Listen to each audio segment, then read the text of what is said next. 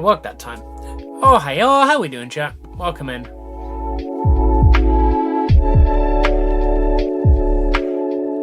My BRB button just straight up did not work, so I pressed it a few times. You know, the way that tech always tells you to fix something. Just spam it. Nothing could go wrong. Keep clicking it. So in probably about a minute's time, when all of those commands get processed, my stream's gonna have a bit of an aneurysm. But in the meantime, how we doing, chat? Oh, hey, all.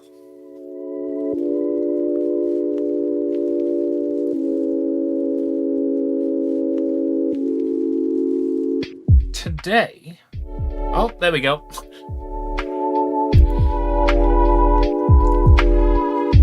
Today we are going to be confronting the inevitability that I almost definitely I'm not going to be able to finish all of these keychains in the time frame I wanted to finish the keychains. But until we get to that point, we're going to draw a bunny girl.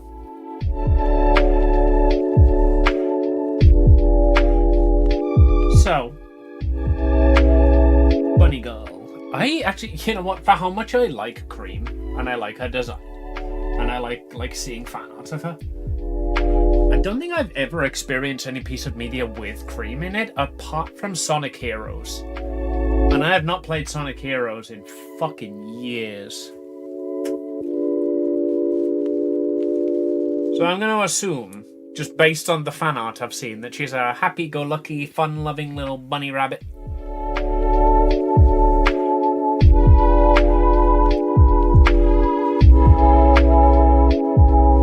You done? Okay, I think they're done. I think that's the second half of my spamming the button, fucking it up. Yeah, I know I want to draw her with cheese because it's the law, and I am probably just gonna go for a relatively generic pose for Cream.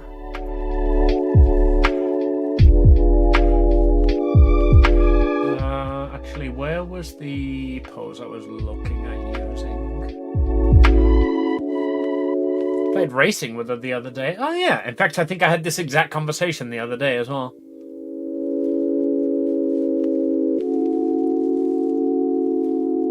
God, I think I had fun with that. Like, I legitimately had fun with crossword racing. I legitimately do think I will probably get it at some point. Unfortunately, that point will be when it comes down to about £10, which means nobody will be playing it anymore.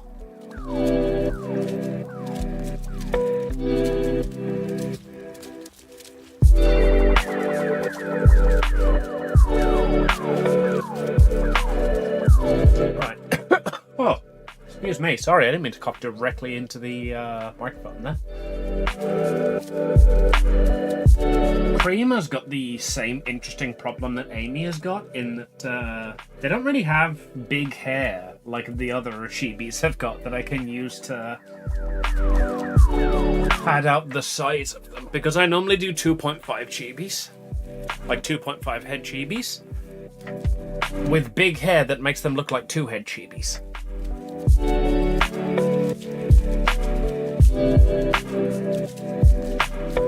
Actually, let's get a more Cream appropriate color.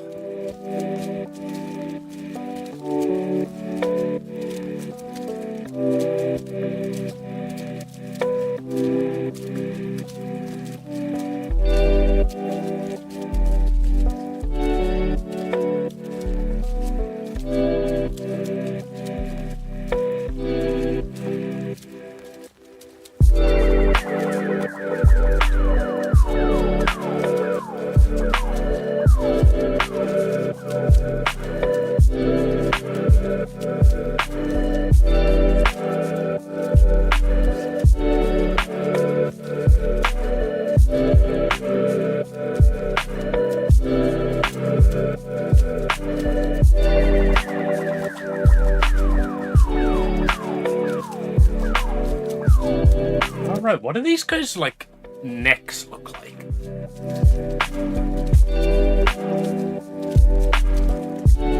I've never Wait, hold on. I guarantee this will be a thing. Sonic the Hedgehog free run angle. Because if I'm drawing the neck connecting to the chin, that is almost never drawn on these people, like in this art style. But given how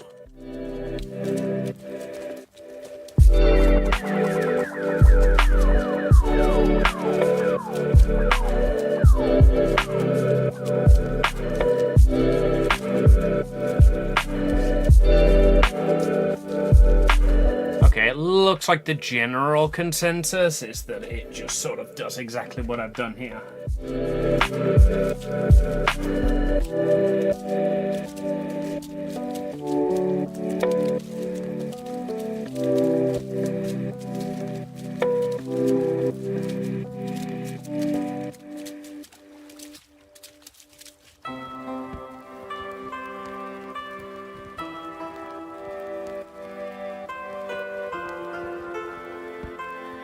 Cream is one without connected, excuse me, without connected eyeballs.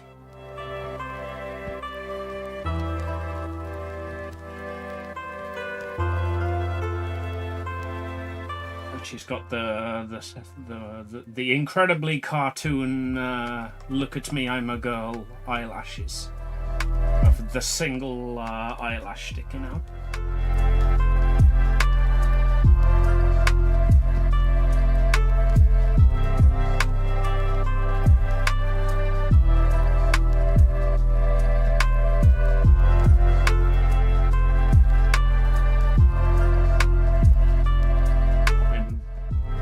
Big ears, because bunny.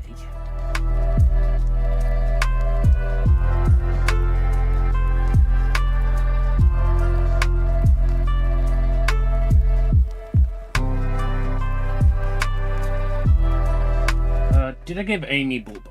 I did give Amy Bulba. Do I give Cream Bulba? I think Cream is usually slightly younger than Amy.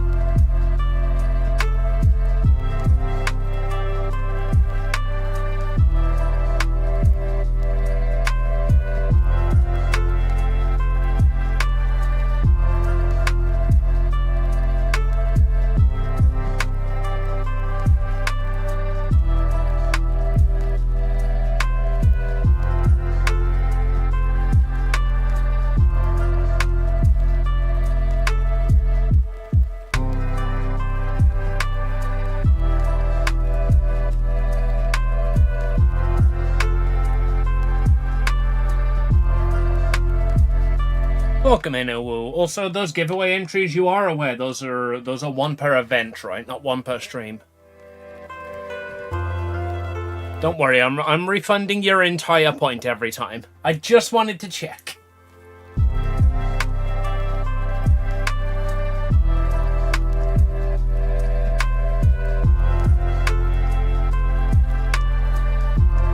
Just a 1 point wise.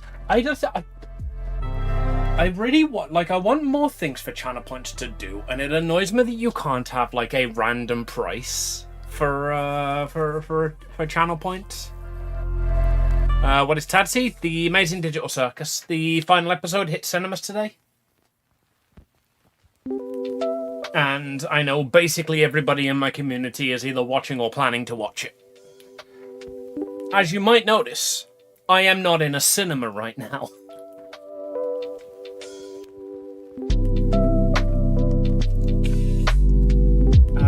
But yeah, I do wish you could have like random channel point costs, so there could just be a redeem for waste a random amount of channel points.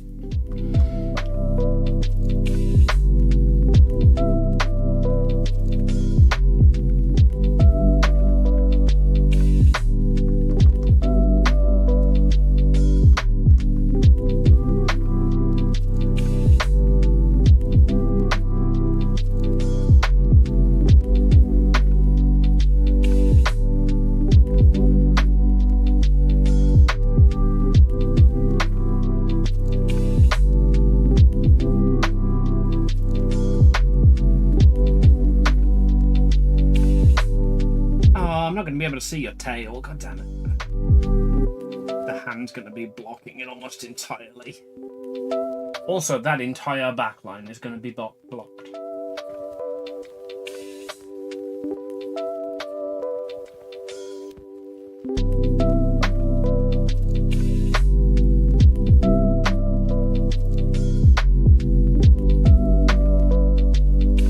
So I'll have to wait 2 days. I didn't realize it was like this soon. I didn't realize it was already June, you know? So I have not even booked my ticket yet. I need to figure out if I can afford to go, basically. Because I can't exactly sit here and be begging people for like £300 for tickets to Germany and then post about how I've just spent £20 on a fucking trip to the cinema, you know?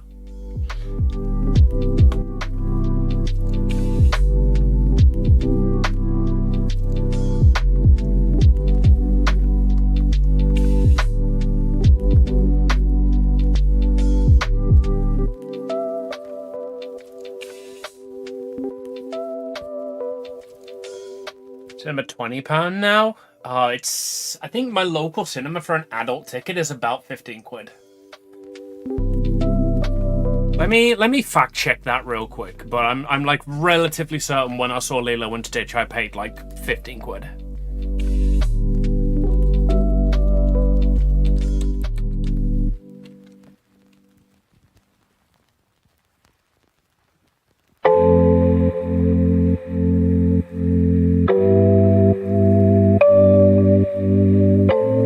Now the next question is, do they even have the last act? They do have the last act at my local.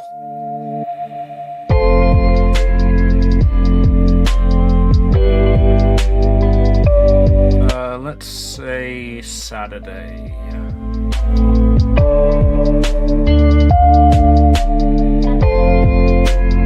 I just want to see the price. Continue as guest. That one will do. Total to pay £0. I don't think that's correct.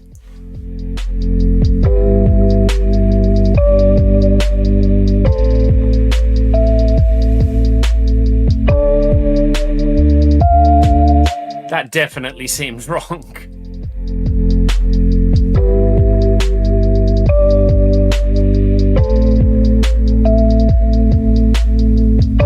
I assume I've selected one of the, like... Are you dropping frames? No, why?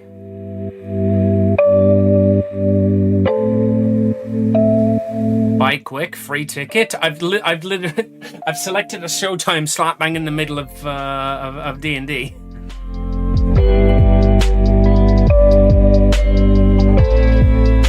Also, there is still a £2.50 booking fee.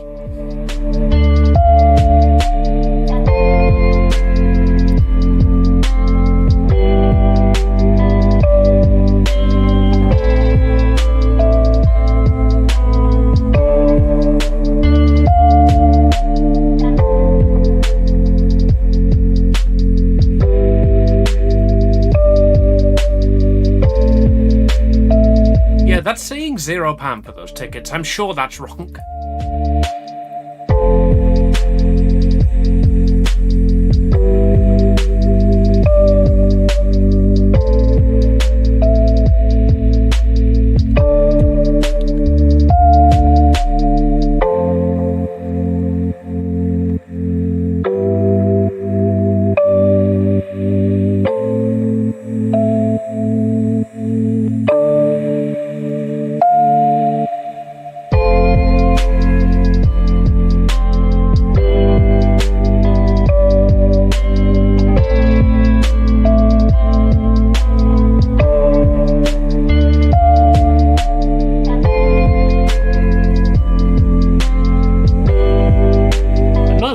Dates for it on the Tuesday, which would be the day that I go to see it.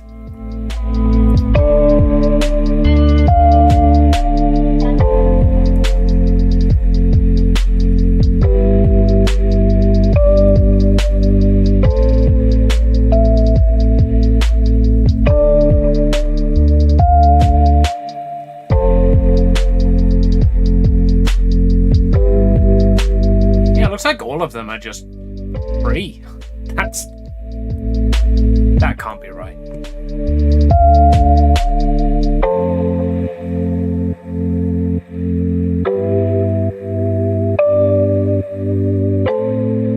Let me have a look at the He-Man movie then.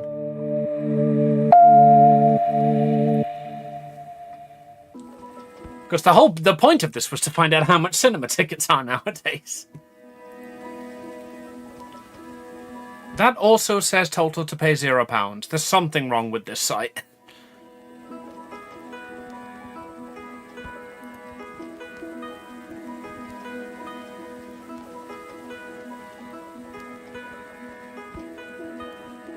Alright, £15.24 for a ticket.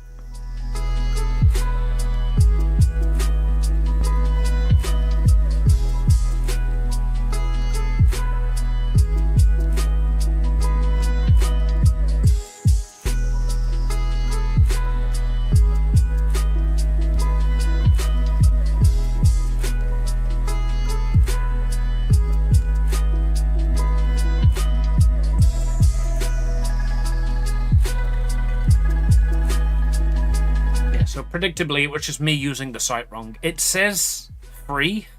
I assume that's the seat reservation, because literally the next menu is where you actually select what type it is, what type of ticket it is. I'll pound you $15.24. I'm sure you think that's funny. Yeah, last time I booked, and this is why I was so confused. Last time I used this site to book, it was the other way around. They, rather than saying, the ticket is like free and then you select what ticket you want, it was like, the ticket is the absolute maximum we can possibly charge and you select what ticket you want to reduce that price, basically. It's like, you'll pay £18, but if you're a student with a 18 to 25 rail card and you bring 4 friends and suck off the usher, it's £17.25.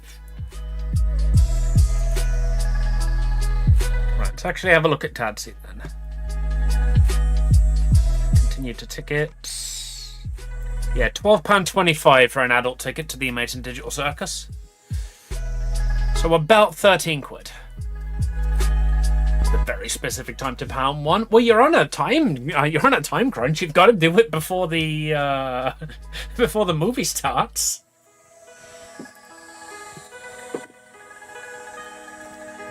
But yeah, it's about 13 quid for me to go see it. And that doesn't include, well, I suppose my cinema is within walking distance, so it doesn't include the rest. But usually when I leave the house, there's a small tax. I have to like grab drinks and buy fucking snacks and stuff on the town on the way there and back. So like literally leaving the house usually costs me about £10-15.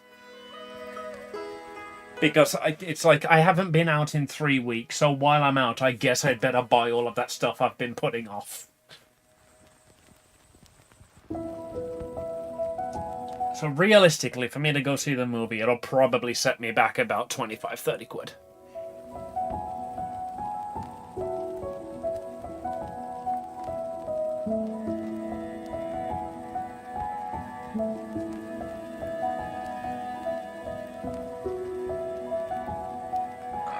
Sale.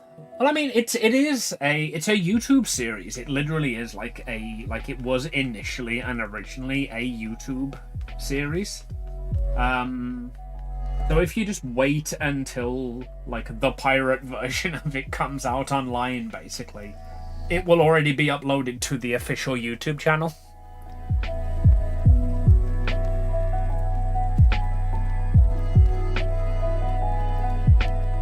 Like, honestly and realistically, if you're not seeing it today, there's basically no point seeing it in cinema.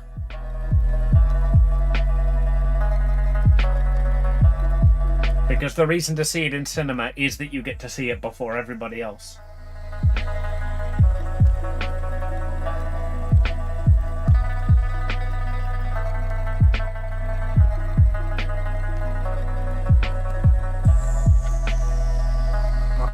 I've just realised this is a very, very useful image, so I'm gonna throw that into fucking Matrix Maintenance. Where do I put you? Pose reference? Head reference? Art tutorial? I wonder if I can sneak McDonald's into the theatre? Generally, the rule over here... Well, officially, the rule over here is no outside food or drinks. But generally, the rule over here is no warm outside food or drinks. Because the ushers, obviously, they are told to not fucking let you bring any food or drinks in. They're not going to pat you down. But if it's a warm drink, then that's going to bother, like, the other theatre goers, because they can smell your McDonald's. So that's when the ushers will be like, excuse me. Fucking wait out here or chuck it in the bin, mate.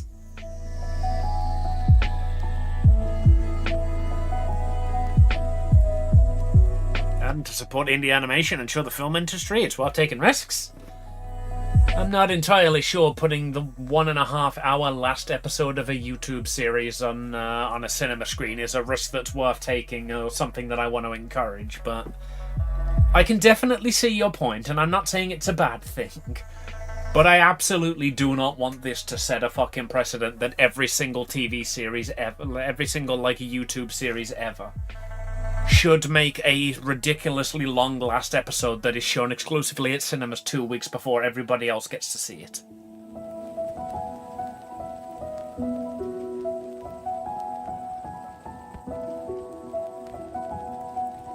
Hot food you can't bring in, but cold, go to the shops and buy it at a quarter of the price. So the reason for the rule is, and literally nobody debates this, so they can sell you concessions. So like officially, at most cinemas, the rule is no outside food or drinks. It's just that nobody cares unless they're hot outside food or drinks. Because we're British, we don't care about fucking establishment and the rich getting richer. But we do care about bothering our fellow Brits.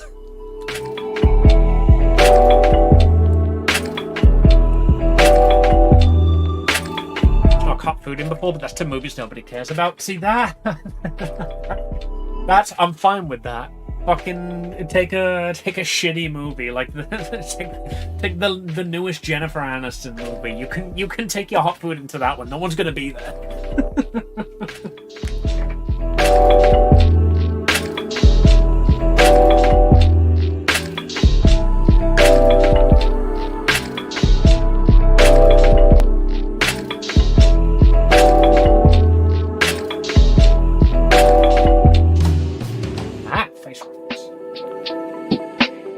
Useful chart for sonic head angles.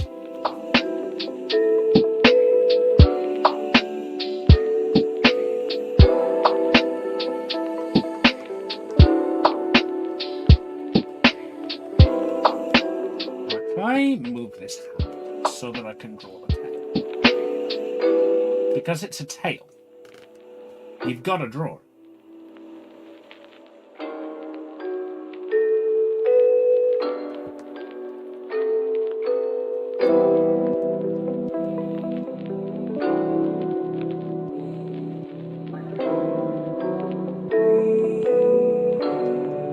Unfortunately, I do need to make the legs smaller as well. Shouldn't be too hard to do.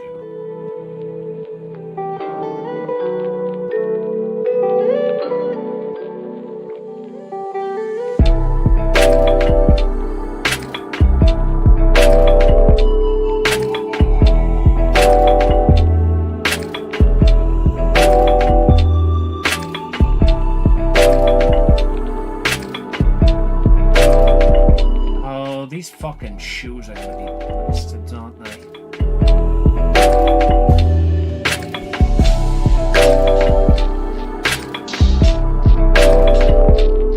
Actually, missing next to people, I'll stick to snack food and get hot food out. There we go. Basic human decency. Are you going with people, or do you just know that the seats next to you are booked?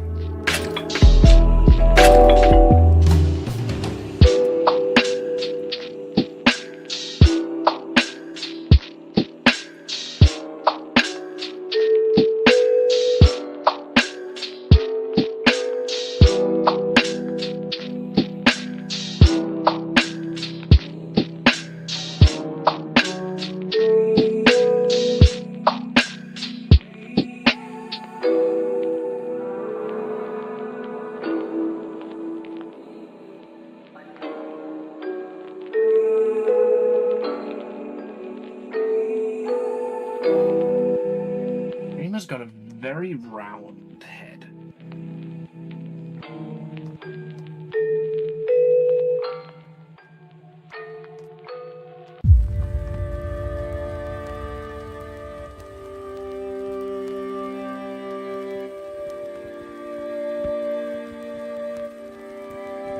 Don't have friends, I'm going by myself. If it makes you feel any better, if I go and watch it, I will also be going by myself.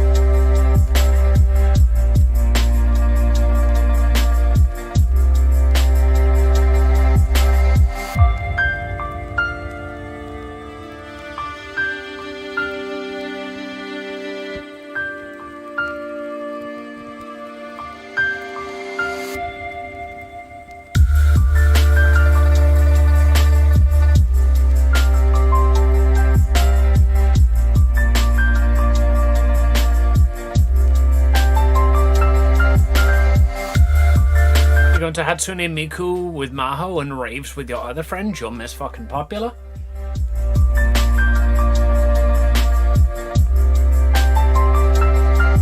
Guess that's generally where I want to be, surrounded by screaming people jumping up and down, constantly bashing into me.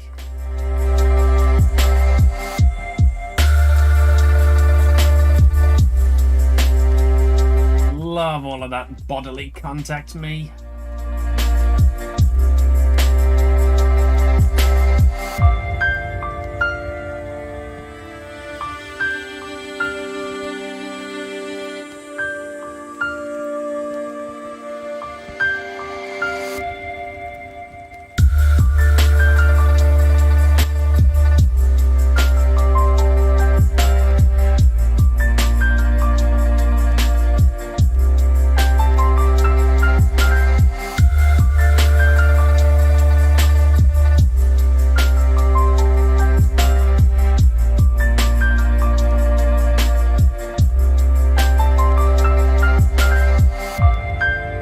Screaming at Maho, jumping up and down. That legitimately, that is one of the main reasons I want to go, is just because Maho, it looks like she's going to have so much fun there.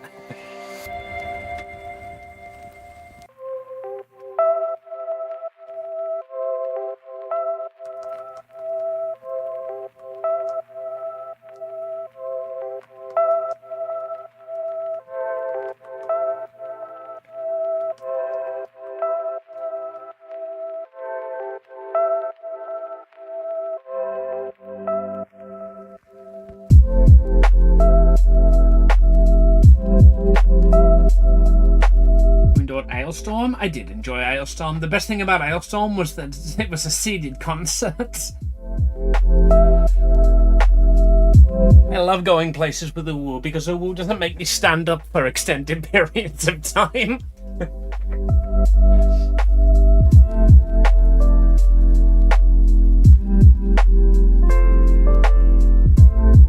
Uwu appreciates the importance of a good sit the fuck down and do nothing for the next 20 minutes.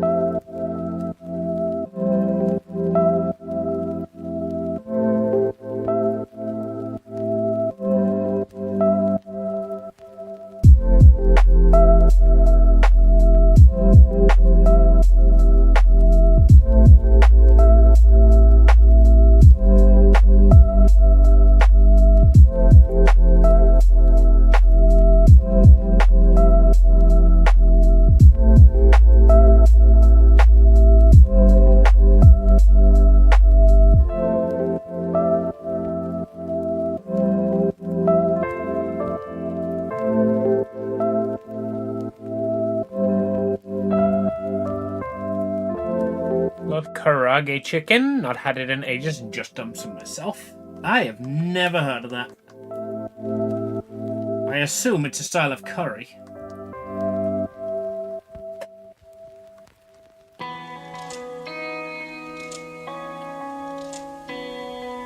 It's Japanese fried chicken. You fucking weeb.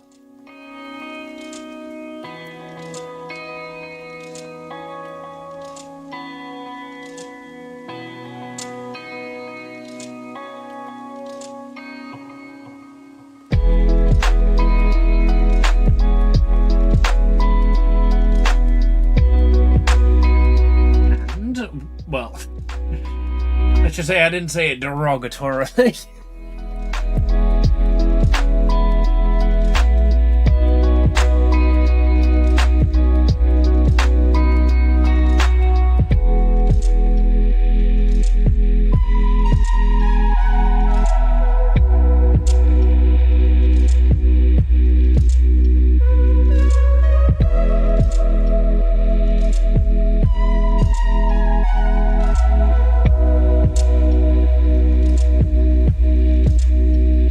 And cheesy chips.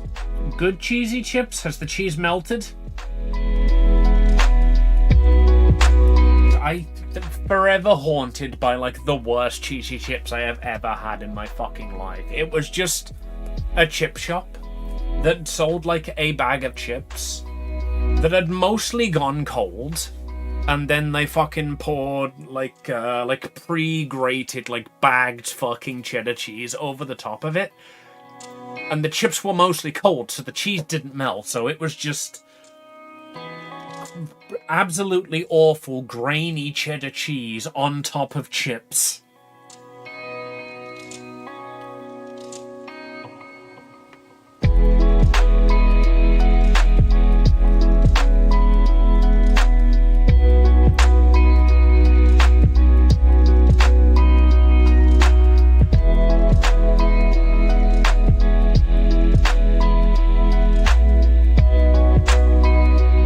In Liverpool, I ordered cheesy chips and it was fries with 2 cheese squares on top. Liverpool is certainly one of the places in the United Kingdom, yes. I have been informed that the stuff they serve there could legally be called food.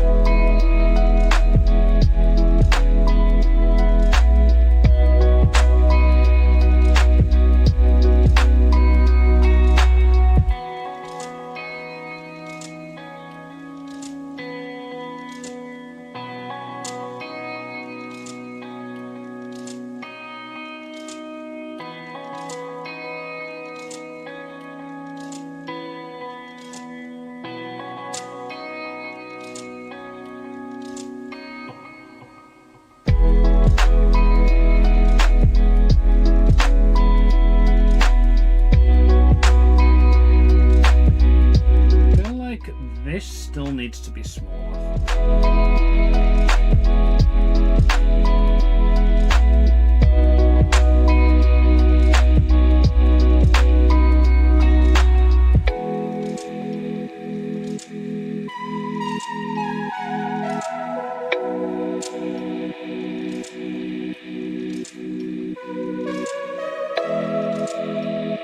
As if I made the... Alright. Enjoy your food, Uwu. Your karage chicken. See, I remember things. And while you're doing that, I shall make these eyes more chibi.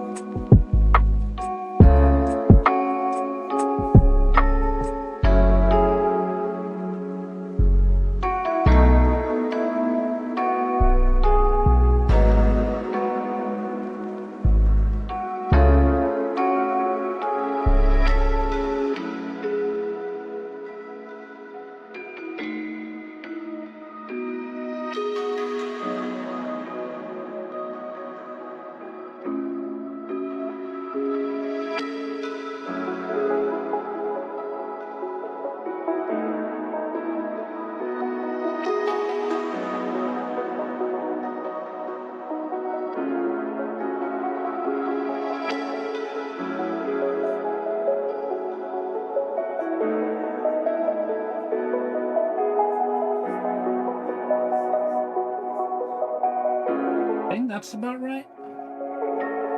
I do need to give her the bigger pupils that Amy's got, though.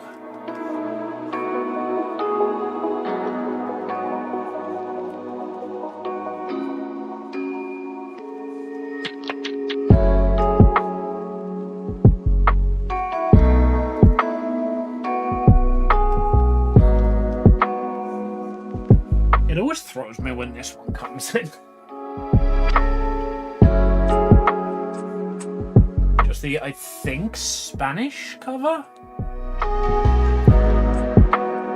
Apologies to any Spanish speakers if this is not Spanish.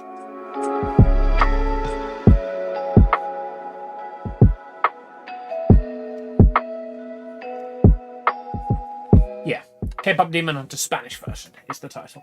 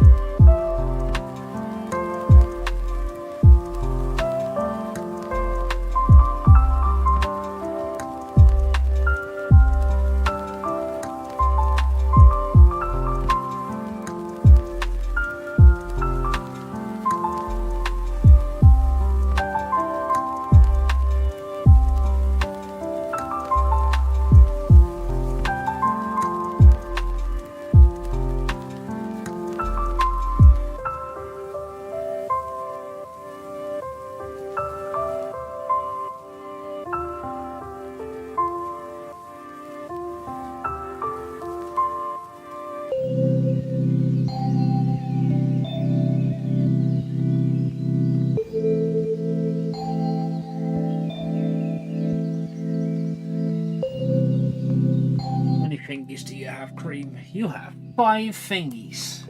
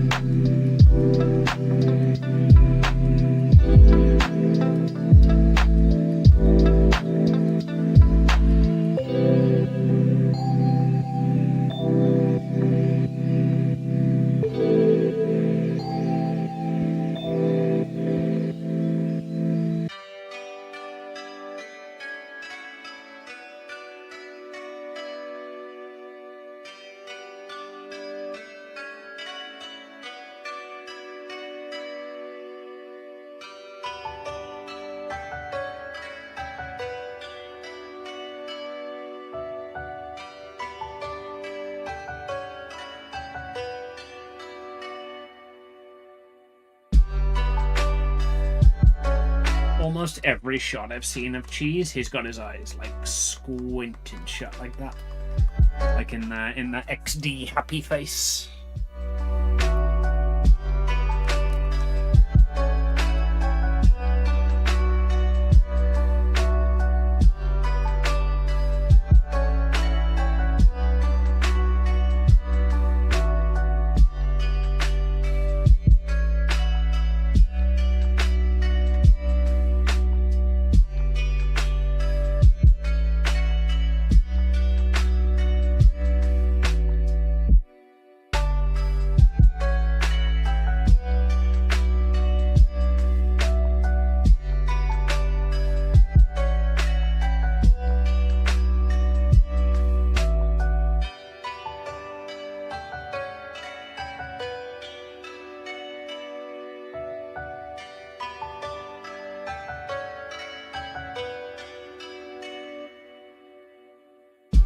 I do need to make Cream's body smaller.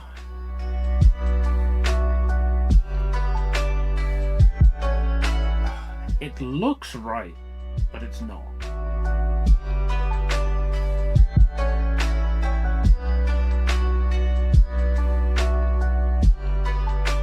Oh, it's because of you.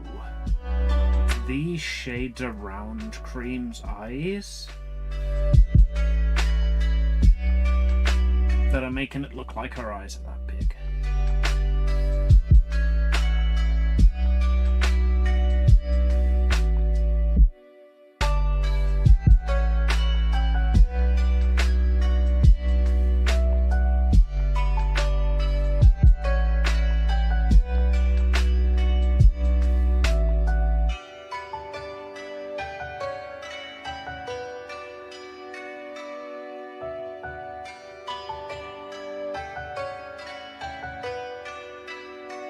Yeah, we'll make that a tad smaller though. We'll make the body just a slight bit smaller.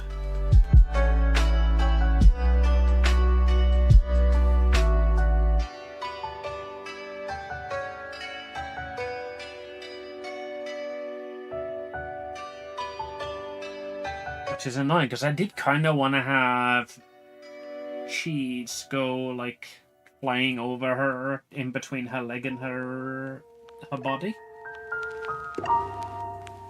It's basically not possible at that scale at this,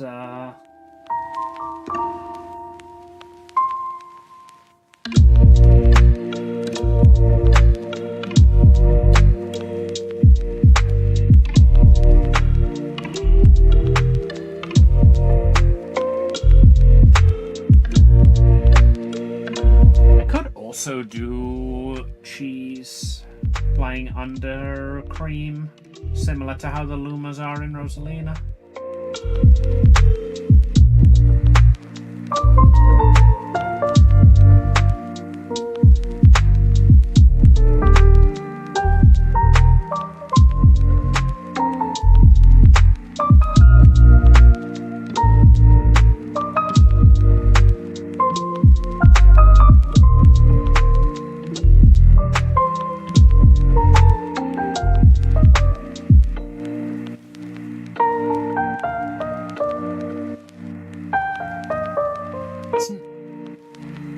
Interesting decision between consistency and copying.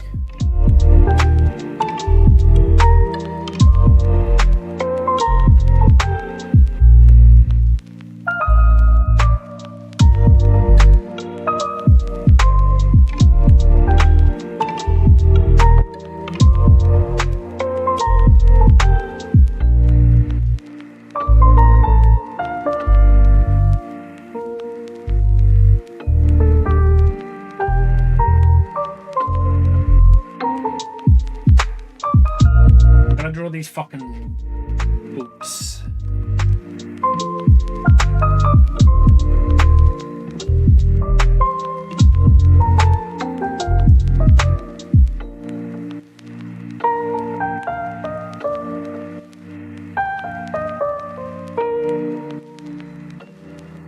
These absolute fucking stompers she's got here.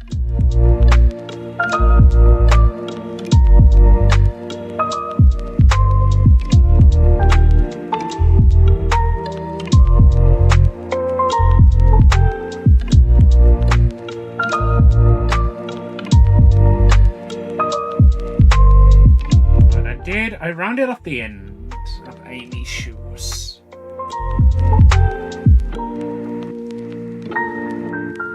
Problem is, the shoes are like half of her outfit. Her outfit? Oh, hi-yo. Oh, hi-yo. Without actually answering the question, how was the movie? It was good. The internet is really smart. Yes, Eden, I don't know if Eden's in your chat, but I just like got a message pop up from her like, yes, I did cry and I laughed. My mom also enjoyed it a lot. It was definitely really cool to see it on like a big screen. As like episode 8 is not a spoiler, it's out already. Seeing Kane's crash out from episode 8 on like a big screen was like even more intense. Oh, is that how they did the, like, 1.5 hour fucking runtime? Did they just show half of the digital circus that they'd already done? No, they literally announced it from the get-go. Hey, we will do a movie special where we show again episode 8, and we will also show the episode 9. That was announced from the get-go. Oh. They did a little, like disclaimer in the beginning. Then they showed like a little summary of the entire show for the people that were not like me and binge watched it a couple days ago. I mean, to be fair, on one hand, I'd say who the hell goes and watches something titled Episode 9, The Last Act, without seeing the first 3 episodes? But cinemas are famous for showing Star Wars, so... Yeah, so they showed like one thing that I'm pretty sure they showed too much commercials in the beginning, right, because they turned No? Oh, go ahead. I just dropped my pen. Because they turned the light on too early. And I need to bitch about this. So my mom and I went to get some food before the cinema, and we were sitting outside, and it was getting like a bit like too windy outside, and so we were like, oh, we didn't spend as much time on eating, so I guess we would, and it was still like an hour until the movie started, so we're like, well, we could just like go and sit inside the cinema because it had like a big lounge area where you could just like comfortably sit. We get in. I let her scan my QR code for my card because I already purchased it online. And that bitch has nothing better to do than to shout at my mom multiple times that we're too early and that we shouldn't should not go into the showing room. Like, yeah, I know that that they're showing the movie right now. I know there was like another viewing before that. I know that. I want to sit in the lounge area. And she was like multiple times like talking to us like I'm stupid, even though I told her, yes, I know, we were sorry, we were a bit late, we were a bit early. We just wanted to just sit inside because outside it's getting windy, it's getting cold. We don't want to stand outside. And a couple minutes after we came in, it started raining and thunderstorming outside. And she had nothing better to do than to bitch at me, even though I went in there. My mom bought the stupid expensive popcorn. And I went to this movie because it's my local movie and I wanted to support my local movie by going to watch movies there.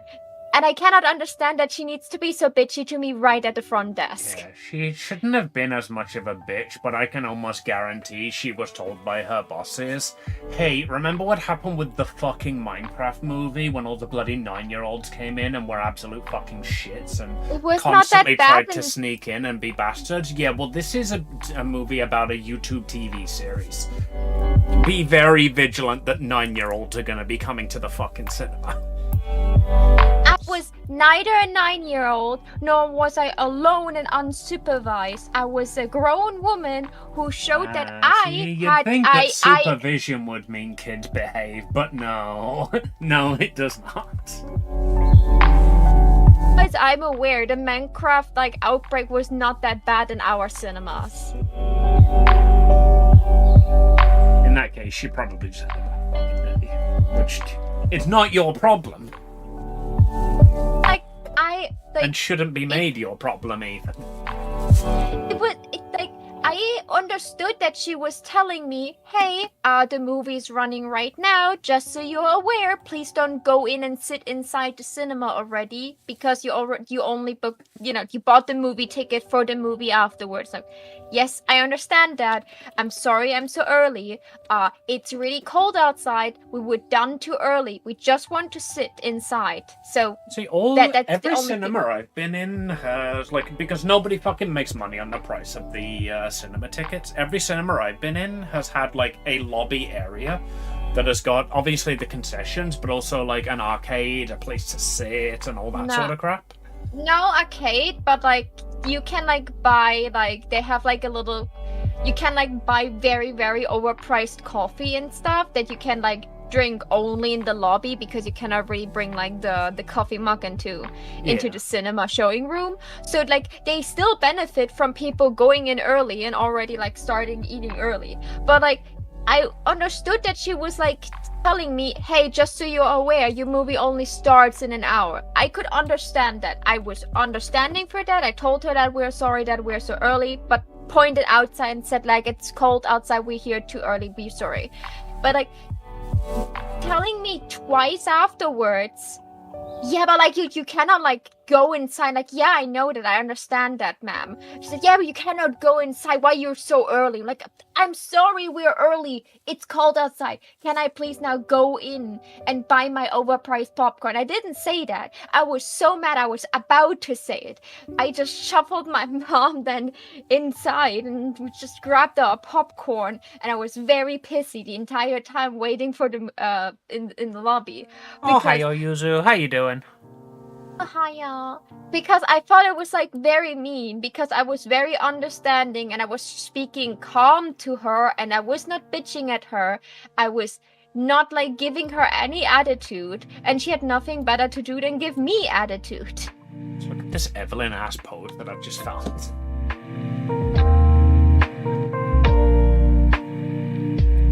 Oh my god, yeah. Trying to find a 3D model of a shoe so I can figure out like what angle to draw it at so that I can chibify it. I came across that and I was like, Jesus fucking Christ. Does she wear any shoes? Yeah, she's got absolute fucking honkers that are bigger than her bloody head. She's like a Sonic character. Ah, yeah, true. But you see the shoe from this inside, from like, it's like not that, like this shoe is like very symmetrical from both sides, so... Yeah, so with Amy Rose's ones, I like tilted them down a bit so they didn't like take up 3/4 of the fucking model. And I'm just trying to figure out how to do that with Cream's ones, given that like her shoes are 3/4 of her model. Just like draw in the legs, like draw exactly in where you want the legs to be. Also, that's what I've got there. Is she reaching out to give a high five? Is she doing a super beam at the viewer? Reaching up to toward the viewer. Just something to do with her hand, basically, so that I can show off her tail. I've also got cheese, so I'm like, once I've figured out Cream shoes, I need to figure out whether I do cheese. That's not cheese. Whether I do cheese up here or like down here. Up there is not that bad, but I would make them smaller.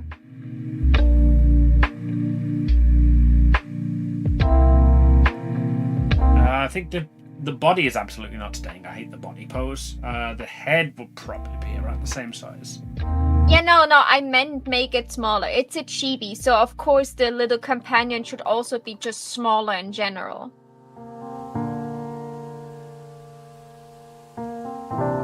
Smaller in general. See, that way it's not like... It feels more like a Cream piece and not like, hey, this is Cream, but no one is interested in Cream. Look at our companion. Mahu, me. Yeah. Me. But yeah. So the movie was good. I will not spoil it. Some things happened where I was happy over. Some things happened where I was unhappy over. Now I understood that people said that people regarded the ending as controversial. But to be completely fair, with the abundance of theories, and I will not say which one were true or which one were false, with the abundance of theories online about the show, this ending was something that could have been expected. Like, this didn't came out of left field. This was something where you be like, yeah, like, I read something like this online. This actually makes kind of sense. And the thing that they made at the end made me very, very happy. And then at the end, they showed like exclusive merch that if you watch the movie, you will hear about the exclusive merch. And some of the exclusive merch was really cool. And I was like, ah, my mom and I were sitting there like, we want that t-shirt. We don't have the money for it, but we want the t-shirt. Wow, and my exclusive merch. Man, if people in chat want to get exclusive merch, I can think of something they can do. I'm like so like I wanted to like draw a digital circus like print, but at the same time like now that I watched the movie, I kind of have a print idea, and then Glitch Production already had that idea and have made it as merch and was like, oh yeah, thank you, Glitch. You have a really good design team, because I had the same idea while watching it, and we came to the same conclusion that this would be really fucking cool. Well, Sykes, yeah, no, not such a good idea. Because like it's already official merch. Was like, I don't need to like do the same thing that Glitch Production does. Can make something else. My mom and I both had like one of my keychains on our bag. My mom decided on Pomni, and I had Jax on my bag.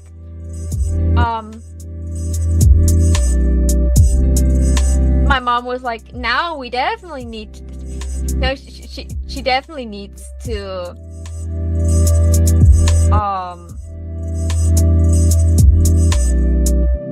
Like once we're done with the convention, she wants one up for herself of Pomni. I think there were some scenes that Eden could probably like, and there was a scene in the credit scene. So during the credits, they showed like some half animated pictures, what were really cool, and I highly recommend to not skip them, because they have some really cool hinted scenes that happen, and oh god, that was such a cool little nitpick that they did there, and multiple people in the cinema cheered. And one thing I thought was really cute, once the movie was completely done and like, you know, like there was no end credits or anything running anymore, people started clapping for it. And I clapped too, because it deserved it. We were happy that we could watch this. And so I posted on Blue Sky that I watched it. Didn't post any spoilers, just said that I watched it, I liked it, I laughed. We all laughed and cried in the cinema, and that we applauded at the end because it deserved it, and said thank you to Gooseworks and Glitch, because after the whole like last episode already being leaked online before the cinema release, I feel like Gooseworks, if she does see it, they should see like the nice message of, hey, this person really liked it and they were happy that it was made.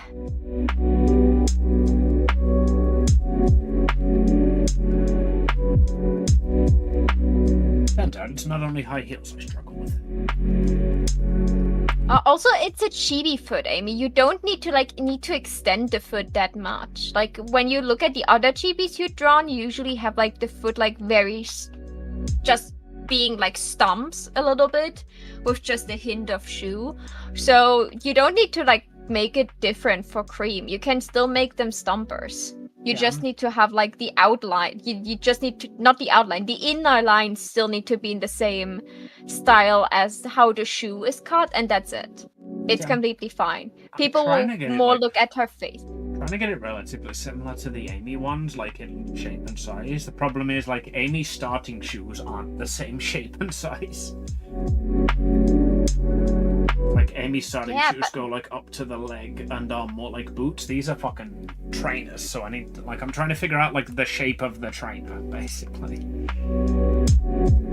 Yeah, just like I see like the line that you extended over it, and like no, you did a really good foot there. Why are you erasing most of the good things you drew? Stop. Because that outline is like really good. You made the leg a little bit thick, like at the back side. At the back it looks like a bit too thick, like on the inside of her, on her thigh and stuff. If you would make that just a bit thinner and not a bump out at the back as well. Like the bump out at the front, where like the tip of the shoe would be, looks really good. The bump out at the back probably not completely necessary. Makes just the leg. The heel Like this heel, like it just looks like another bump that doesn't need to be there. It makes the shoe like very big, and it makes the entire lower leg also like very, very big and like very thick. Rosalina's not a good example, but you can't really see it on Rosalina. But like Amy Rose has got the sort of but like she doesn't have like the but she doesn't have like the little heel bump out. That's what I meant. Like just like have it. It's just goes straight down, and that makes sense. Zelda's got a dress on. I suppose probably Coco would be the best. If I get Coco and Carmelita up.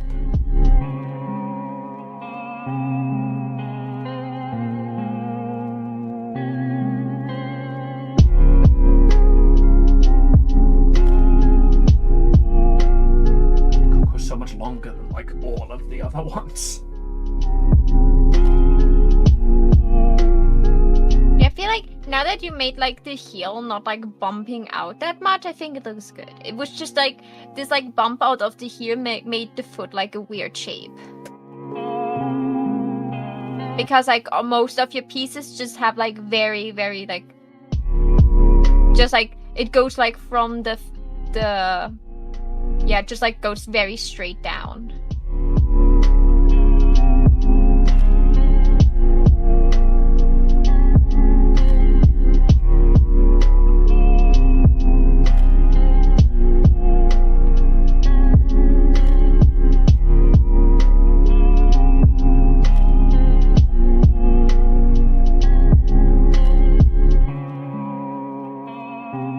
You back home now? Oh yeah, that's why I'm here. That's why the quality is decent. What's your plan for the rest of the evening? Up criticizing you and probably go and draw a blaze. Not streaming today, but like at least working. The people from the con like messaged me today, so like they wanted some more details on how I was imagining my talk show to be. They told me that like the small stage I applied for is like also a new thing for them. So they told me like in a week, they can tell me exactly if it's a yes on a yay or a nay. But like it Miles, so, yeah, hi Eden. Yeah, she immediately got in and broke all of the rules in my title about no spoilers for the Amazing Digital Circus. Man, it sucks that Pomni dies, huh? I'm leaving. Oh, wait, no, she actually left. I feel bad now.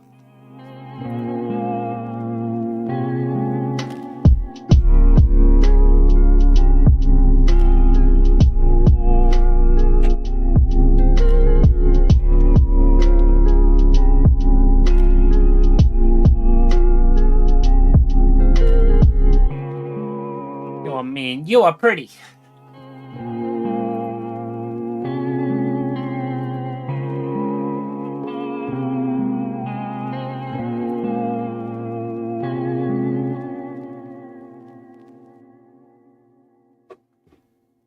You're just jealous because I managed to call the plot twist that Pomni did die.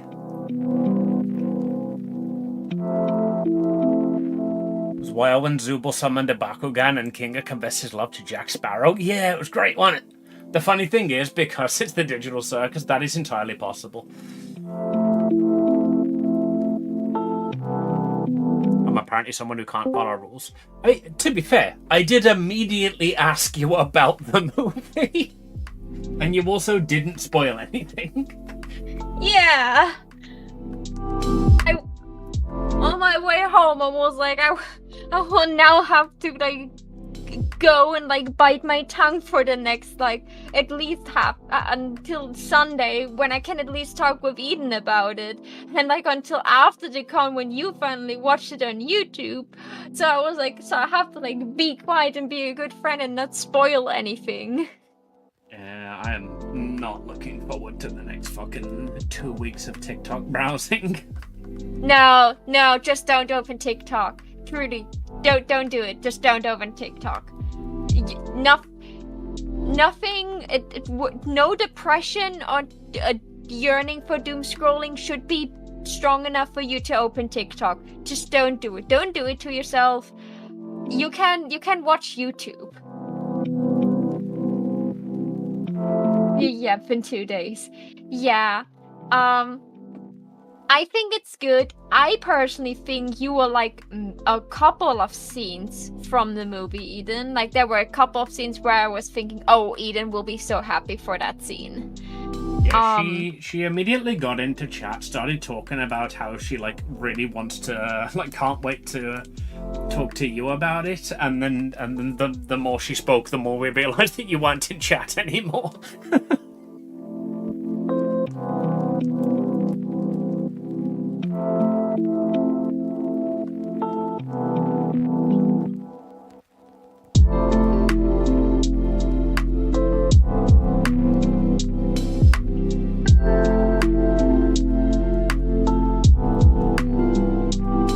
Do it unless you want to see Ragatha do full frontal. I could probably fucking draw Ragatha doing full frontal. Honestly, it annoys me that there aren't really any designs I like particularly, because like I don't like Ragatha's design that much, but I do want to draw fan art for it, and it would be Ragatha. I want to draw fan art of it, and I'm really debating if I want to do it to myself and try to come up with a cool fan art idea that would be a spoiler that I cannot post until the weekend I'm at the con, but for everyone that would go to the con and maybe have watched the movie one way or another, they would see it and be like, oh my god, that is such a cool thing for the end.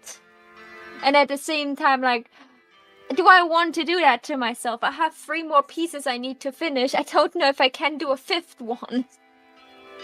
On one hand, I'd say work on what you're currently working on and get them out of the way. On the other hand,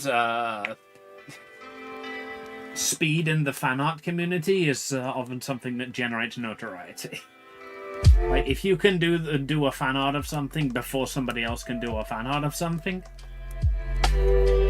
I think one of the things that like bother me the most is one of the last scenes that I really liked would be like so great material as fan art, but Glitch Production was faster than me and made the fan art idea I had when I watched the last scene and made it as a t-shirt print. So I was like, well, that's out of the window now. Because they already thought about it. Which is great, because like that was like a peak opportunity for cool artwork. I mean, you can still make it. Like, I 100% guarantee that there is an official Sonic art fucking of Cream in this exact pose.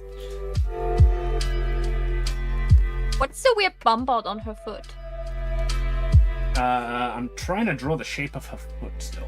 Like, I'm playing with the like of doing the trainers like so.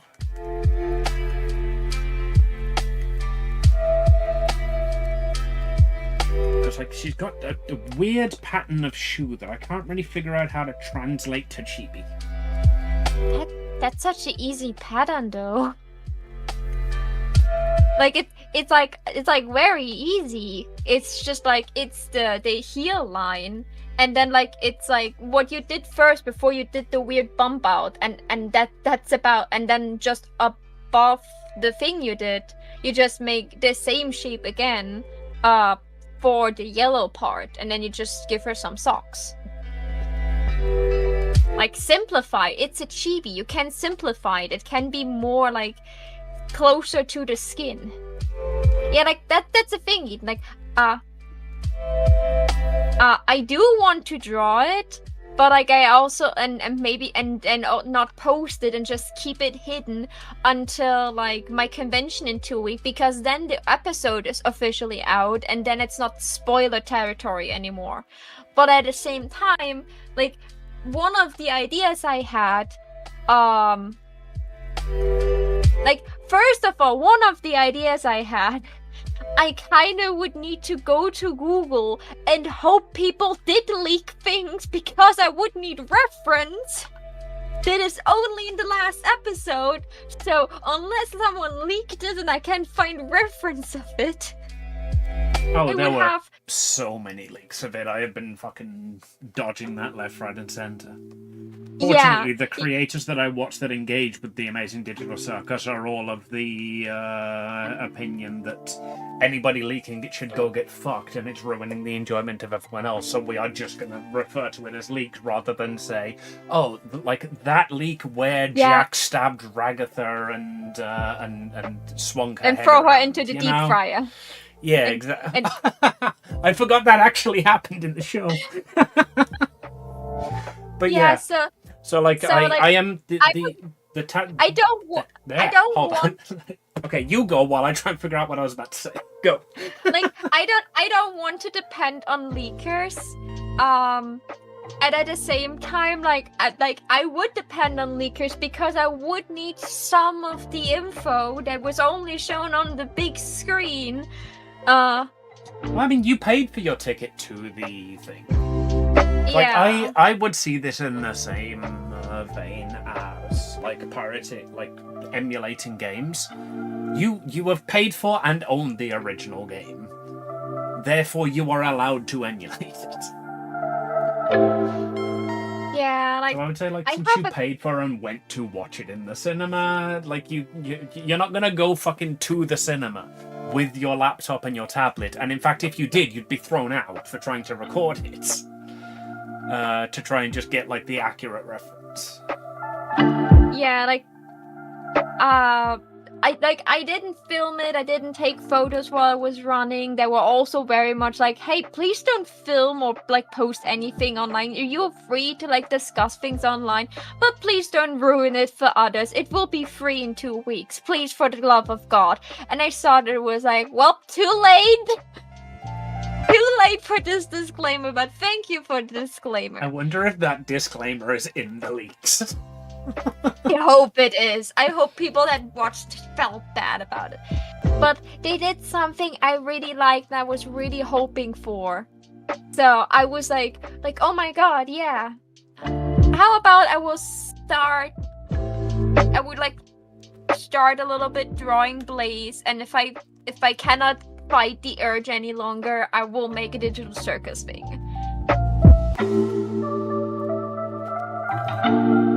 That sounds good to me. And then since you're offline anyway, it doesn't matter if it's spoiler. Yeah. The only question I have, and let's see if I literally saw TikTok animator showing their excitement, then encouraging fake spoilers everywhere. I love fake spoilers. Like, fake spoilers are really funny. Especially if something is leaked, fake like so, that yeah, was my like favorite part something. of the Amazing Digital Circus finale was when they screamed "chicken jockey." Oh, speaking of, did you see at TwitchCon the Minecraft panel? They announced Minecraft Movie 2. I didn't, but I would not be surprised for that. I told my mom that TwitchCon will be in Berlin next year, and we checked, and the Dokumi, what is like Europe's biggest anime con, that's also in Germany. I like usually was always at the same weekend as TwitchCon, so like I could never apply for both of really, because like if I got taken for one, the same weekend as TwitchCon. My TikTok has been absolutely filled with Artist Alley from TwitchCon and Artist Alley from Dokumi. Yeah, but next year they are not on the same weekend, meaning I can apply for Dokumi and TwitchCon, and I will personally write a good letter of complaint if TwitchCon is not taking me next year. I'm fucking German. Let me in. This is my home turf. Let me in. I wish that logic worked for me, but I can't even get into cons on my home turf. It was a wild that Shadow the Hedgehog was there. We still need to watch fucking the rest movie of the 2 and Sonic. 3. Yeah. Yeah. So, let me see if I can phrase my two ideas in a way that I don't spoil anyone, but still can get like a feedback on what would be a nice idea. So that is entirely up to you. And if you can figure out a way to censor it, I can give you art feedback. If not, it doesn't bother me that much knowing the ending, but I would like to go into the ending blind when it hits YouTube. Oh yeah, like don't worry. To the point that I'm considering going and finding the leaks, now that it's out in cinema. Yeah, like I promise I will not say anything that spoils the ending for you. So, one idea would be to just draw the cast, how they look in the circus normally, just the way that they are, but in referencing like one of the last scenes of the show, to be like, oh, but like that's like very close to what Glitch did for like one of the merch. Also highly recommend to not check any merch drops if they are on their website already, because some of the merch drops could potentially spoil what's happening. Highly recommend to stay away from that too. Because they like made a couple new figurines and one like more like scale figurine of a character, and this figurine itself is an entire spoiler. Wait, Gummigoo was real the whole time? Don't tell them. So that would be one idea. But they will have some alternative versions, like similar to how like peeled jacks look like in episode 8. Like there are alternative versions more towards the end, and I could draw them in as their alternative version with like more hints on like their digital circus persona. Would be a way bigger like spoiler thing. I feel like as cool as that art piece would be, you almost definitely are not going to get that done before Comic-Con. That is a lot of characters to do, especially if you're drawing all of them twice. And then you're also I was more asking which idea would sound like more interesting or like better for fans to like it.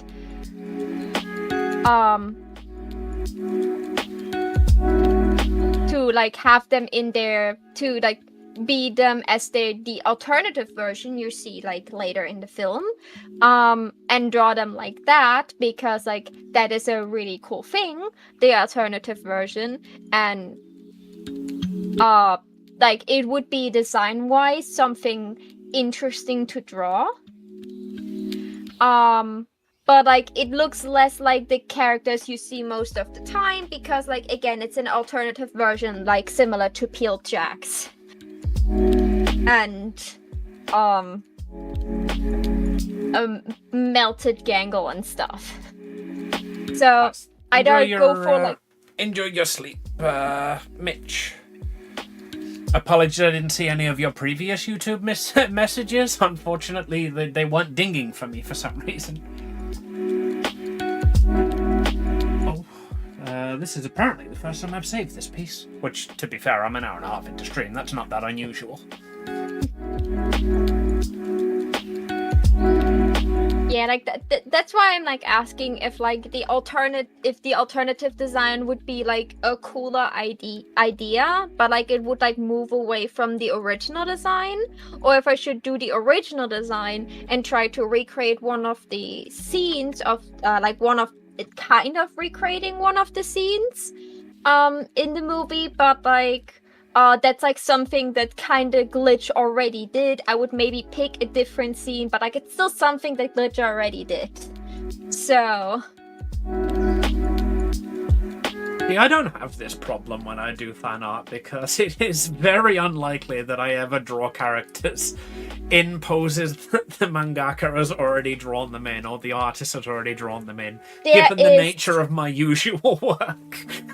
There's one thing that is like, it is shown, but it's also not shown, and it would be something you would love to draw, but it would be, you know, like characters where it would be like, where I would hear you scream, but how do I draw this? I want to do it. It's literally there. Wait, the final act is another beach episode? Maybe. Maybe not. No, it's not really a beach episode. You're right. It's at cinemas. It's a beach movie. Exactly. It's like Baywatch.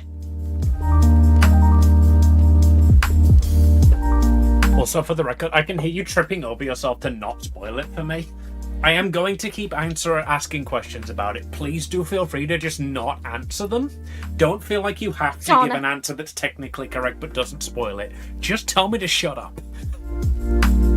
Yeah. Well, sauna episode. They get cooked in the shrimp pot. You are really into your cooking the characters today, aren't you? Well, I brought up earlier how Jax deep fries Ragatha, and now you're talking about fucking boiling them. Also, Amy, I literally told you earlier that they do a recap of everything that happened. Of course, they show the beach episode again.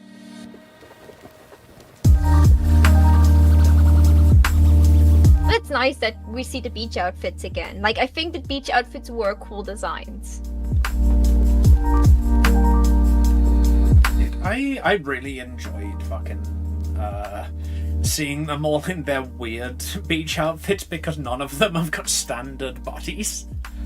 Ragatha is the closest to a standard body with Pomni together. I think Jax is the closest to a standard bunny. Body. And he wasn't wearing a beach outfit.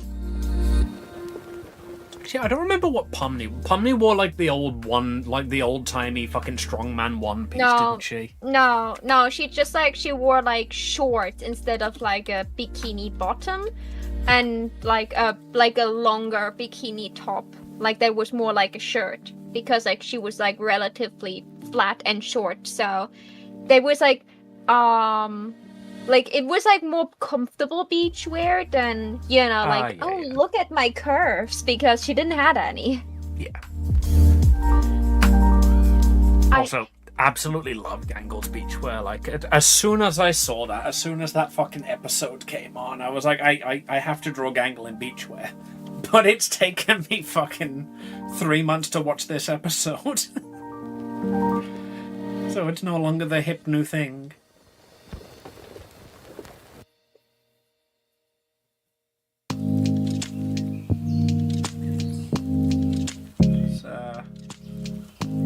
I think just my obsession with girls tied in ribbons means that Gangle is definitely one of the ones I would want to draw. Unfortunately, I'd have to find a very interesting way to do it. Well, I drew Gangle as a cutie patootie. Also, I would highly recommend to just like wait a little bit and like see it like there are like a couple more scenes. Like we see the inside of Gangle's room. That is like not really a spoiler, but like it shows some really cool things of things she drew and how she draws herself. That could be helpful to you.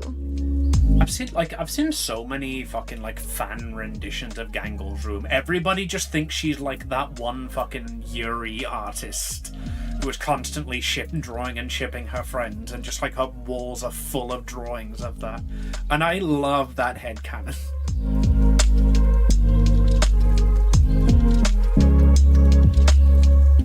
It's been 5 minutes. I can come back now.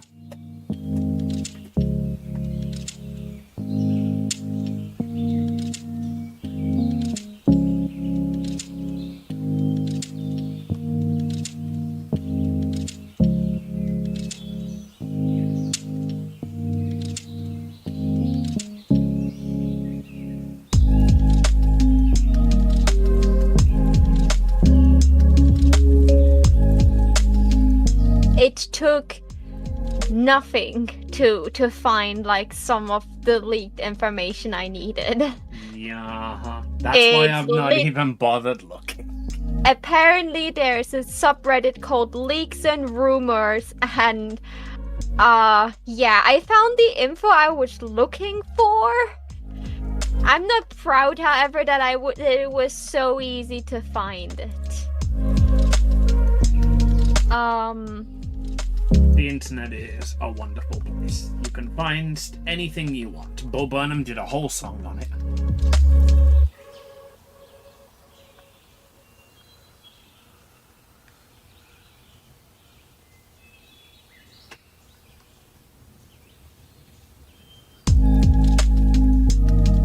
Oh, I guess you're not getting boobs then.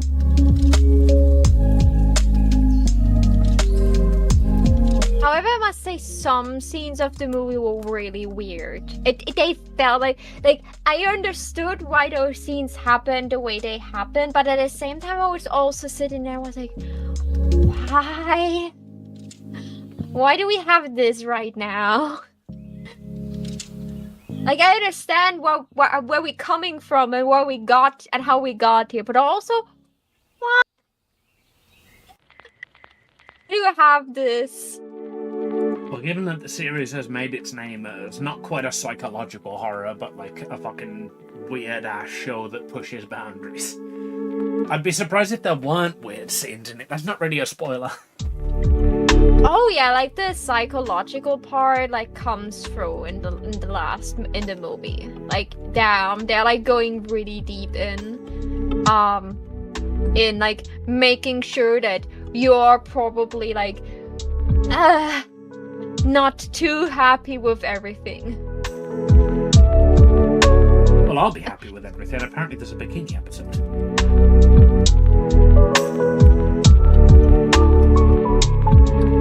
I am an easy person to please. Give me something to draw and I will rate your show highly.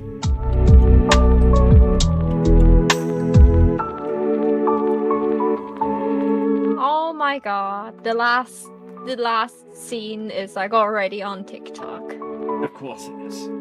That's why I'm basically gonna be scrolling immediately as soon as I fucking see a bright color on my TikTok feed from now on. Nope. No.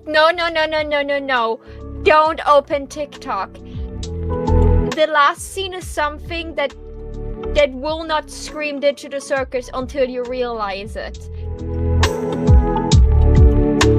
It's not as bright and colorful.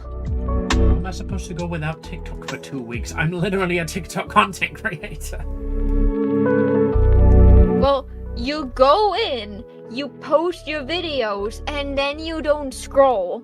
I didn't check TikTok for the last like 2 weeks because I had nothing to post there, unless I checked because you guys sent me something. And then I immediately left after watching the things only you sent me.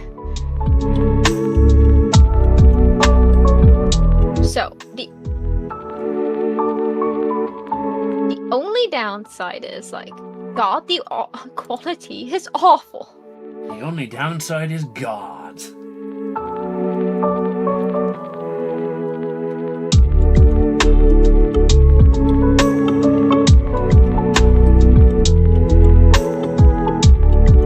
Oh, that is a...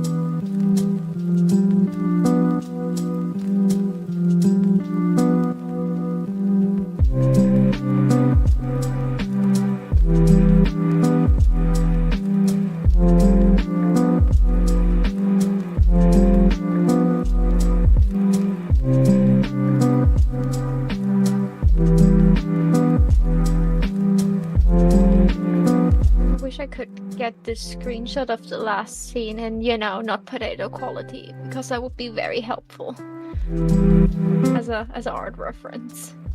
So does every other leaker of the episode.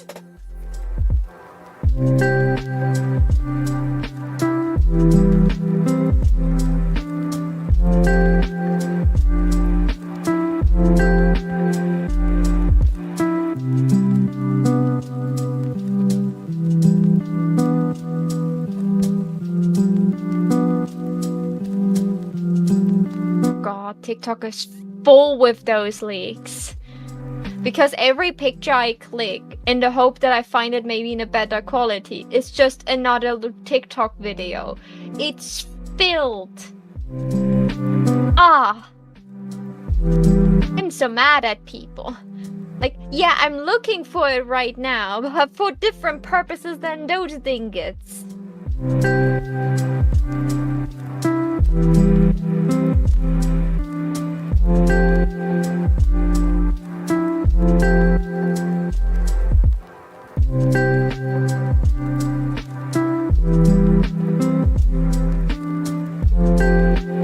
Can I just steal you? Let's find out. The answer's probably yes. Why are there so often at this scene? But is it just the lighting?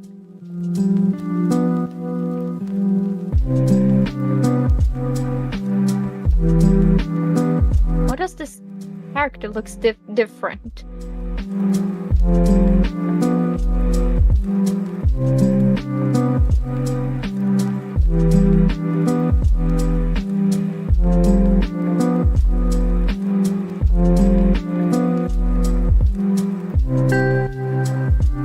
How can you be your title? I think I have a good theory on the Amazing Digital Circles final, but it's literally showing the one of the last scenes. Like, what theory do you want to have? This I think the ending was like really nice and not leaving like much to interpretation open. It was like a really neat cut end. Like, oh yeah, that all makes actually really well sense.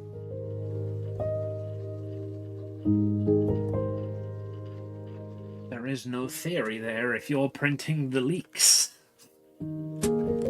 Yeah, like you can have whatever theory you want about the end of Has-Been Hotel Season 2, but if you know what happens at the end of Has-Been Hotel Season 2, it's not a theory, is it? It's like, man, I've got this theory for clickbait views that 2 + 2 is 4. I just need somebody to confirm it. Oh yeah, spoiler for the Amazing Digital Circus.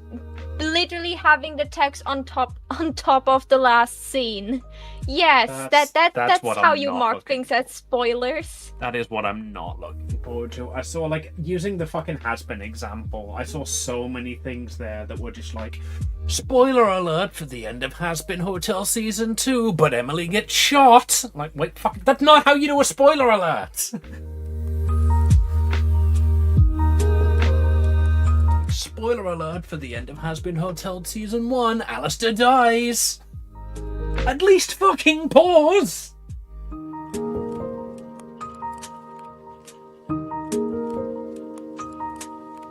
It's like, guys, not to fucking spoil Einstein's theory of relativity, but E = mc squared. You're welcome.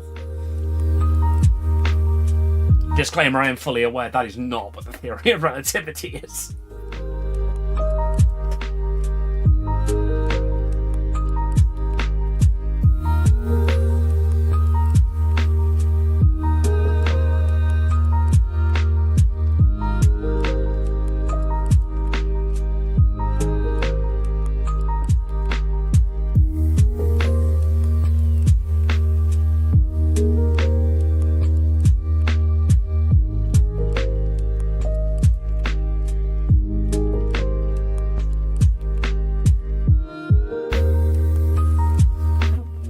But it changes the pose.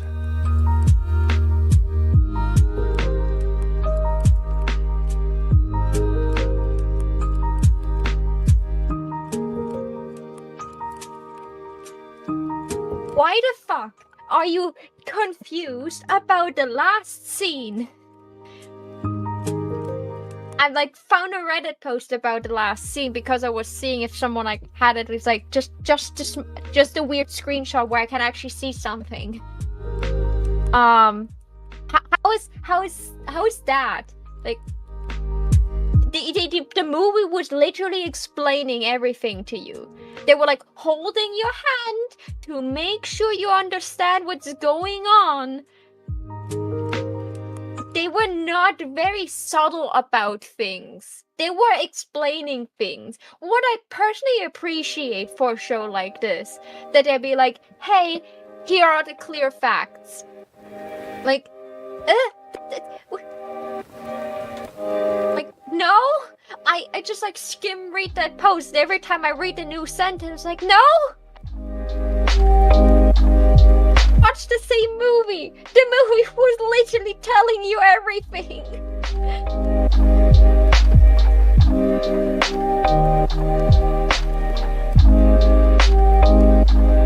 Not expecting them to wake up and it be a shared universe with Garfield and Voltron? It's the digital circus. What did you expect? Of course they were all Transformers. Well, yeah. It is like a Wreck-It Ralph situation, like Wreck-It Ralph 2. They find the internet and then everyone is there. Oh god, there's the fucking true horrifying ending. They don't break out into the real world like everybody thinks. They break out into the internet. And suddenly there are 4,000 versions of them and none of them are wearing clothes.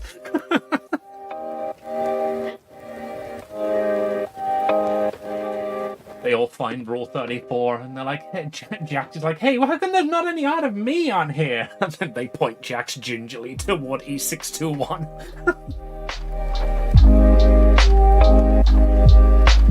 Oh yeah.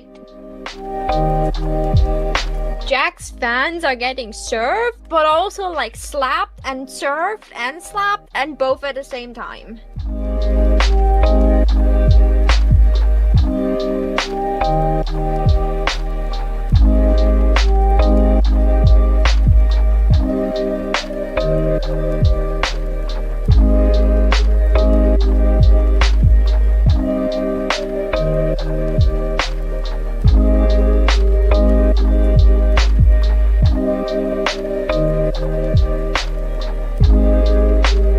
Probably being the femboy fun of Skeletor He-Man was cool. I mean, it's entirely possible, given that they literally have just also done a He-Man. It is running alongside Tatsy. Yeah, I saw it. Also, Eden, you got the facts wrong. It's Jax. Jax is the femboy son. Omni is the emo daughter.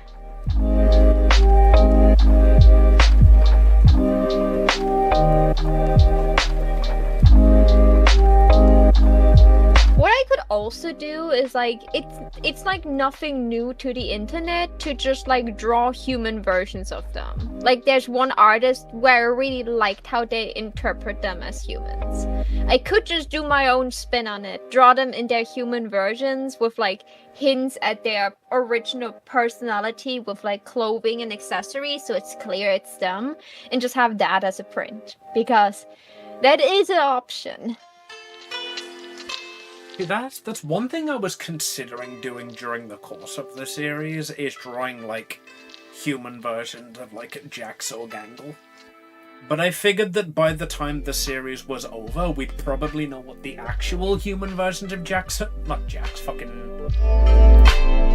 Zooble and Gangle? Zooble, that's the one. I was gonna say, who's the Mr. Potato Head one?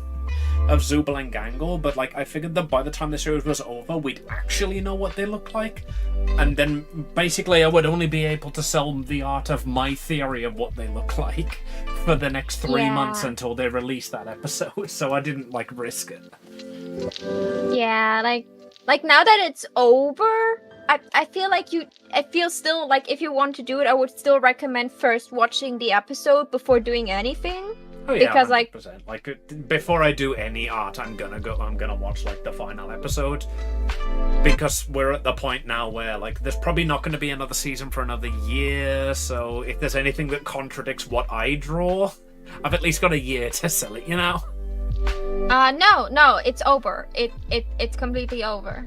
Yeah, they say that, but it made a lot of money. No, literally the writer Gooseworks checked out of it. They also, Gooseworks said from the get-go that this is the end and there's nothing more. So they don't want to write more, this is the end. And like, I watched it, I cannot see how they want to make it longer. They cannot, like, yeah, there's a possibility there, but like, nothing really that would make sense. Like, it would be like a more of a, like, similar how like episode 2 is like, you're like, oh yeah, let's do like those silly daily adventures, like a Friday cartoon. Like, they could maybe go that route and just like maybe ignore some parts or maybe not, but like at the same time I feel like if the creator, who is Gooseworks, said I'm not doing anything else, yeah, she deserved better. Like, that's why I posted on Blue Sky that I was thankful that she made the show and that I liked it and that there was applause in the room, because the team and they all deserved it, even if they couldn't hear it. And Amy, the foot would be angled more to the side, because right now the foot is like very inwards angled. You're drawing it right now. Yeah. That is not a comfortable pose to have the leg in, especially because it's her back leg, so she would have it like almost twisted inside. It would probably be the similar angle than the other foot. Just copy the other foot down. Adjust it just a tiny bit. That is not a crime. It's not a crime. Do it. Don't be a coward. Yeah, like, angle it up a little bit more. The problem with doing this is, like, I did it, that's why I've got it. But it changes the pose from what I wanted. Yeah, but this is the exact pose where her foot would be in. Like, I'm very sorry, but the way you drew the leg, this is where her foot would be.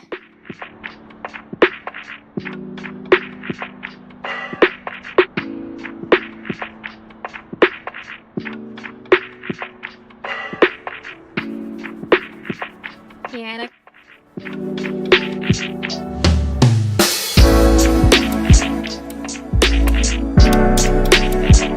This is the reason I kept it, even though, like, I didn't like it. Was because I figured I'd try a few angles of foot, and then when I gave up, the other one was good enough.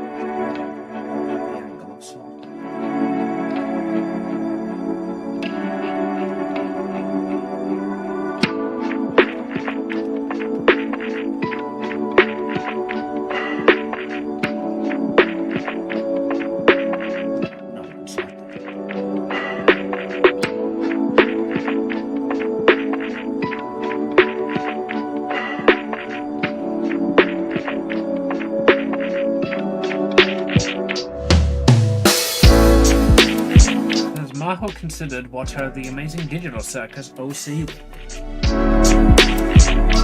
See, this is wonderful because Maho's already got a gesture and I've already got a girl made of ribbons. Like unfortunately, yeah, there are no zombies. Like, yeah, I could maybe turn their forms are like something that like has to do with like, how did Kane say, like, the best body fitting for their personality and psyche? Meaning like all their trauma is like shaping how they do look.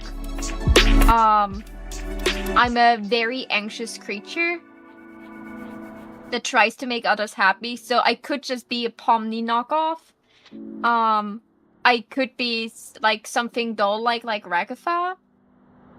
Like a stuffed bunny maybe, or something very like like cowardly and like way too squishy and be like, no, don't force me to do things. Oh my god, you're right. Yeah, my fucking amazing digital circus OC would 100% just be Bunny from that one fucking TTRPG we played.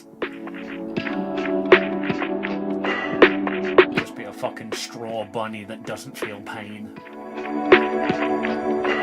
Yeah, that's what I mean. Like, if it would be in my OC, I would just probably just make like a bunny stuff, like a bunny themed stuffed doll, like either that or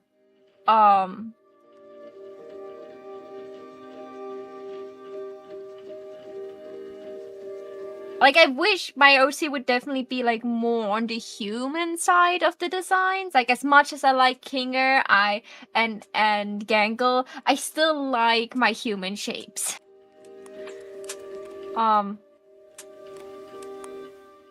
I mean, I'm the person who draws these things as humans. I draw Pokemon as humans.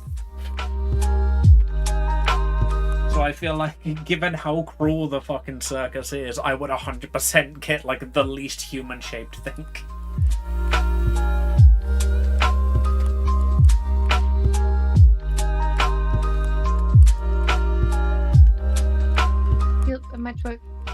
But do we see any more training data pictures?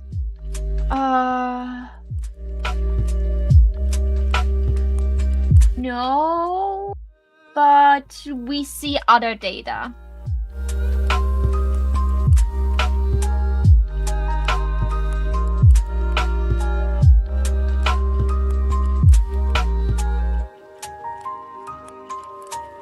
Like there's like some more file shenanigans.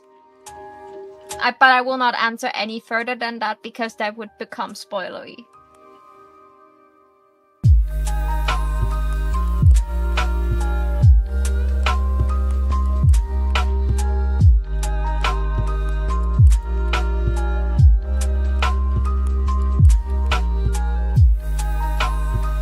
Does that look like a bug? Does not look like a bug.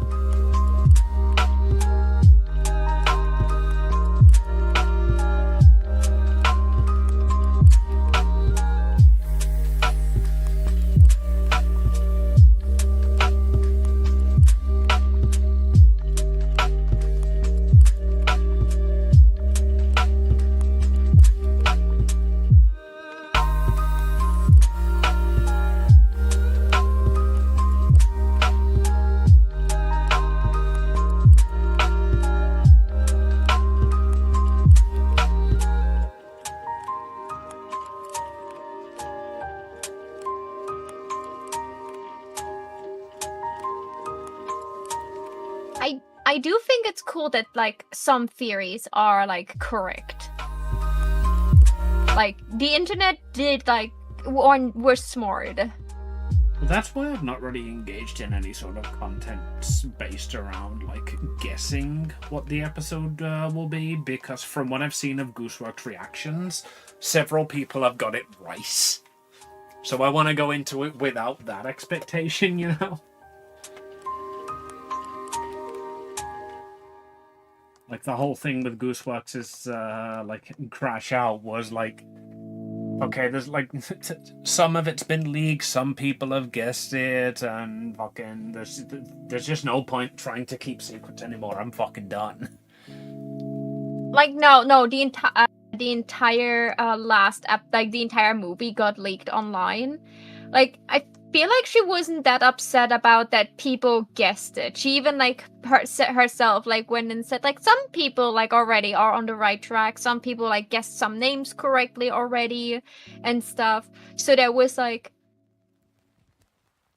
Oh, actually, on that point, and this one won't be spoilers because it is like 100% the most guessed name. Kinger's name's Grant, right? Yeah, it was, I think, was it Grant? It was something with G, but yeah, like... Yeah, like that wasn't even a guess. That was literally, like, in the codes that they put there for people to find. Yeah. 1 second. Yeah, it was Grant. There was a second character's name that people guessed, but they guessed it for the wrong character. but like I'm not sure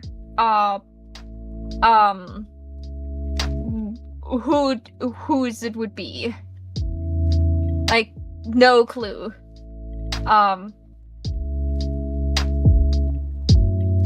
I do still think like one comic artist that like did human versions of them, like made like their own, like, oh, they like escaped and this is like how, like, after they escaped, this is how they like deal with life.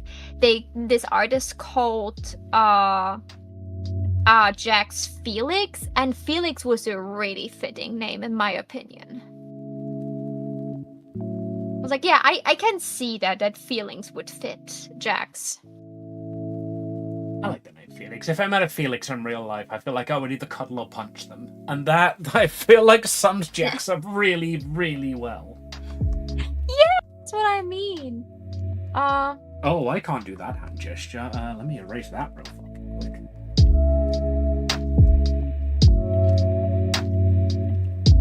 Oh, I need a new fucking hand gesture.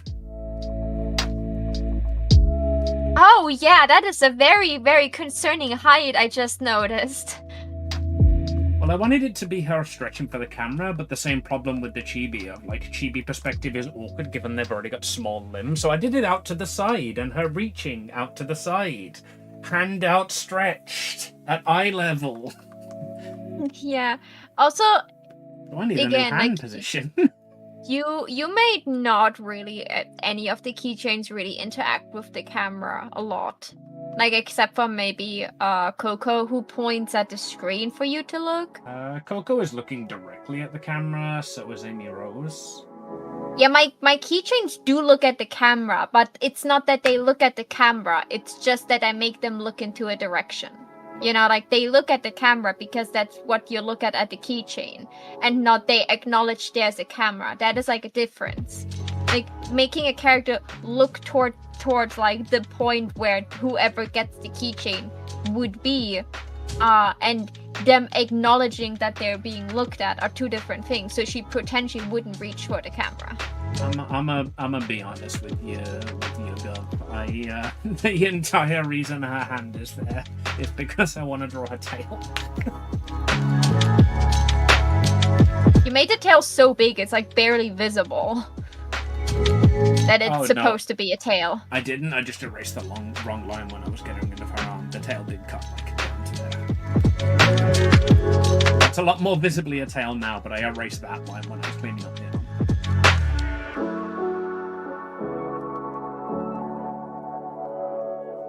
Does she have a tail? Is the tail like with a tip, or is it maybe a round tail that she has? It's like a proper, like, cartoon bunny tail shaped tail, and it comes out the back of her dress. Okay.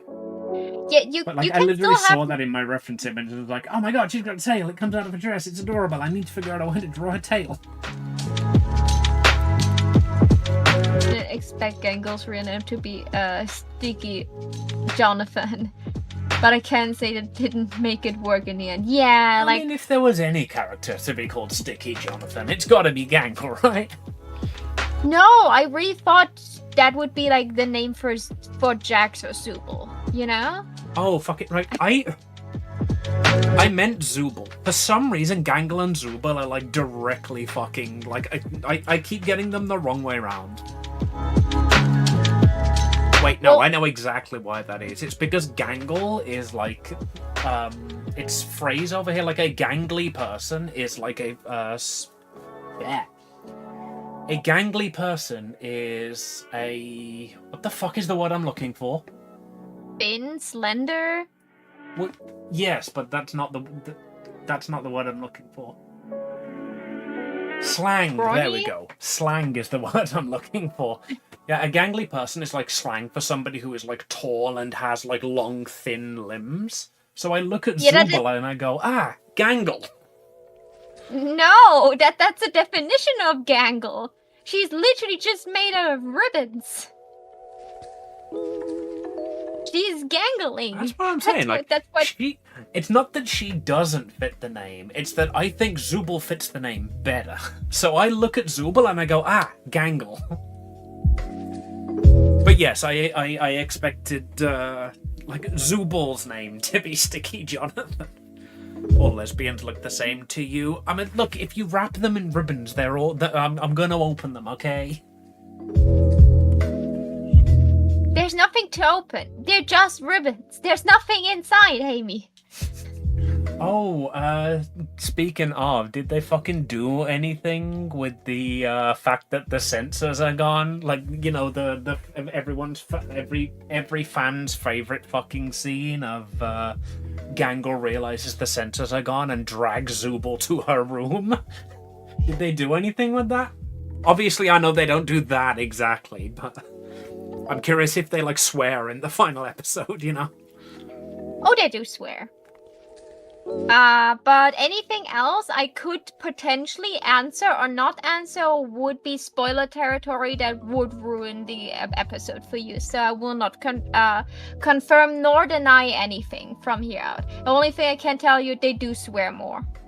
I'm inside if she lets me. I mean, with how much I love girls wrapped in ribbons, can you just imagine how much how good it would feel to be wrapped in a girl who is ribbon? Like, no, I feel that would be like being wrapped in like intestines. I'm not sure if I would be happy about that. Yeah, but soft, silky intestines that touch you lovingly.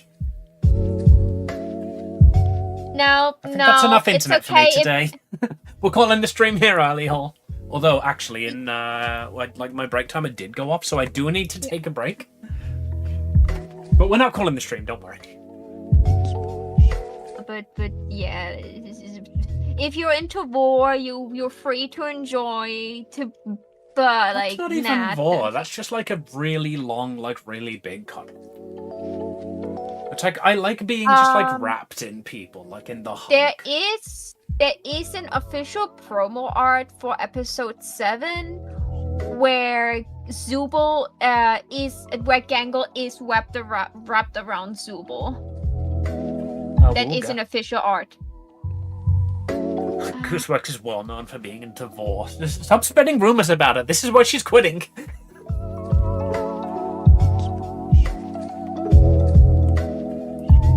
I am going to go on my break now because, as you might be able to hear from my voice, I do need to go and refill my water. I'll be right back. I love you all. I will see you upon my return.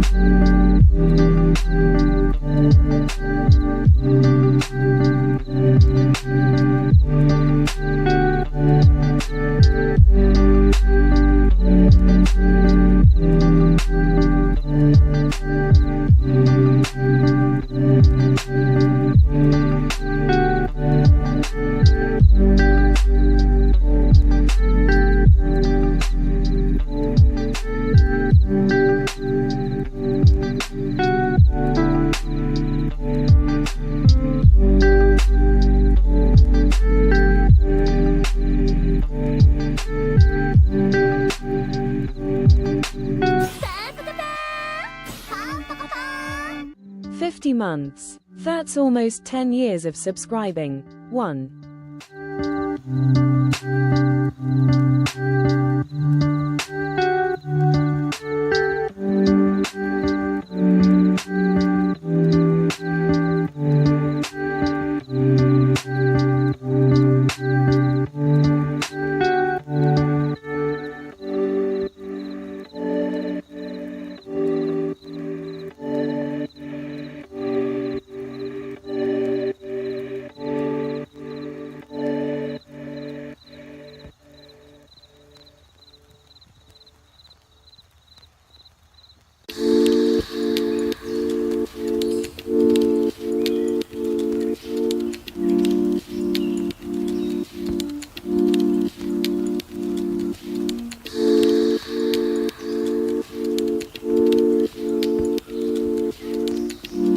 Oh, hi-oh!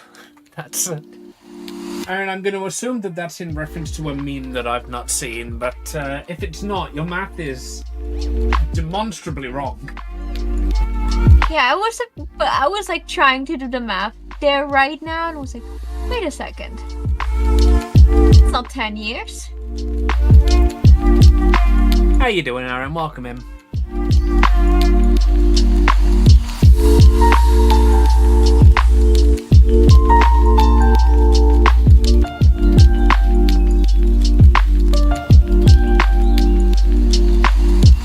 There is no meme, the joke is the bad maths. Okay, so you didn't actually sit down and do the math and think that there were 5 years, 5 months in a year. Just wanted to check.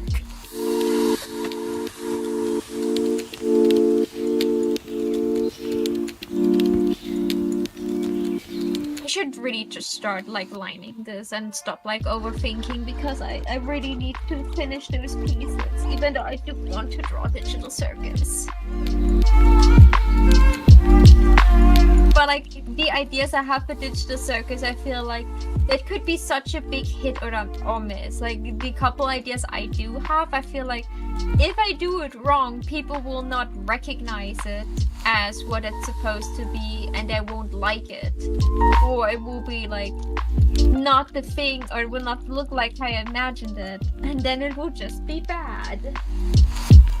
Well, I mean, you were saying the other day how you wanted to do more personal stuff.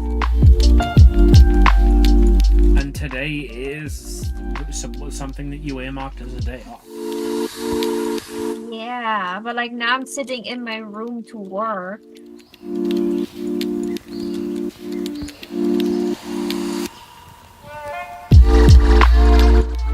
And I did only finish one piece yesterday instead of starting the second one.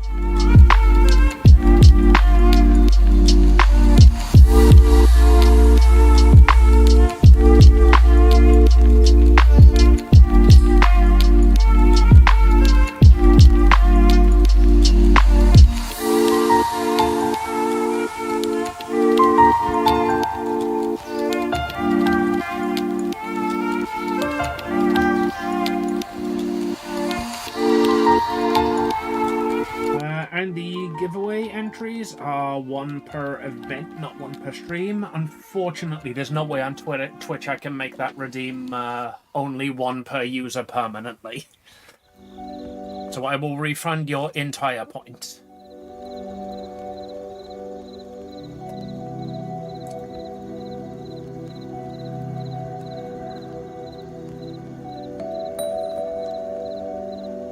Like, I did consider making it one per stream, but like the point of the free entries is that you can get them for free.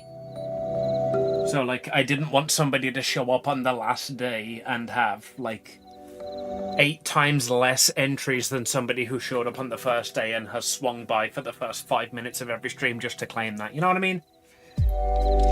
I wanted it to be fair to everybody who's entering for free.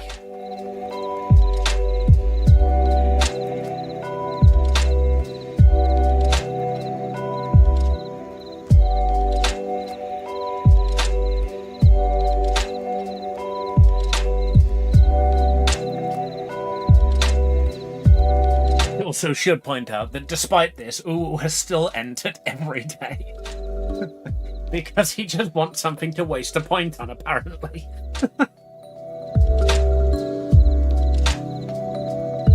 That is a really you do you in mind for me.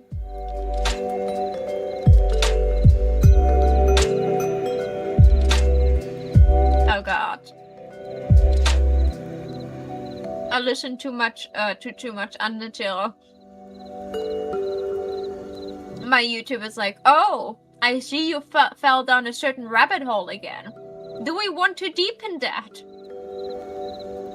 I went through my YouTube the other day and just like cleared out all of the channels from my subscriptions who just like I have not watched in years.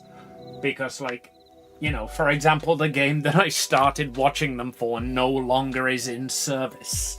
You know, I unsubscribed from all of those, so now my fucking feed is just things that I want to watch. It's great.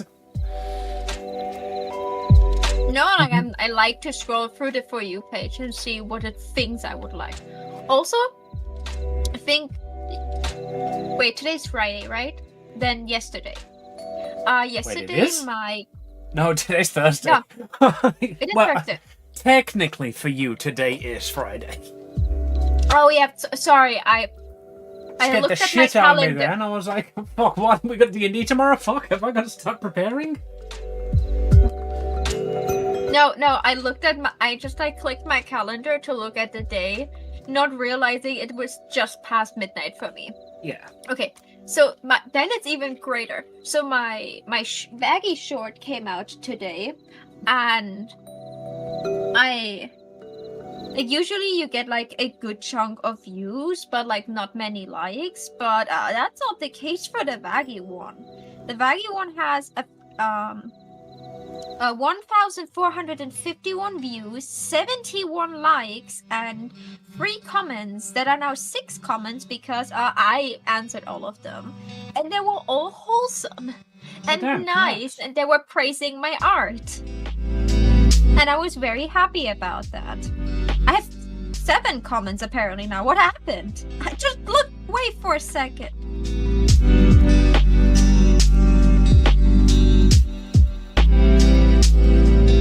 It is hilarious how much better fucking YouTube is for promotion than TikTok. Pop quiz chat, which of the two do you think charges you to push your video out? Because it might surprise nobody to find out that it's not the one who fucking pushes your video out really well. Thank you, Eden. Apparently the 7th comment, a person told me, this is amazing, and said thank you so much, it was long overdue for me to draw her, and then they were like, you're welcome, you have beautiful art. Oh. That's so cute. Like, yeah, well, joke's on you, random commenter. I've seen her heart, and it's also beautiful. A bit squishier than I expected, though. Oh yeah, I'm very everywhere. But like I'm at 121 subs on YouTube so far. Like I was at 80 something, and I was like, oh, I should probably like celebrate at some point when I hit 100. And then I looked away, and then the next time I actually checked the number, I was far beyond 100. Well, sucks. Apparently I missed it. I don't even know when it happened. It just happened at some point, and I don't know when. I remember being excited about small milestones than that. Like back when Twitter was still Twitter and I hit 50 followers, I literally did an entire art piece like thanks for 50 followers. Like back in the days. Yeah, nowadays I'm still like, this is my 3rd year in a row where I try to hit 500 on Twitch. Also, Eren, did you hear that TwitchCon is next year in Berlin? If Amy and I will try, of course, to get there as artists. If you want, you could go there as a DJ. Like they usually also like invite DJ people. Did not being in Berlin, I would probably want to go to this one regardless of whether we can get in as artists. Like, obviously, I would much prefer to get in Amy. as an artist. But since it's going to be in Berlin, and I can meet up with you and Aaron, and I imagine Necro will probably want to go. Like, there's a lot of my fucking Twitch friends are in or near Germany. So this would probably be one that I would definitely go for. Yeah. It's just like, I would love to go there just as a guest. But like, it's like really expensive to go there just as a guest. So I rather would just tell everyone, okay, there's the TwitchCon. Everyone that wants to go to TwitchCon will go there, and everyone that just wants to meet me outside of TwitchCon in Berlin. I don't want to spend 150 to see my friends. Already have to spend probably around I probably won't spend 100. Probably will spend already 100 just for train tickets and stuff. Controllers in repairs right now. They aren't responding. Oh, what's up with it?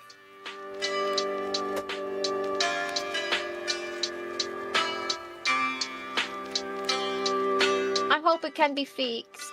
And yeah, we all know Necro wouldn't go, but like, it's still polite to invite him.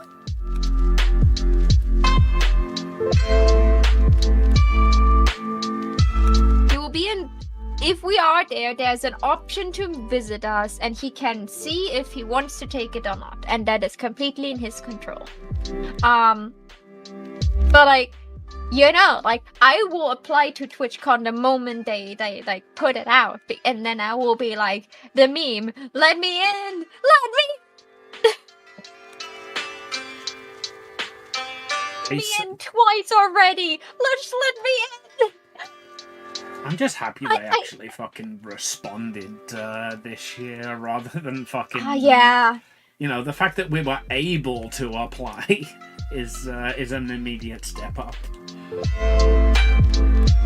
Oh, if they're not responding, I hate when you deal with people and then they stop responding to you. Like, that's stream elements to me right now.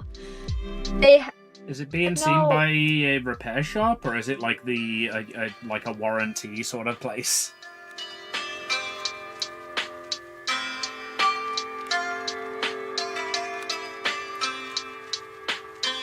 Let me quickly check. Please, for the love of God. The repair shop. In that case, they're probably not responding because they've got 400 other projects to work on and they're very overworked. Yeah, like, if you know where the repair shop is, you know where they live. Kind of. Not where they live, but you know where they are. They cannot really run you from work. Exactly. So they cannot really run from you. For the love of God, stream elements, stop being sucky for 2 minutes. I'm calm. I'm not angry. This is all okay. I won't die. Amy, what are your hands? Basically obscured in every way. Great. I feel like that's probably a bit big for it. Maybe I should make it smaller.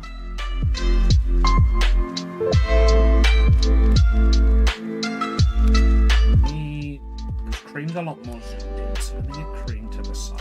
It matches Amy's face. Okay, now those hands are good.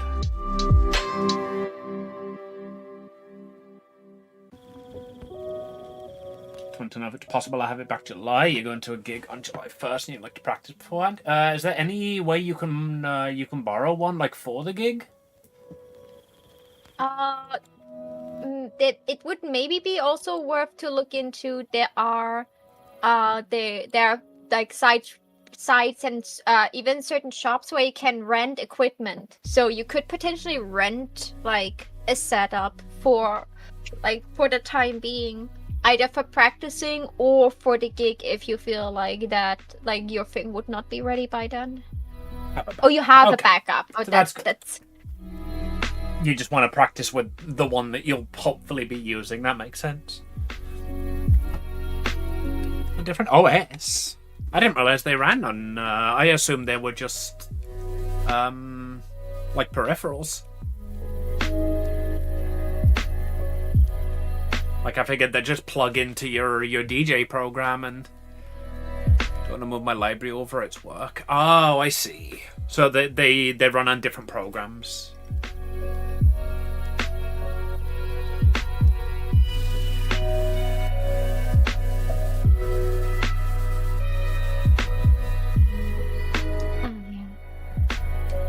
And when it's its own OS, the old one is a controller that controls by software, different tech. Ah, I see.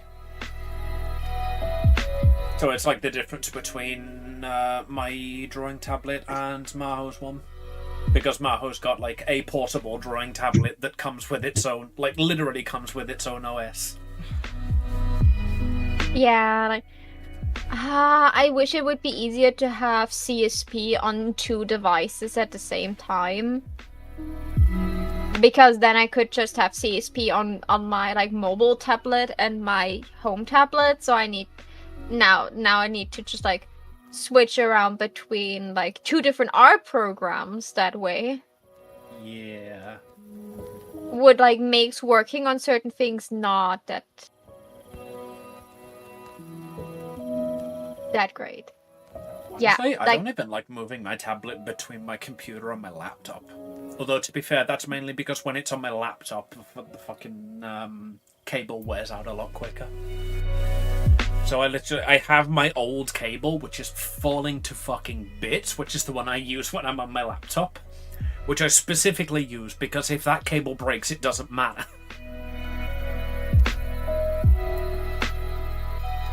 Way, Amy, if I would like ask you to be like hey, would you help me maybe figure out if I could connect my phone to my laptop so I could use my phone as a portable like camera that I don't have to put a cable into my laptop to use it as a camera.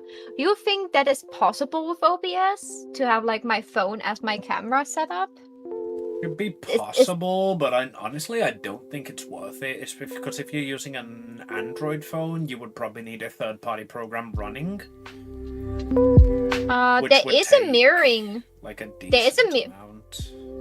There is a mirroring thing. Like when for example, when I stream from my phone, I just use a mirroring software that is on my PC and on my phone.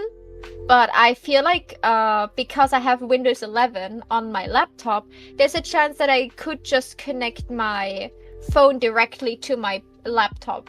Oh, no. So rule 1, never assume that Windows 11 makes anything easier. It's always the opposite.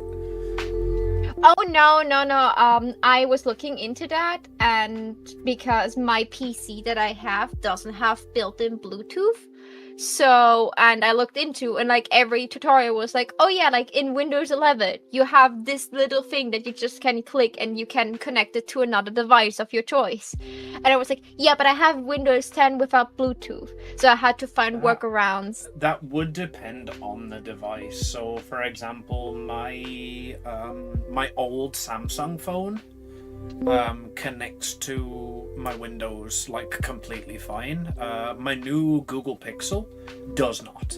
It will connect, but it doesn't have any of the same functionality that the old Samsung one did. So that would entirely like depend on device. You're using a Samsung, and based on the fact that my Samsung connected fine, I think you should be able to do it. Yeah, like it. But like the built-in Windows like mirroring and screen sharing is not great anyway. Like, yeah, I would 100% recommend you use Screen Copy. Oh, a what? It's a very, very low impact piece of software that will take the phone that is plugged in and just put the screen on your screen. It's got very low latency, very low feedback, and it can be used from both the computer and the phone side at the same time. It's a very good piece of software. Hashtag not sponsored. Yeah, because like I thought like, hey, when VTubers can like use their iPhones to like track their models instead of using like a webcam. So I felt like it should be possible to use just instead of like having like a webcam that like needs a cable and have my laptop on stage, I could have the laptop like a bit behind me and just have my phone as like the camera, because I did buy like a vlogging mic. So guys, if you manage to get Amy up in her stream to get to the goal that has to do with streaming with me, we now have a good sound quality. I just bought a mic for two mics that are for like vlogging and like being on the go. So yeah, like I did prepare. I just thought like with the overlays on OBS, it would probably be nicer to stream. I looked into that when I was looking into rigging VBridger, and basically the answer is for VBridger and for models specifically, only iPhone will work. You cannot do it with Android. No, I don't want to stream with my I know. model. Calm down. Okay. However, I am relatively certain there is software out there that you can plug your phone in and use that as a webcam. I have not used it, I have not experienced it, I have not gone looking for it, but it exists. Yeah, I just thought like I didn't want to put like too much stuff with cables next to me. So I thought like I could just have my tripod standing there with my phone on it. And I have a second phone, and they did promise me that they have stable Wi-Fi. So I could just have my second phone connected to the Wi-Fi and be like on that phone in my own chat to see chat messages. And there is an OBS controller app that you can just have on your phone to use as a what is the Steam pad? The thing that has like it's like more or less like an app that lets you use your phone a little bit like a Steam Deck. So I could just have I used one of those apps before I got my Stream Deck. They are awful. I just need it for like two things. It is thing number one, I need to press a button to go to to switch the scene to the streaming scene, and then press another button to go to the ending screen. If I do bring my laptop, if I just do the entire stream with my phone, it would just be like the Streamlabs and like very low quality kind of thing with no overlays and nothing, because that's awful to set up on phone anyway. I could maybe get some of my overlays onto my phone, but like I don't know how well that works. So I thought like maybe I could try setting it up with my laptop. If they do promise me internet, I could do it with the laptop. Intend to bring my laptop. I always change my mind at the last minute because I don't want to risk taking it through fucking customs and getting it. You don't need to worry broken. about it. You don't need to worry about it. The con we are attending, what's a different one, we have a designated driver. We can take my laptop, for example, if you really do want to do it. Or we can just do it over our phones, because that's probably with like the microphones I bring along, because that would be the easier option. It's just because I do this panel talk show in Austria, and I feel like that's like prime thing to like do something that makes it look at least decent. It sure does. During COVID, people use it for webcam Magic the Gathering games. Yeah, so the technology exists to use your phone as a webcam. I don't know how good it is, but it exists. Yeah, because like I felt like having my laptop right next to me and have to build like a whole desk setup just so that I could like film would be like a lot of extra work that I don't want to do. But like if I could just connect my phone and like also connect like my new mic that I bought that I probably have in a couple of days, I could potentially prepare a setup at home, see if it works. But like I would someone with like thing to do would be to give it a test setup first and then take it out and let it fail. Oh yeah, like the good thing is I will still have the Streamlabs app on my phone, so if everything fails, I could just still set up a stream with just Streamlabs. and have it like this, and just like film with my phone. I would try it out at home first. Like that's a thing I will probably do next week. But like I would appreciate if someone who, you know, is not me, that doesn't like fumbles every ball that has to do with tech, would hold my hand through the process and be like, it's okay, Maho, we Google together now and find a solution. Don't panic, it's okay, you're not stupid. Technology just hates you. We all know that. I mean, both can be true. What, that I'm... You're stupid and technology hates you. Let it fail, let it fail. This makes me feel like a snail. Let it fail, let it fail. Fuck, I'm gonna bail. Let it fail, let it fail. Let it fail. Fuck it, I'm gonna bail. Yeah, like, and like, they said like everything above an hour is too long, so I told them, hey, I would prefer it if it's between half an hour to an hour long, the window you could give me, and preferably Saturday afternoon, but if nothing else helps, I would also take Sunday afternoon, and then I've just told them, just please, just not in the morning, please. There is a small chance that it doesn't work. To me until I've had my coffee. Yeah, like I want to do it on Saturday because first of all, Saturdays are usually the days where more people are there, what is like good. And the second thing, if it's done on Saturday, I'm done with it, so I don't have to worry all Saturday that I have to do it Sunday. Completely understandable. They told me the small stage has between, I think, 20 to 30 seats only. Like, it's a very small one. It's like very close to the audience as well. And like there's still the chance that it really, they tell me like, yeah, no, we cannot have you do that. Still, thanks for offering it, which is okay. They were okay with me. It sounds like is what you're hoping for at this point, honestly.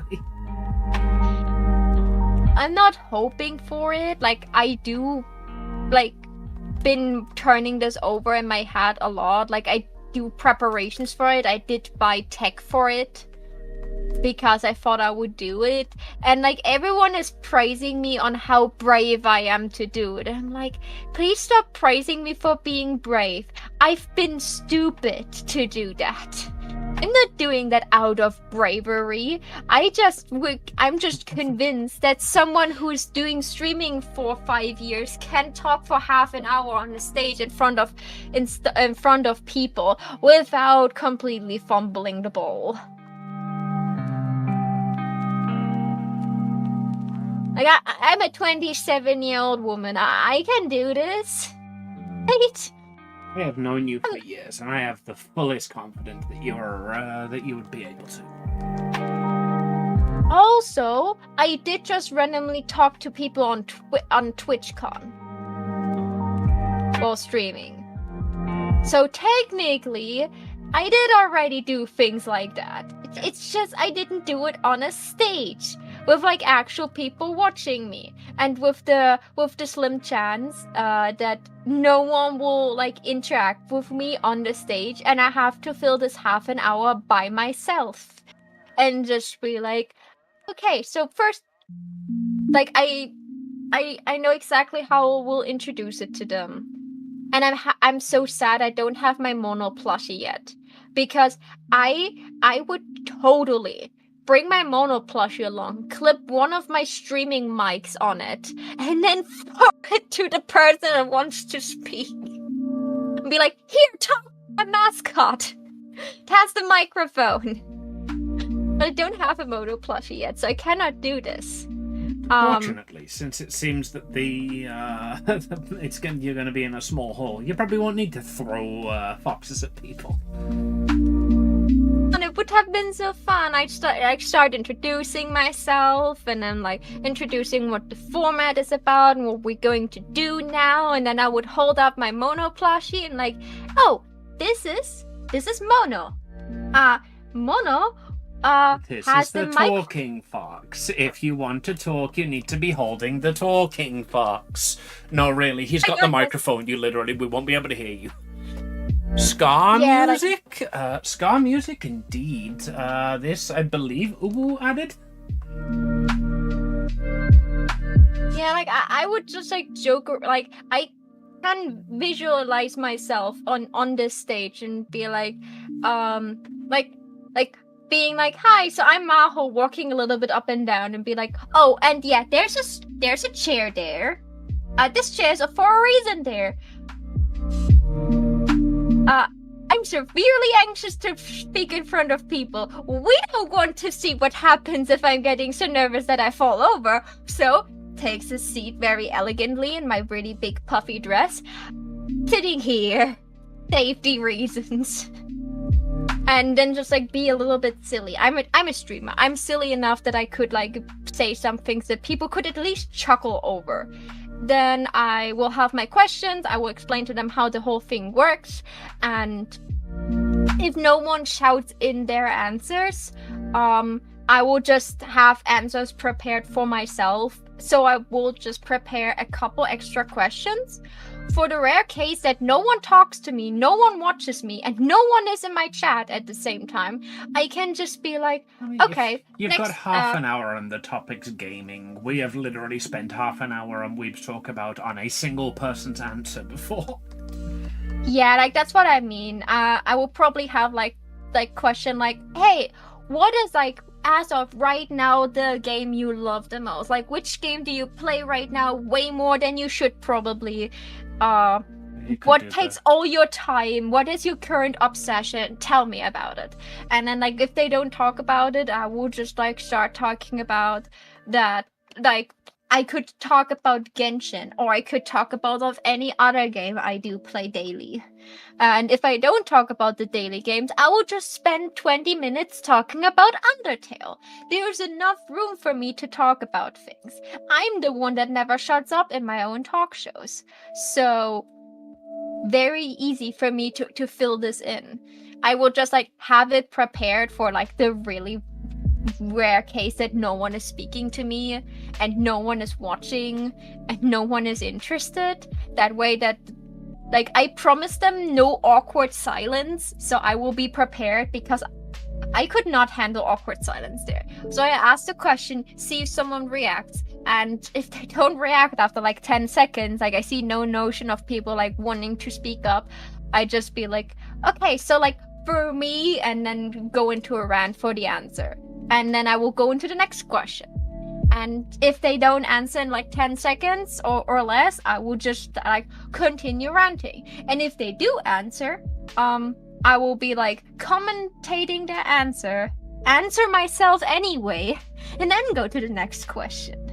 Yeah, so that's a relatively easy one you can do just like it. So like it just to give you an idea on what the format's gonna be. I'm gonna ask a question, I'm gonna give you my answer, and then I'm gonna see if any of you have got an answer. And then like so you ask, what's your like all-time favorite game? Because mine is Undertale, and then scan the room and see if anybody's put their hands up, and if not, and mine is Undertale because like that right there is your sort of, oh, I'm gonna start answering with a short answer. And if somebody raises their hand, I'll go to them and they can give their short answer and then we can have a back and forth. And if not, I'll move into the long answer. Yeah, like, I'm good at filling silence. This is literally my point in this friend group. I'm the silence filler. And like my talk shows are usually 4 hours long. So just having half an hour to an hour time is like, you know, like, this will be such an easy talk show. Like, I maybe only need 5 questions. 5 questions are probably too much. But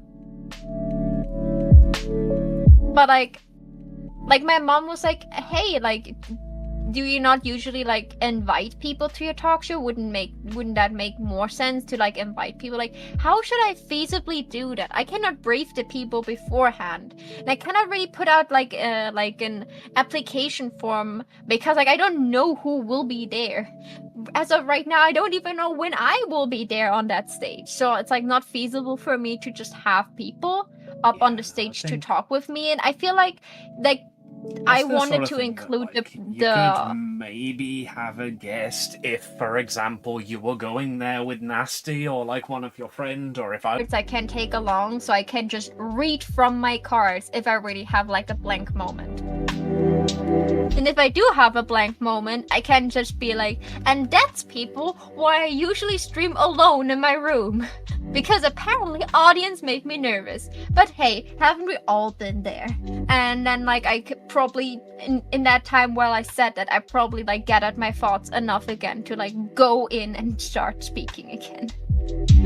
And if it goes well, it will be really great because I probably get a couple more followers, and I probably get a couple, I get more experience. And then every time I ever talk with anyone, I can be like, well, yeah, I hold a panel at like a gaming convention, like full blown like talk show vibes, talk with the audience and stuff. Like everyone had fun, and if it doesn't go well, I just never speak about it ever again.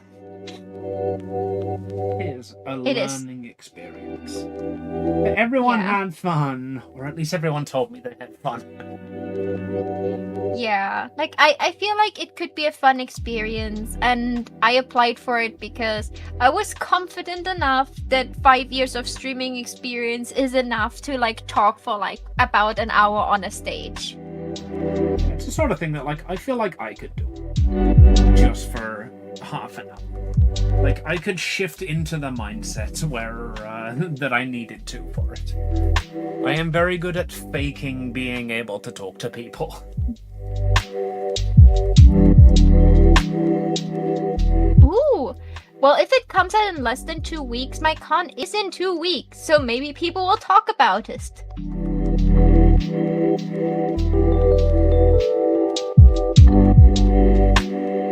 I didn't even realize Stellaris were still receiving updates. Or is it one of those Minecraft-style games that is just one purchase, constant update sort of things?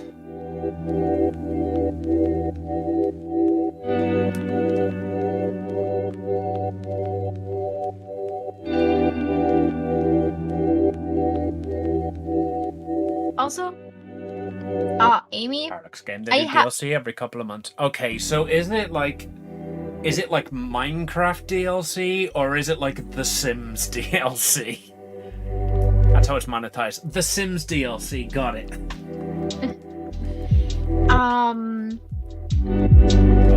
Dropped out again? Oh no, she's just in chat talking. I was like, that's weird. Ethan's in chat. I thought you were in VC. You know my Joker dress, Amy? I do, yeah. Probably have, yeah. I will bring that along for that day.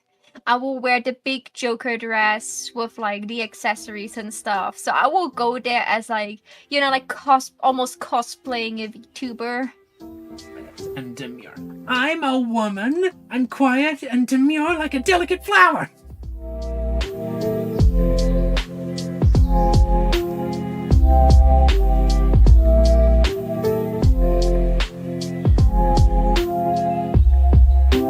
More like Minecraft, because of the way Stellaris works, it's more about adding features. Oh, I see. Fair enough.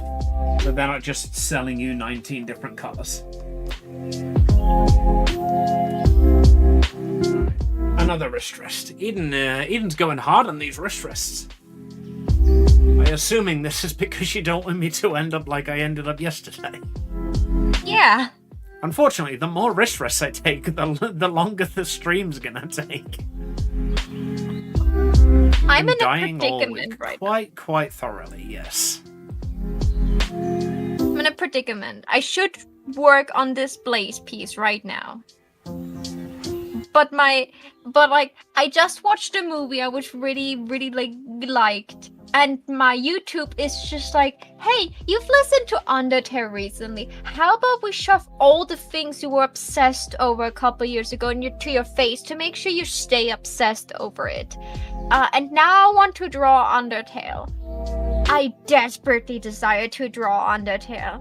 Like, it's not healthy how much I want to sit down and draw, like, Flowerfell and just, like, Waterfall and... You know how we were talking about how, like, I'm genuinely surprised that it's taken me this long to draw Cream? I am even more surprised that it's taken you this long to not draw Sans. I did draw a Sans button. I feel I did draw a lot of Undertale fan art on paper. And then I started digital drawing, and then I wanted to get good first because I knew the moment I am capable of drawing Sans the way I want to draw him, I have unlimited powers because I can make my own goon bait as much as I desire. But at the same time, I'm like, oh my god, like I have so high standards. And I feel like if I start drawing Undertale, it is always reviving a little bit, but it's still like a very dying community. And like, I feel like if I start drawing Undertale, I will not do anything else for the next 2 years. Waterfall or Flowerfell? Oh, was that it? Was that the dilemma you needed help with? We got there after 5 minutes. Waterfall.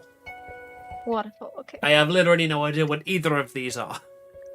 Waterfall is the region in Undertale.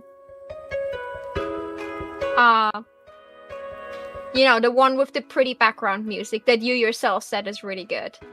Well, yeah, so but when you were mentioning them in terms of like Undertale AUs, I was like, is there an AU entirely set in Waterfall? That's what I meant by I don't know. Oh no. No, Flowerfell is an AU. A Waterfall is a region I like. If I do, like, either I do like more like in the OG direction that doesn't look like an AU, because like if I would draw AUs, I have like 10 or 12 myself, and I shouldn't draw them because no one knows them and they're not written. So unless I also want to sit down and become a fanfic writer, what I really shouldn't do, I can only like juggle so many balls at the same time. I don't know what, I don't want to figure out if I should go into the Wattpad direction or like AO3. No, we're not there yet. So like I was more like, okay, do I pick like an AU I really like? What is Flowerfell? It's like so sad, and it's like very pretty, and it's like one of the well-known one. So if I draw Flowerfell, people will immediately know which one it is. The only AU one I've experienced is I watched, actually I'm not going to say who I watched play it because that is a problematic creator, but I watched somebody play Undertale Yellow, and like it was like a full playthrough of Yellow and all endings, and like I really enjoyed the plot of Yellow. I have never watched Undertale Yellow, and I haven't played it myself either. I know it's so popular that like the Fox girl from it has her own tag on E621, and it is populated. Oh yeah, like I know it's like a very, very popular fan game. But like that sounds really weird. But I do really like the type of AUs that take the original story and reimagine it instead of the AUs that take the world and just do their own thing with it. And Yellow is more they take the setting and do their own thing. And I prefer the like things that like take the original world, take the original characters, do things with them, do things a bit different depending on what setting you pick, but it has like a similar vibe to it, because like I do like Undertale because of many characters in Undertale. So I don't like Undertale just because of the base storyline. I like it because I really like a lot of those characters. So if a fan game or story, it's just like, oh yeah, let's take this entire thing and like take most of the characters people know out and put like OCs in there, it feels to me like, yeah, that makes sense. That makes a great story, but that's not the story I was looking for. I think Yellow did a pretty decent job of mixing, like, original characters with existing characters. They didn't lean too much on the existing characters and give them all new personalities like a lot of fanfiction does. And they didn't just make the entire thing, well, here's my Undertale OC and we're following their progress as they go through Alphys' lab. Like, there was a really good mix of the two. I think it genuinely was, like... I think the writing of Yellow, from what I saw from the playthrough, is good enough that it could be considered canon, which is rare for me to think, because I am vehemently against fanfiction, but I really liked the writing of Yellow. I really liked the premise and the setup, and I really like what they did with the characters, both new and old. Yeah, like, that's what I mean. Like, I'm not saying it's bad. I'm just saying, like, I usually, like, prefer if it's, like, either reimaginings or they take all the existing characters that I know and put them into a different setting. For example, there's one called Mob Tale, or Mafia Tale, like, depending on where you're leaning at. And it, like, takes all the characters but puts them like as like mob bosses and like living in like a shady part of the city. And like now you have those characters and they kind of like do different things. It's still the same characters with like the same personalities, but now that they're in a different setting, there's like a they're completely different challenges that you see them overcome or see them like reacting to different things. And like because I'm like a very character at any point say, "Rattle 'em, boys"? Nope. He is a very lazy one. Like it had like, especially Mocktail has like a comic dub for the entire series that is like finished. And the comic for it is like really cute.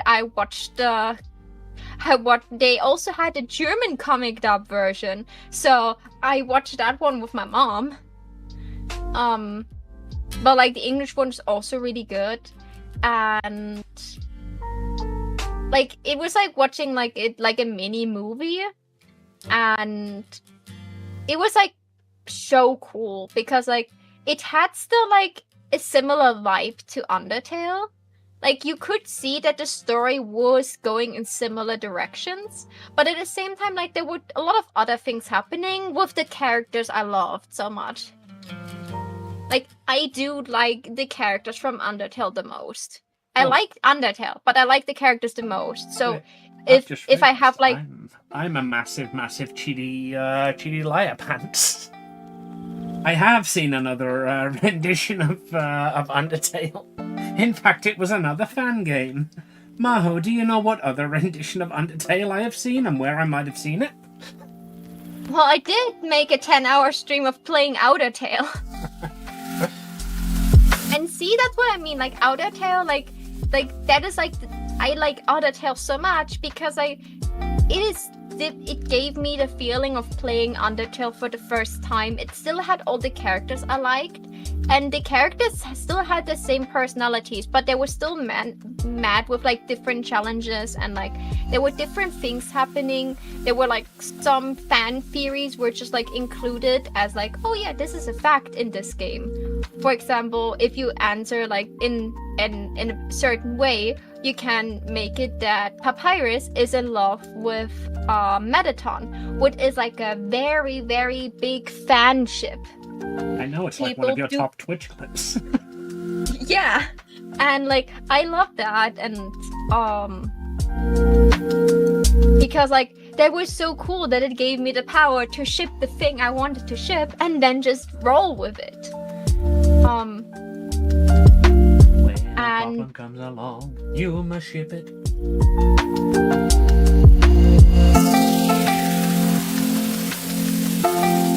I'm glad that didn't get acknowledged. It didn't deserve to be.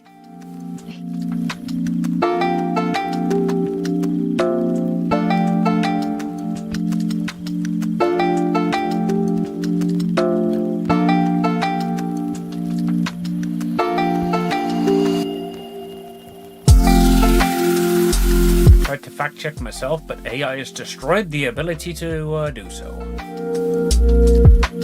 Yeah.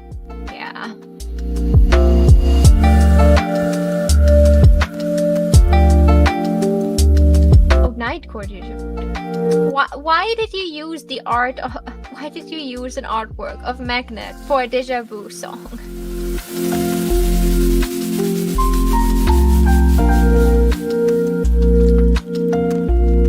I'm pretty sure I watched this one. Amy, did you read my rant? I may have missed it. What about the DLCs? I read it, but I didn't react to it.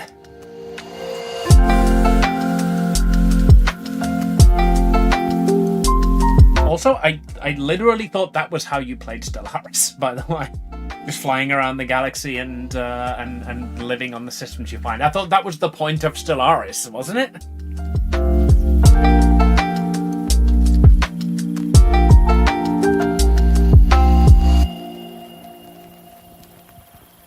You're thinking of Spore. Okay, yeah, probably. Spore? I like Spore. I want to play it again. Like, weirdly enough, considering how much of a PlayStation fangirl I was, I never really, played Spore. Wait, was it Spore? Is Spore the one where you make your own alien creature, or do I think of a different game? Yeah, that's Spore. I didn't know it was on PlayStation. I only know it as a PC game. So you can live on the planet, you don't need a ship. Ah, I see.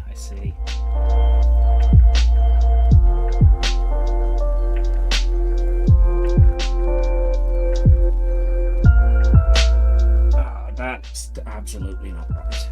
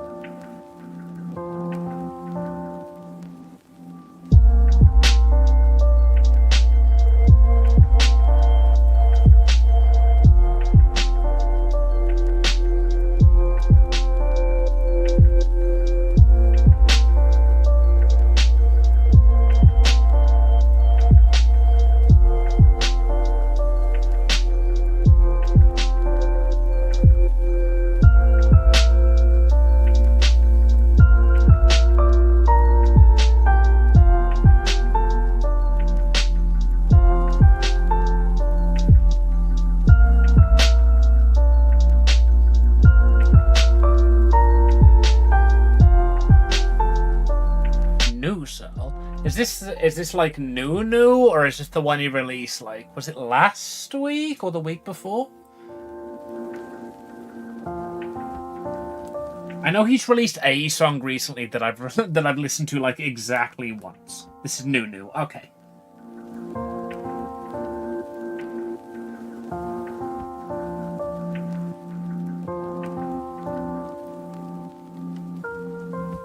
Two days old.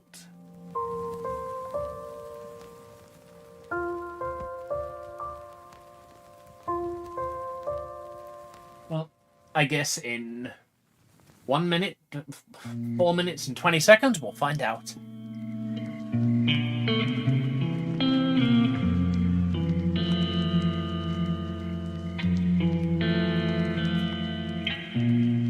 Let me go look at fucking pictures of cheese. Cheese. Because like every reference I've saw of him, his eyes were fucking closed and squinting like this, and I hate it. I hate it so much. Let me see if I can find one where his eyes aren't squinting, so I can get away with not drawing him squinting. Because the XD face is cute, but the fact that it's inside his eyes makes it really fucking weird.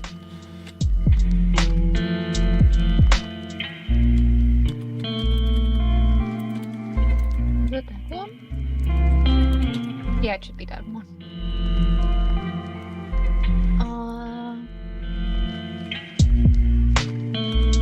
No, cream and cheese, please. Not cream cheese. I don't want pictures of actual cream cheese. Maybe just put Sonic in front of it. Sonic cheese. That's what I'm doing now, yeah. There we go.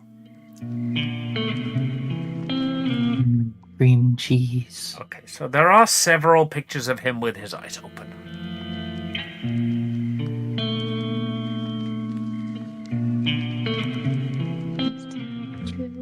Ending to the plot. Sorry.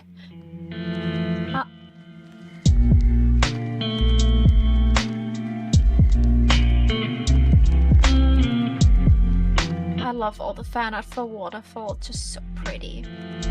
Do you know about the limited edition Sonic Curry Cube?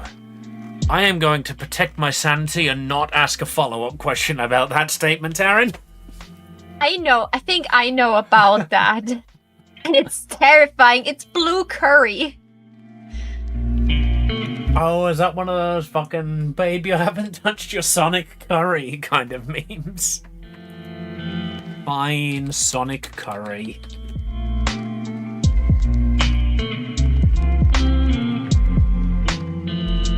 That's not too bad, actually. It looks horrifying, but that's just blue food coloring. Like, I have eaten brighter curries. There's something, there's mustard sauce and eggs. That is just like, that is a German dish. Don't know if it originated in Germany, but it's a typical German dish. And my mom and I, at some point, were in a store and we saw pink mustard, which was just mustard with a lot of food coloring. And we were like, you know what we're going to do? We do mustard, like eggs with mustard sauce. And then I made photos of it. And then I showed it my friends at uni. Be like, guess what I was eating? And I was like, something sweet, maybe? Is it like... They were like trying to figure out what I was... Not even close. Yeah. I was so proud of this. Best prank I ever pulled. Because it still tasted great. It was just pink.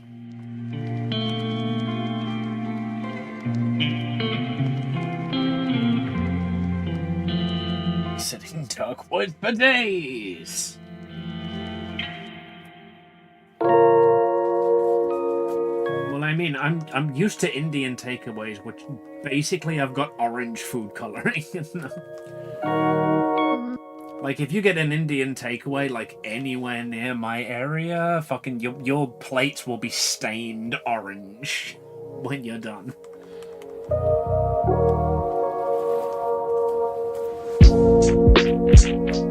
That's why my first thought when I saw the Sonic curry wasn't, oh, that's weird, just would like, huh, I wonder how that tastes.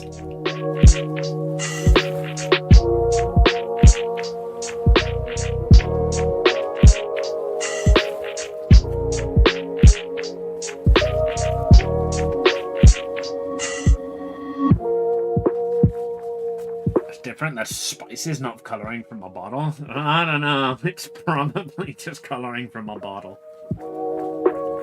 No, there is there are like some spices that literally like turn things yellow. Like curry is one of them.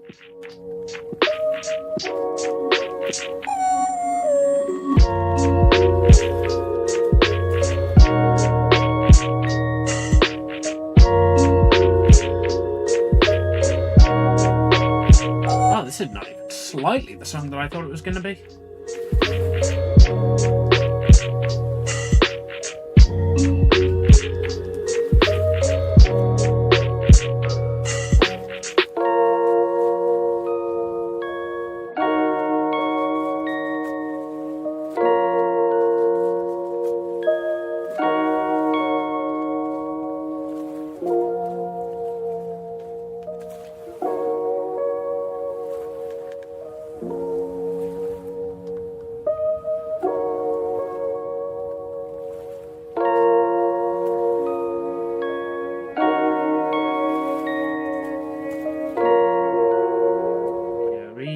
I live in like a very like what's the word I'm looking for? Like, it's not like an Indian area, but like there are a lot of Indians who live in the area of Britain that I live in. So the Indian takeaways around me are fucking amazing.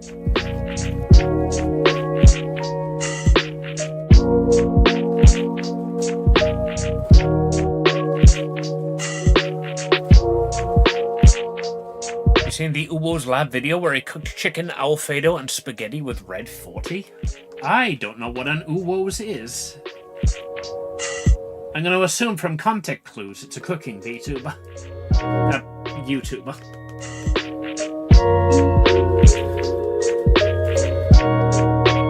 Oh, is it that guy with the fucking absolutely awful Xbox Live mic that everybody loves for some fucking reason? Barley? Probably. Ali Bear?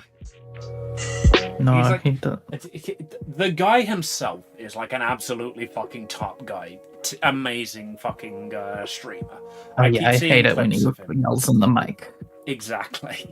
I keep seeing clips of him, and like it's 100% the sort of channel that I would follow. Except for every now and then, he literally puts the fucking Xbox Live mic in his mouth and screams, and I just have no warning. I hate it so much. Is it the guy that was like, here's why you're a furry? That guy? Probably, talks about, that's like- most Probably. YouTubers. He made mozzarella sticks with baby no money. Yeah, that guy. Think I know which guy it Oh. is. And like the clips I He's saw a of gay him, man. yeah, like he was like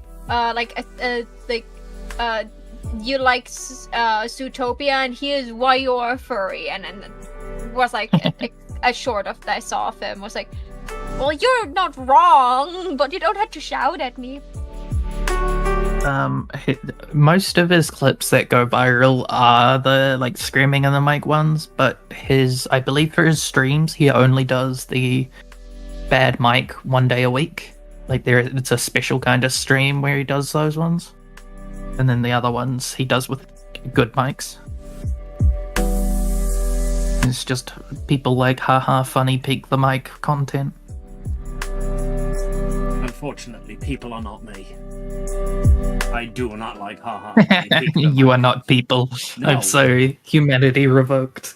No, I am not people. If that's what fucking it means to be people, no.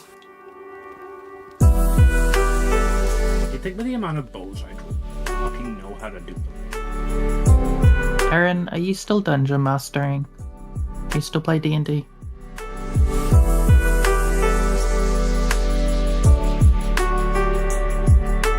Sometimes. She needs somebody How's to that going talk for to you? because she's running a campaign at the moment, and the only people she has to talk to about the campaign are players in the campaign. She needs somebody to tell her evil plans, because currently her evil plans are being dictated to the people they're going to be done on. All I'm allowed to do is go just smash two characters together like they're dolls and making them kiss.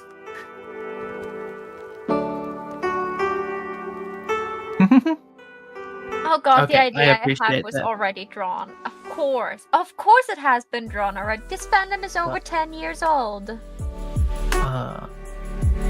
Yeah, that wasn't actually the reason I brought it up, but that is nice, and I appreciate Amy for bringing that up, and I appreciate you for being open to it.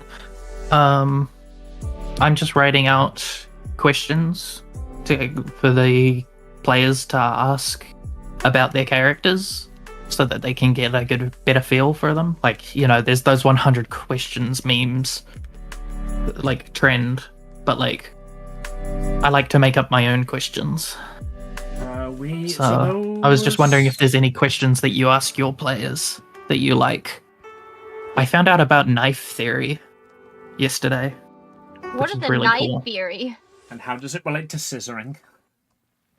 Knife theory is basically a theory on making good characters as a player or the DM.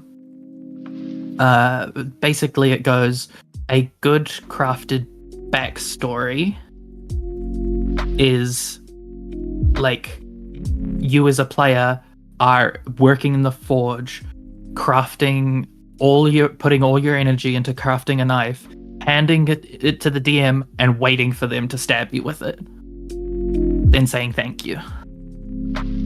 So it's similar to the like shoot the monk idea.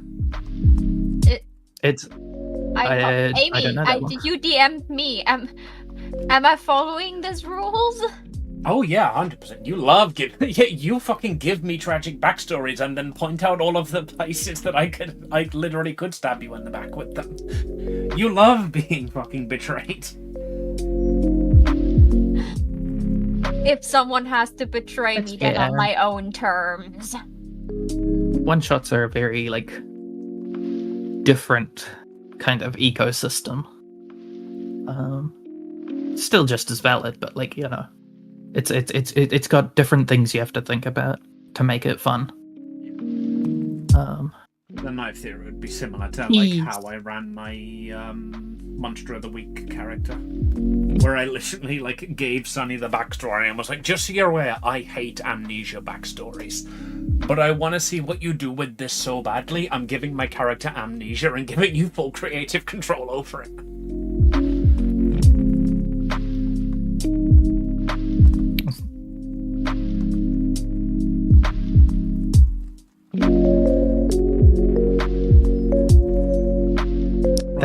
That is time to move it. That's really funny, Aaron. I like that. Dennis the Orc. That's added to the campaign. I'm writing that down. Dennis the Orc. I mean, it's something you could do, given that you have a multi-dimensional campaign. Yeah, we're playing Strixhaven for context. I know words. For context. Okay. So bullies are important characters, actually. It's like one of my favorite moments from the Monster of the Week was where Sunny took us to the interdimensional mall, and then he just like had, because the guy who owns the mall was escorting our characters around, and every now and then he'd just stop and talk to one of the characters from the campaigns that he knew we were in. Oh yeah, go ahead. That sounds great. I love the Owlin. I hate Aarakocra, but I love Owlins. Yeah, she tried really hard to make me play an Owlin, but I was just like, no, Aragon, bunny. Owlin don't have bunny ears. I play a drow. So I play a dark elf, 2 meter tall dark elf woman.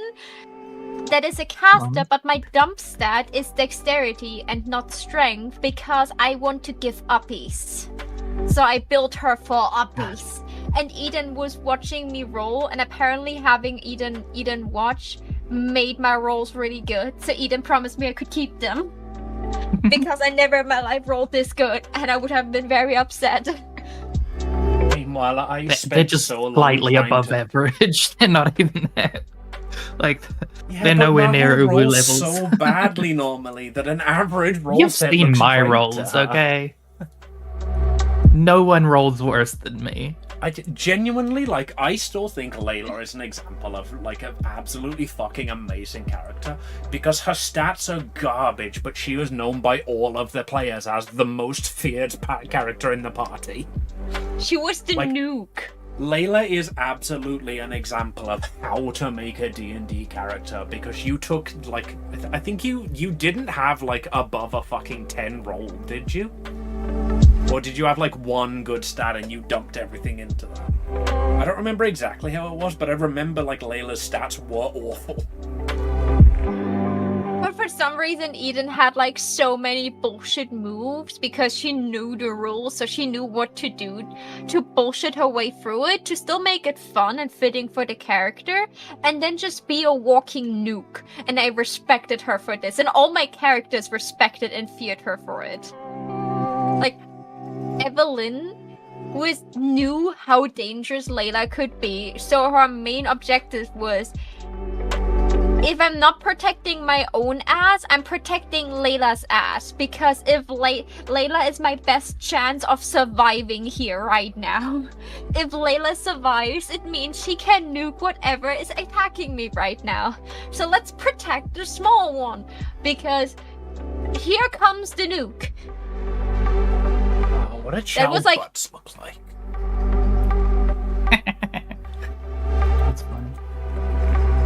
chow butt. Okay, that search was was predictably not helpful. Chow behind. Holy moly, those are some stats. At level 10. No, look for, Wow, Aaron. Chow 3D model. God damn.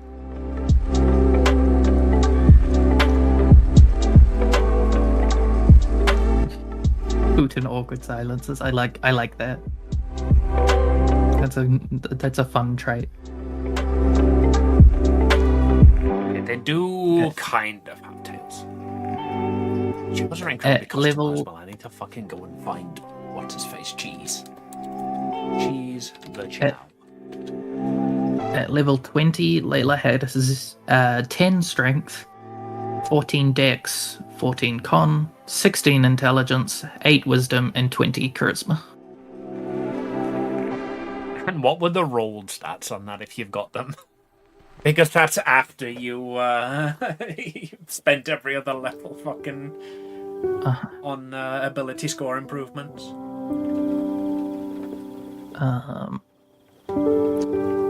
So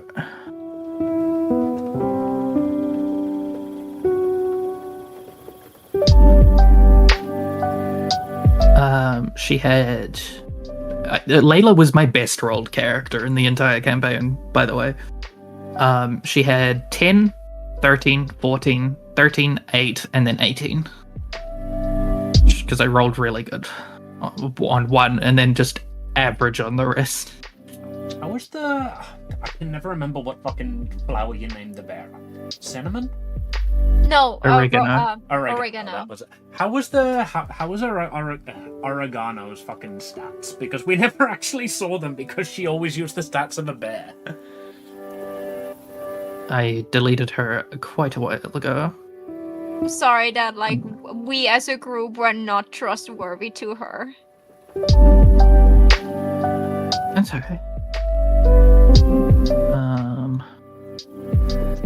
She did met like one of the most the kindest people in that group was Dina, and she just been through so much that she just lost it at that point. So she was not completely sane when she met her. So worst case scenario, the most sane and the most caring person from the entire party was the one just having a manic episode.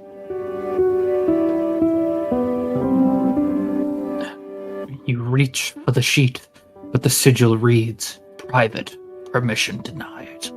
Ask the owner to set their character sheet to campaign only, or public in their character settings," says the Black Dragon. How's my Black Dragon voice? Is it? It was terrifying. Good.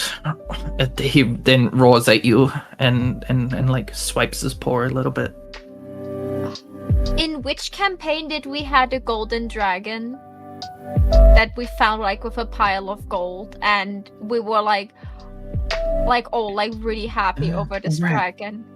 You fought golden dragon a few times. I don't remember the one with the pile of gold though. Was it in the one-shot campaign we did for one of my subathons? With the clown girl that I played, the changeling, that every time she sneezed, she would change her appearance. So she was constantly a different person. Possibly.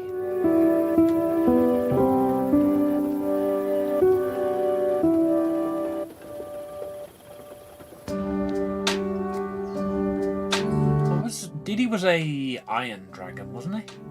Or was he golden? He was an iron dragon because he was the type. It is the stolen dragon from the false iron god.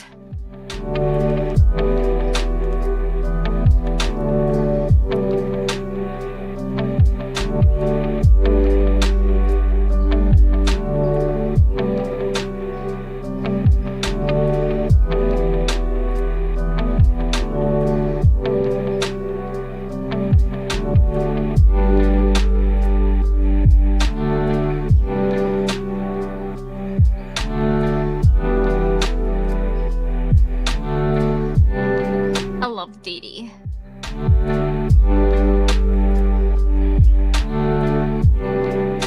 Like, if Dina wouldn't have been like the clear choice there, of course.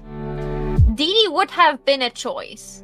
It was a sentient dragon. A quite old one. I'm pretty sure he could have had a human form, and it would have been a very daddy one. For the age that he probably would have been in.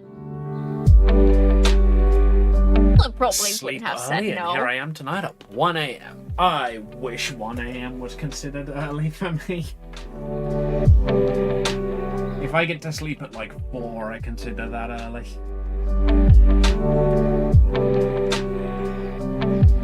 Oh, yeah, that works. Have you got anything you actually need to do tomorrow that level you need to 5. sleep for, or are we allowed to encourage you to make bad decisions and stick around and stick around and chat?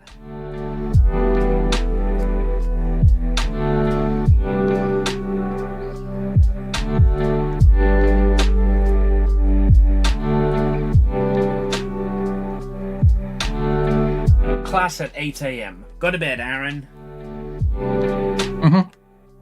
Go bed, go sleep. Is it a class that you're teaching, or is it like a university class that you need to take notes and study at? I am in Ned. Good for him. He deserves a man. Oh, I am taking it. In that case, maybe it's not so important that you sleep. You're a celestial druid? What are they called? Chalice?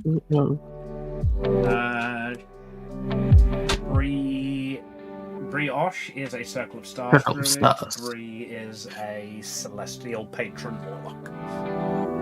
No, Aaron's. Oh, Aaron, are you character's also a Circle of Stars druid? yeah. Yeah, so I'm playing that bitch. You know, the one... You know, everybody's had that thought at some point of bringing the DM 2 character sheets and being, can I play these? Well, I tried very hard not to do that, and then the DM says, hey, what if you had 2 character sheets? This is how you introduced me to D&D. Yeah, but in your defense, one of those was a monster.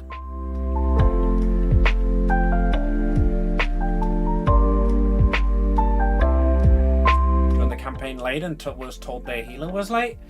Yeah, so I couldn't decide if I wanted to play... Because I'm playing, like, a magical girl with, like, a stars theme.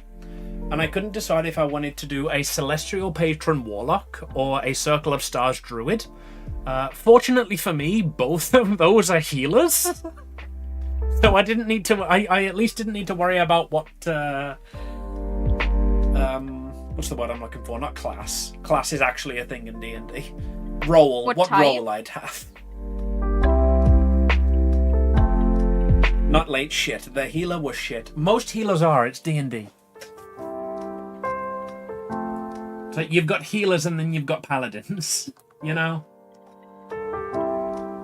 Healers do like maybe 2 or 3 D4 every now and then, maybe at the end of a battle. Paladin can just get you to full at any point, at any level, ever. Yeah, like, I like playing healers, but I'd never wanted to be a cleric. So I was always, like, a magical class that was kind of a healer. So I was a shitty healer. I was shitty at attacking because I rolled bad. So I was never a good... I was so bad that, like, people, like, made an entire training episode for one of my characters when Amy was not around to just, like, build my character because they were like, you're a fighter at level 18 and you're shit. Let's change that. I think I tried really hard, though. I tried really hard this time. I even studied. I kissed the teacher. I tried so hard, and then the min-max builder of the group were like, you're shitty for this class. I'm like, I'm sorry, okay? I build characters for roleplay, not for battles, usually.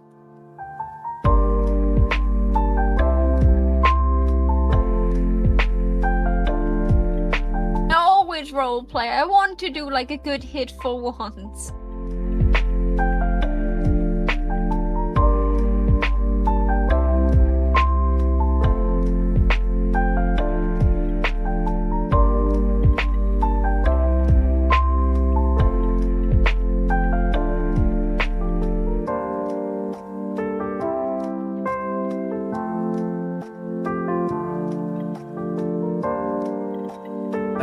Awful. But it'll do. Go burning brighter with the ones you kill. Such retributions, and I drag you to under him. Oh, I am sorry whoever redeemed that wrist rest. When was that? I've just looked up and noticed that was Aaron. Back when I was talking about healers being shit.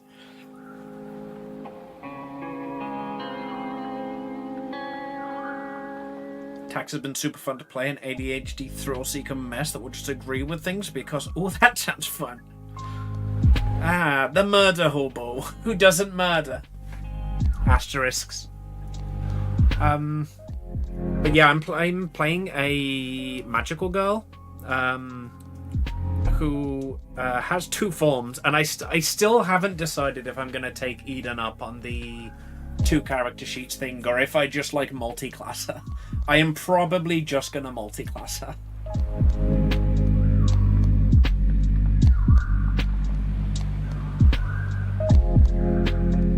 But I am very much looking forward to playing her, because in her magical girl form, she's gonna be all power of friendship and happy, and we have to work together to defeat the bad guys and the powers of darkness. But then when she turns back into her normal form, nobody like, there's literally a spell that means nobody remembers she's the same person. Nobody recognizes her. Like, you know, Superman, her identity is protected. So because of that, she's depressed because she doesn't have any friends who remember who she is. Hence that half is the druid half.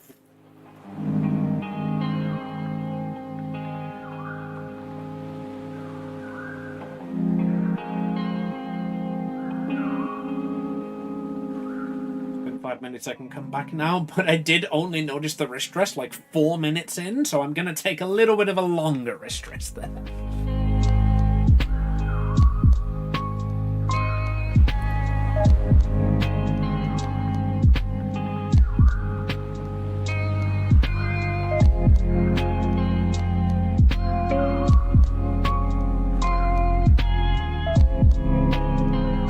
Together a playlist for the campaign. If you have any songs that inspire your character, let me know.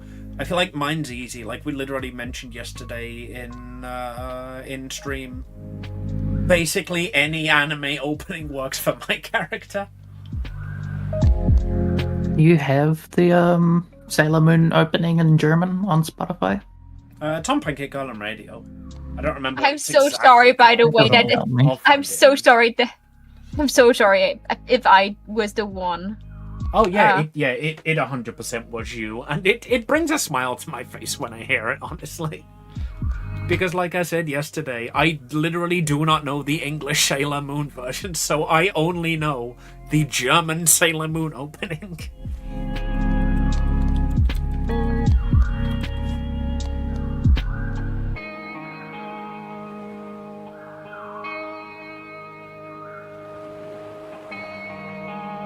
There's several covers of it. What's the original? It's Sagda Salbum.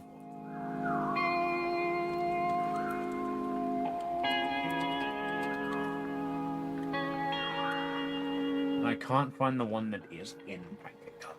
So I guess I'll just search Pancake Color Radio for it. Can I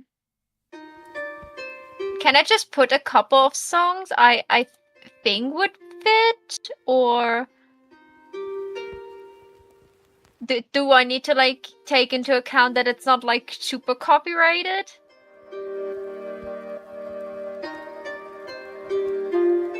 How many songs do I get for my list that I can like suggest? I think having a main one that like and then you can just say other ones, you know? It's like, this is my number one, but these are also just ones that I think fit.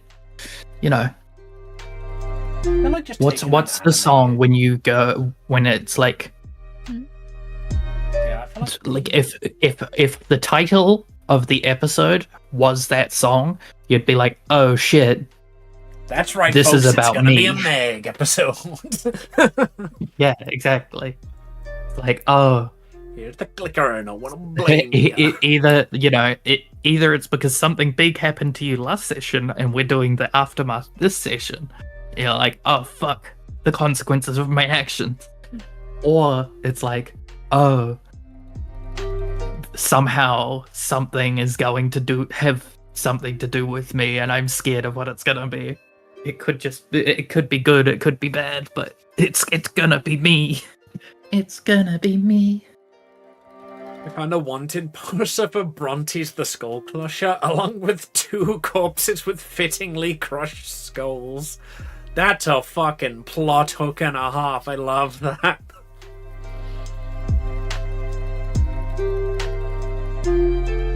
That's very cool. I feel like all of the anime openings would be the supplementary song. Like, it's a bit of a cop-out just being like, she's a magical girl. She obviously has a magical girl as her song. It would need to be something that, like, embodied, like, trust and faith in, like, her friends. And then the fact that she leads a double... Like, there are thousands of songs about there leading a double life and nobody fucking recognizing you, but, like, a sort of I don't recognize myself when I look in the mirror kind of song for Brioche.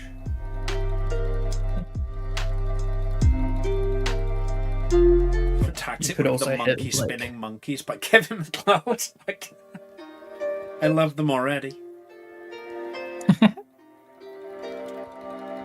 His character so you well. know, What race is he? Is it a... It might just be the fact that he's called Tax, but he sounds like a tabaxi to me. It sounds like a knock something off the counter because it's there. Rat person. Of course it's a rat person, I should have guessed. Reskin tabaxi. Hey, I was right. So, you know, your theme could also be, you know, if you're thinking in terms of it's a movie with multiple characters, you have a lot of the time characters will have multiple themes. They'll have like the light and good theme, and then they'll have the depressed moment of like tragedy theme. You can have, you know, your up theme and your down theme. That as kind well. of currently is the entire basis of my character, yeah. I've not played her yeah, yet, but so that's there's, like- basically all I know her about her at this point.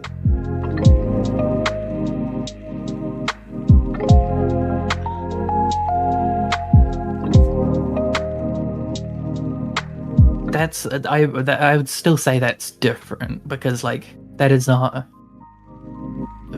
Brioche is not depressed because of tragic circumstances. She's just a slightly like she's just a monotone character. She's just kind of moody, kind of kooky, but like, you know, Her dream didn't turn. she can still Brioche herself can still have a happy song and a sad song while being goth. It's just a goth happy song and a goth sad song, you know?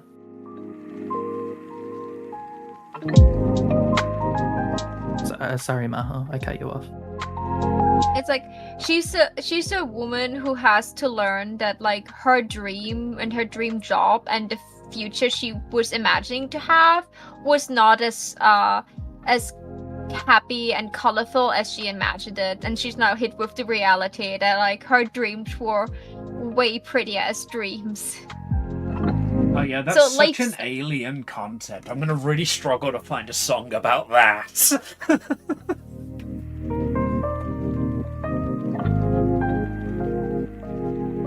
No, that's not it.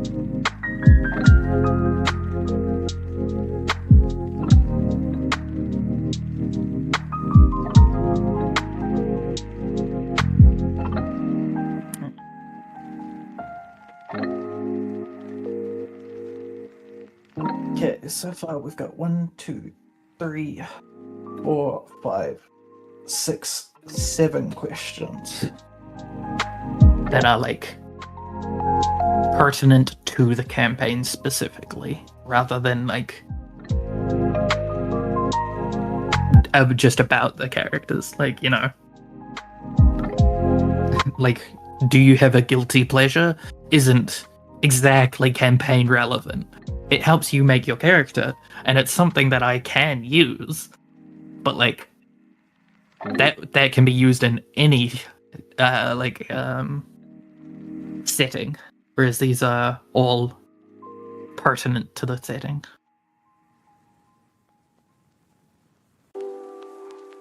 I think I'll just post these and then add another. Struggling to think of songs because I'm like currently actively listening to a playlist. Apparently, like a lot of songs, I was like, oh, maybe that song could be. It's like a lot of 80s music I got from my mom. Like, there's a lot of like night and like midnight and night and moon themed songs. That is true. No, Madonna's Vogue is Becky's theme song. As soon as you said 80s, fucking Broken Wings would be great for your character. Broken Wings? I don't even know if that's the actual name of the song, but it's like a song that was on GTA Vice City's like Flash Radio. Let me fucking find out if that is what it was first. From Mr. Mister? That sound right? I've literally only ever heard it on on GTA. Yeah, I think that's it.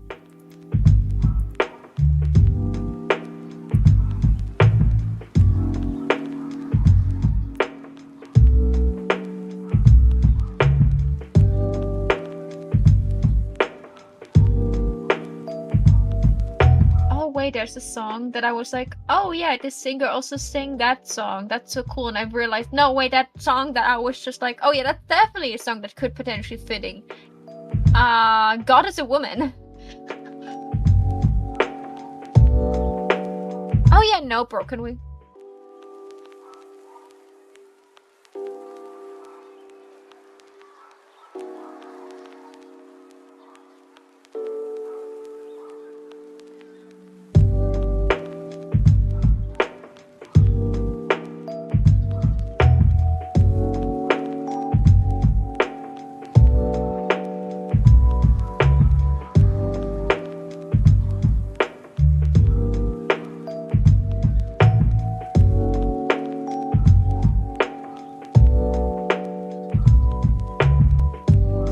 Looks like he's falling. I want him to look like he's like flying around in a circle.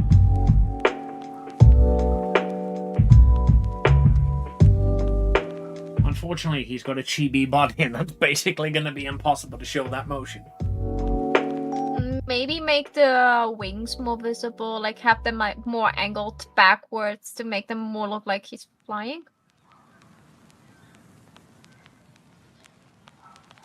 I feel like that'd make the problem worse, because it would look more like he's flying, but then to do that, they'd also have to turn at that angle and look more like they're falling.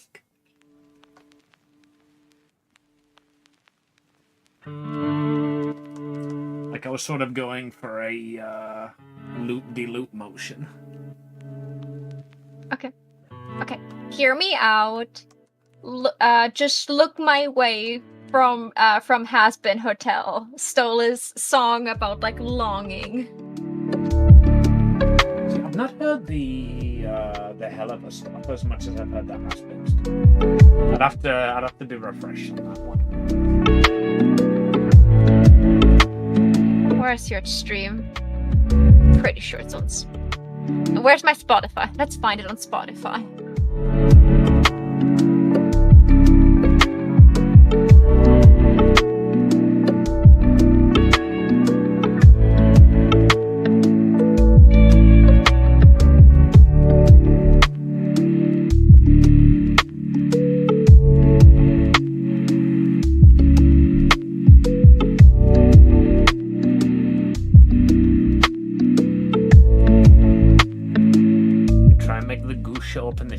recap at the end of the year. I don't think it shows other... Like, I don't think it shows the Twitch Global emotes in there. I think it only shows the emotes that, like, from my channel.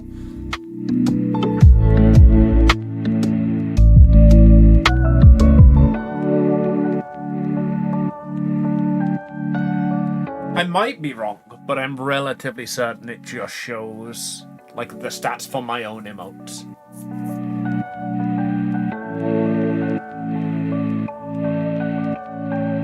Funny song. It is funny. It's laughing at me. Directly.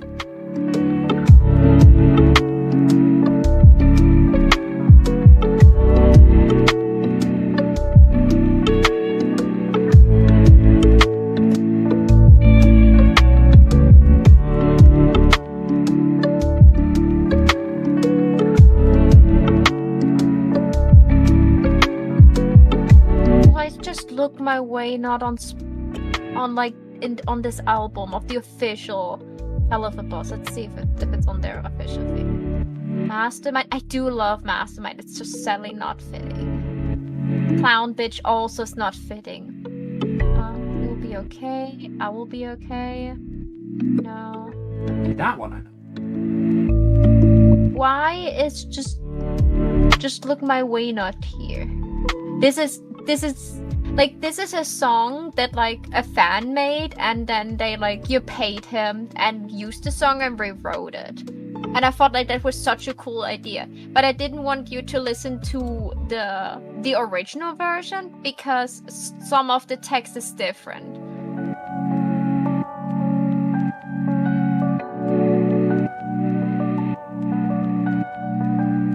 I don't know who Total XMS'd or why his edit is playing. Let me see if the original's on here. That may be why. Ha ha ha ha by SMF.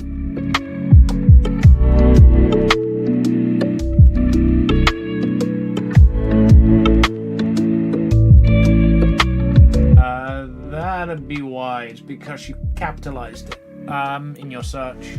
So if you type ha ha ha capitalized, the this version comes up first. If you type it in lowercase, the original version comes up first.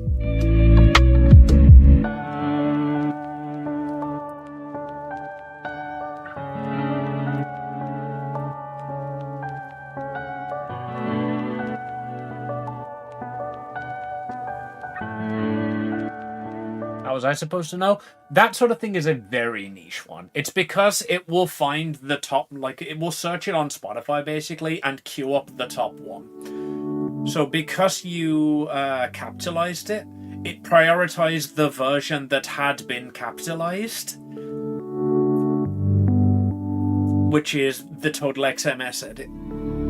That is just entirely the Spotify search algorithm there.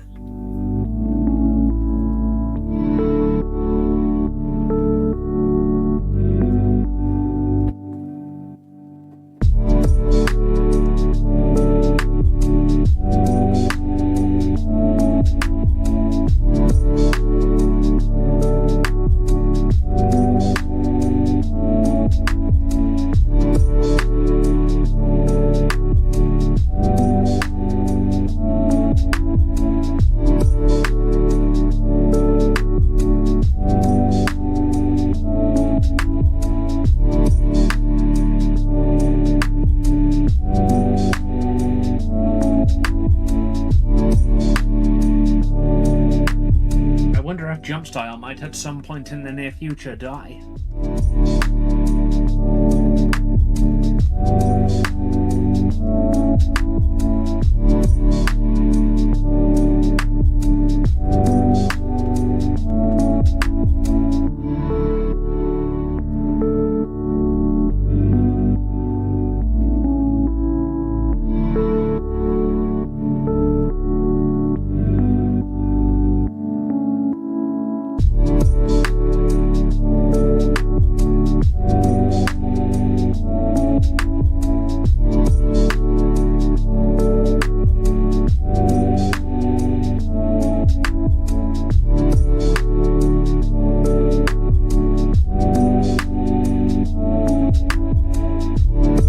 That's not the same singer.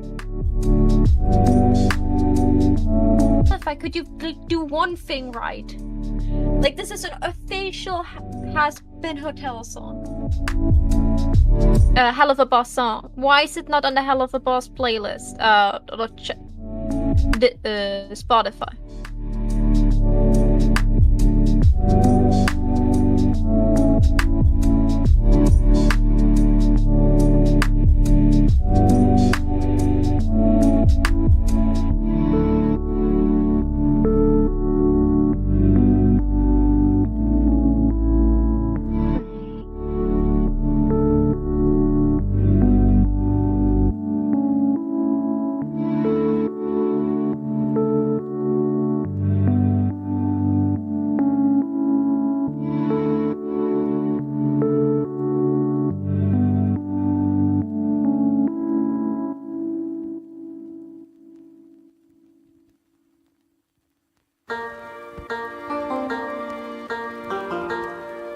Couldn't get it copyright cleared?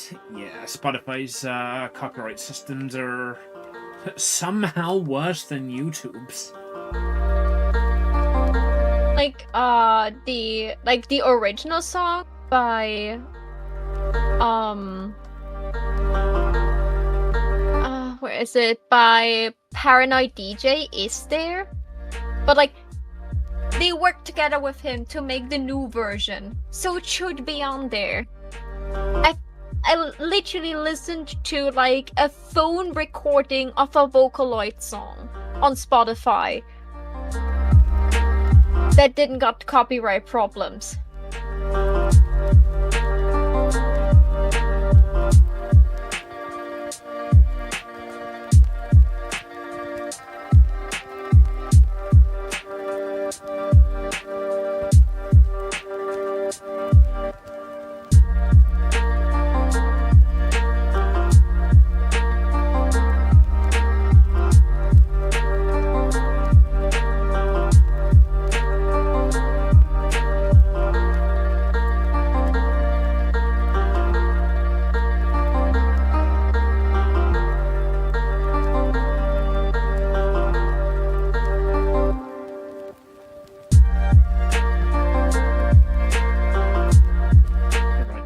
Will let you put it where you want, but there is supposed to be quality control.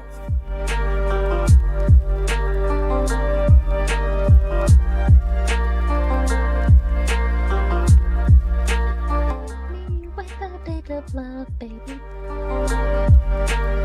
Feel it burn.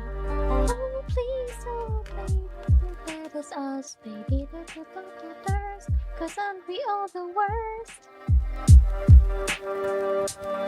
Or scrolling to like maybe find something that is fitting, I listen to Iron Mouse and be very, very sad that I don't play Tiefling, because then I could just use Iron Mouse music.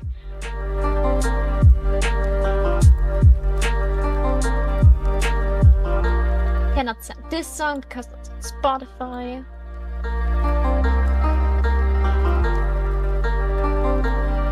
Welcome to Aaron's hell. Want to send over a song request? Isn't on Spotify.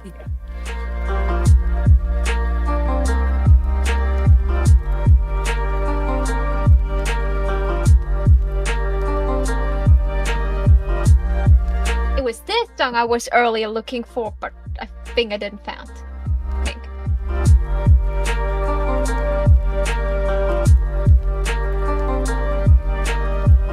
Let's listen to this song and see if that is fitting.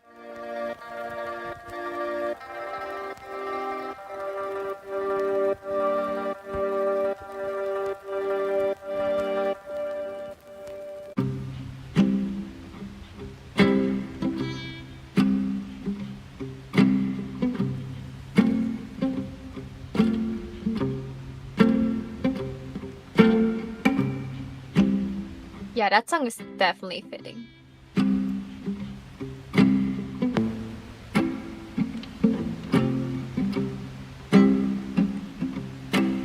I'm just having like the chat thing for like a couple of songs. And then I will pick like what is the good song and what is the bad song for her. Like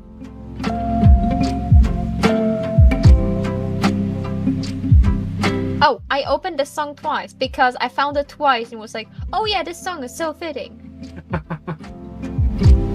And then, like, I proceeded to look around a little bit and forgot I opened it.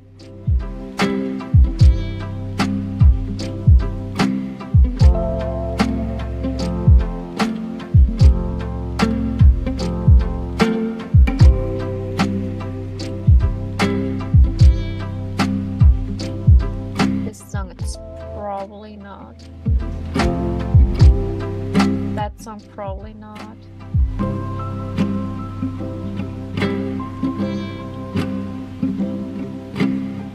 And that song also probably not, but at least I can listen into it. We're an hour away from the playlist being 2 to the 7 hours long. Aaron, has anyone ever told you you're a massive nerd?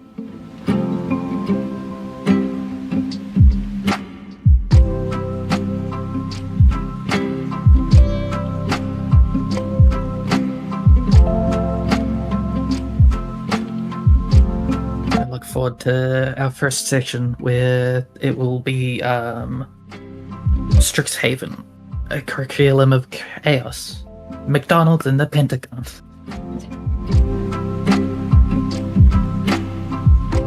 She could be a good song for like when she's pissed, actually. What, McDonald's and the Pentagon? Yeah, I don't know if I see that, but sure. It's your character. Aurora's Cure for Me song, where she's just like, well, yeah, you had those expectations on me, but like, that doesn't mean I have to fit them. Fuck you, I will be me, you don't need to cure me, that's just how I am.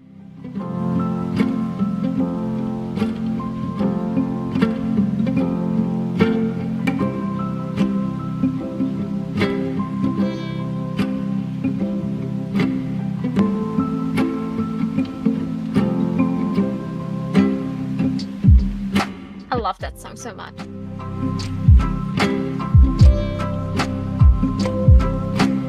She's also great, like, she's a great artist, and she, for like the big Luna update in Genshin, they made her record a song in Latin, I think, and she did such a great job with it, and her stage performance was great too. I think with her they got like the perfect person to like have this like fantasy vibe.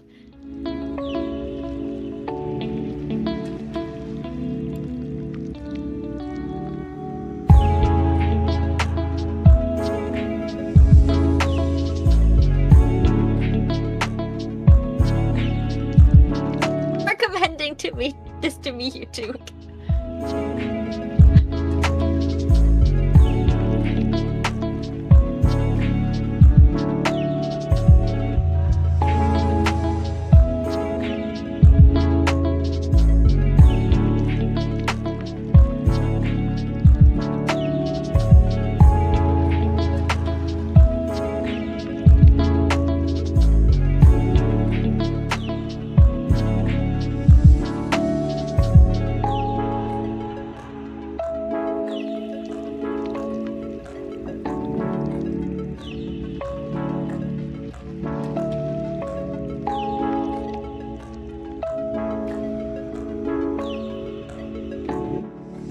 To open it, so remember I have to send this to Amy later and just say it.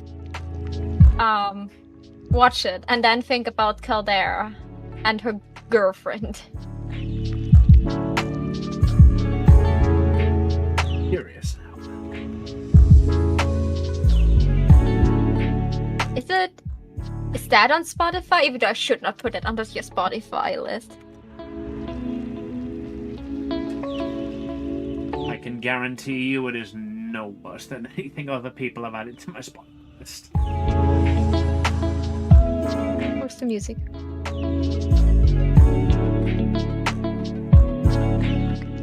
Spotify? Is it this one?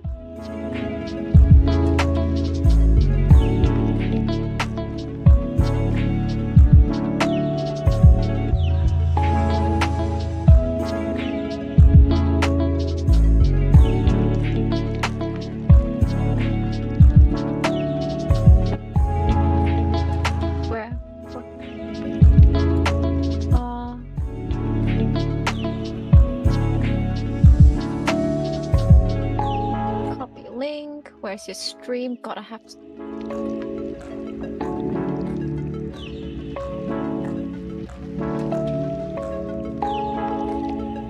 I forgot it had Add this this to part. Pancake. Is there something bad about this part, or is it just long and repetitive?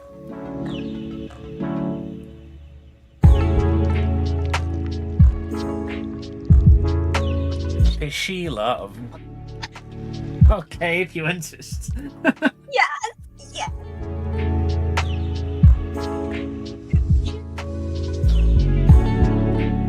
Aaron's queued up a few, so I'll get to that in probably about 10 minutes. And then you will not remember I told you that. That'll be even better. God, I'm listening to it right now. And I want to sing along so badly. It's an animation video for it. That is really good. The Undertale community is so good. It's very loud? Oh, that's weird. I didn't notice it any louder than anything else. I apologize.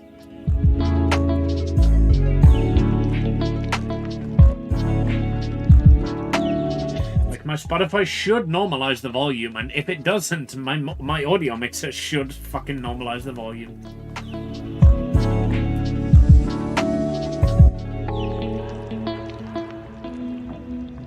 You just have to tell me once it starts, because I want your live reaction to this song. It is like, it's so weird, and I love it for it.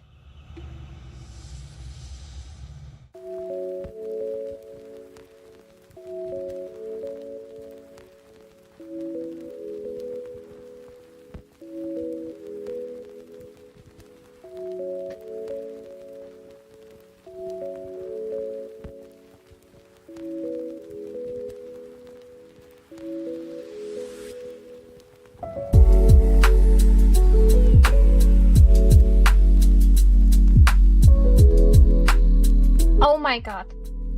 I don't need to look between 80 music. There's a song from an anime that has an official English version that is perfect. I don't know if it's on Spotify, and I will probably cry in like about 10 seconds when I checked it, but this is my character's theme song.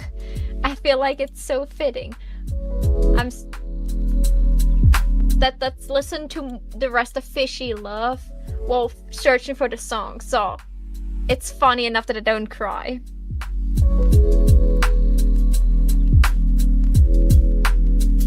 It is on Spotify. I think that's probably about right proportionally. How? Wait, where's my anime? You go into the anime thing and you go into my old playlist. That's where you belong song. Okay, it's on Spotify. I'm happy.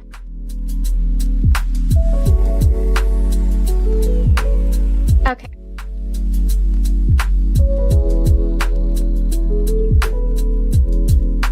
Eden, do you need the Spotify links or? Spotify links would be good. You can put them in the group chat or directly to me if there's lots of them. Like, I found her main theme.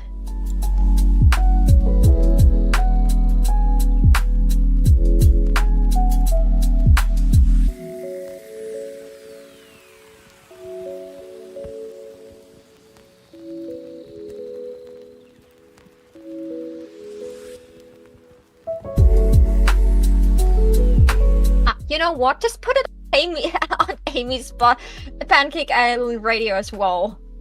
Fuck it. It would be funny with his mission in that case. 32 minutes of song away from being 128 hours. Let's see if I already put it there.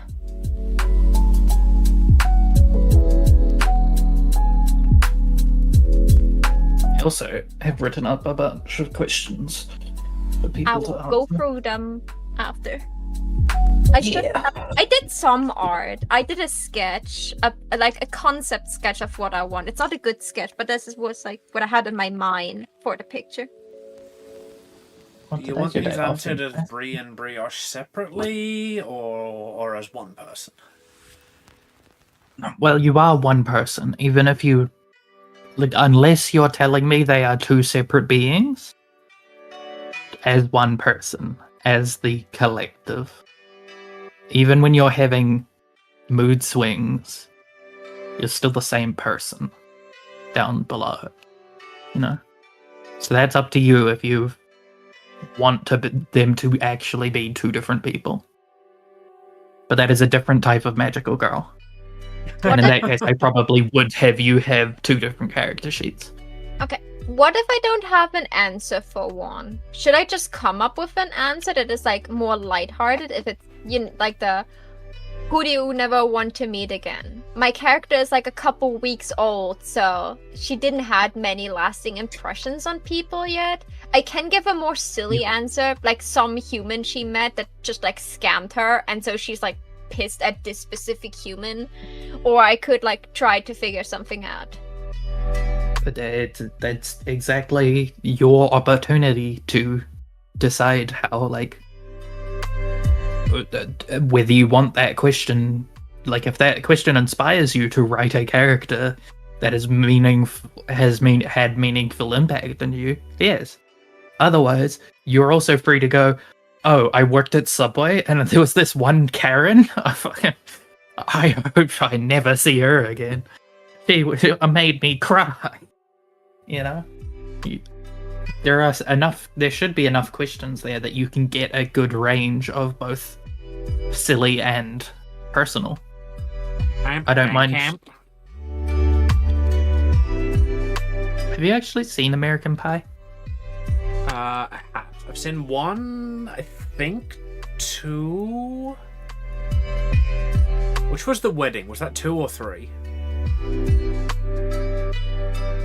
Probably either 3 or 4. I've seen one, the wedding, and most of the like band camp, marching band, like the spin-offs that they did. Okay, fair enough. Yeah, like it's probably the last. I assume the wedding is either second to last or the last one in their mainline series. And then you get like the one set at the university where the book is under the fucking thing. God, those are bad movies. Break time? Yeah, I've got a handful of song requests to get through, so I'm gonna just sit so here sorry. and not work. No, it's fine. Oh, we're at Fishy Love now. Oh, good. I will listen to your live reaction to it.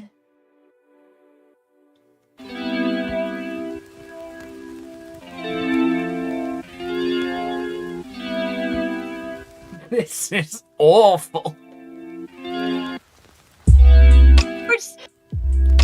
This song is so good. In a funny way. You don't need to listen to it as a series, but you need to listen to it as the meme that it tries to be. That's why I said it's awful while I laughed. I am also now realizing that I might have based Caldera a bit more on Undyne than I realized subconsciously. It's getting better. Should probably like unmute your stream just so I can hear you what part you're on. It's with delay though. No, it's stupid. Yeah. I don't need to unmute. Yeah, there'd be a delay on it.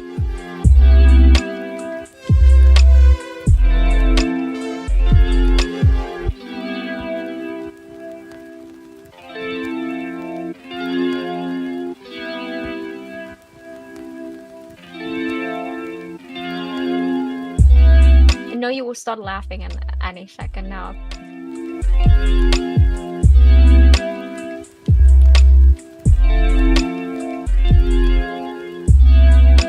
Just about to get to the chorus again. Yeah, the last third of the song is probably where I hear you laugh again.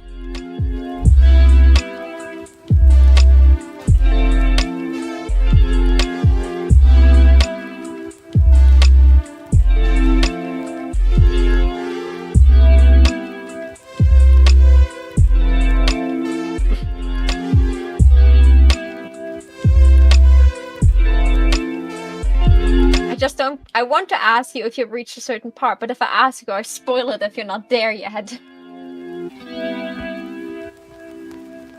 I'm at the bit now where Undyne is singing along. Yes! Yes, you're at that part.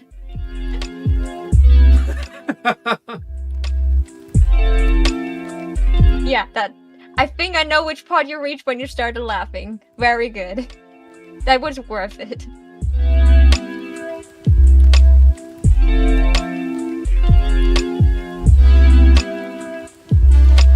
That was awful and worth every second.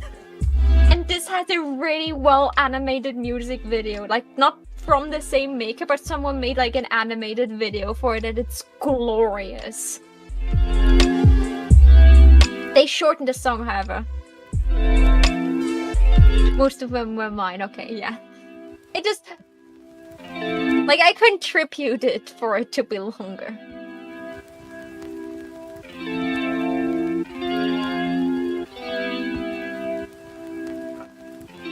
Well, I listened to Kid on My Dick. Let's have a look at these questions. What hobby did you enjoy or get up to in the past? Chess with Dad, reading a famous book series, looking after farm animals, playing ball with the local kids, magical mischief, knitting.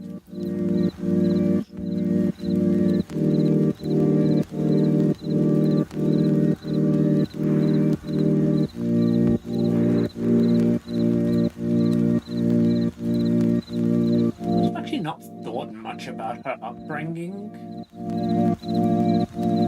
Well, now is your time. All I know is that she wanted to be a magical girl, and then her illusions were broken. She clearly doesn't have very many good friends, given that she, like, gives up her entire life to go to Strixhaven and doesn't look back. Well, some people go to college and still, like, are in contact with their friends.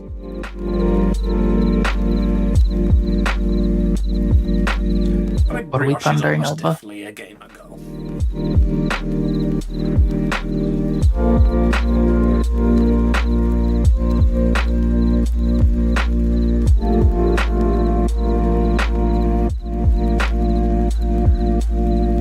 Something you lost, and how did it affect you? A childlike sense of wonder. Yeah. Go as literal or as metaphorical as possible. I don't mind. I put in a couple of like examples that were different. She 100% like the formative thing of Brioche's character is training for years and to be a magical girl, and then to being given the job of protector of this tiny little town who you can't even remember the name of and isn't where you grew up. You can protect them.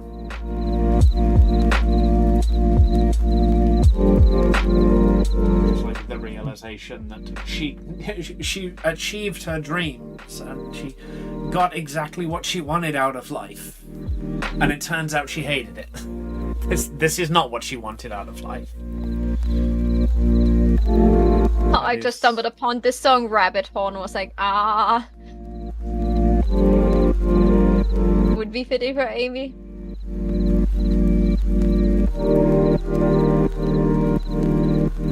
You think others' first impression of you is? As a happy, confident, and proud protector, somebody they can always depend on and always talk to and come to with secrets whenever. If they remember me.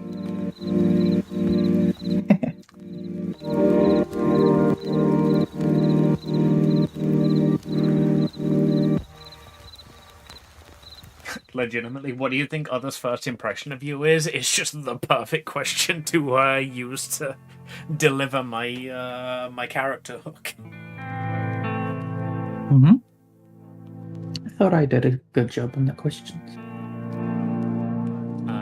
Thank you for the save, Aaron. I wasn't tabbed in, so I'll go and do that manually.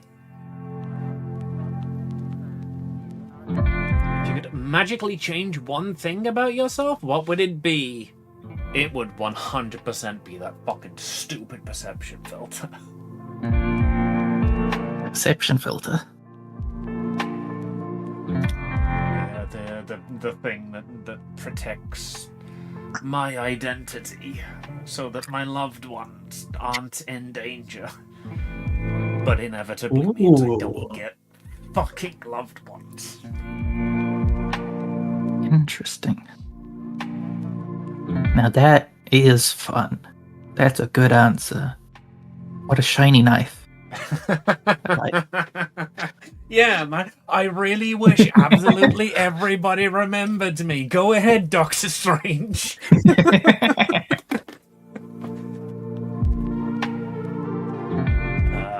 Mayo or butter on your toasted sandwich? Untoasted? Why the fuck would you have mayo? You psychopath! The power of friendship fucking condemns you. I think my character would be like, what is mayo? I only know that is butter the answer I expect from most characters. That is the most realistic answer to that question. What is Which mayo? is why I thought or it what was the funny. fuck are you, psychopath? Yeah. Like have you not had a toaster sandwich where you put mayo on the outside instead of butter to cook it? No. No? The one situation where I have had mayo in a toasted sandwich is when I have had a tuna mayo toasty. I would not if you use use mayo as a replacement for butter, as the question implies. Yeah. Also, if we were in a room and your character went, "What is mayo?" Bree would 100% spend the next minute just explaining mayo to you, and then be like, "Alright, come with me. We're gonna get some mayo." Just grab your hand and drag you to the cafeteria. Mayo. It's also please! a subtle question of. It's also a subtle question of you're all magical species, but which of you are white?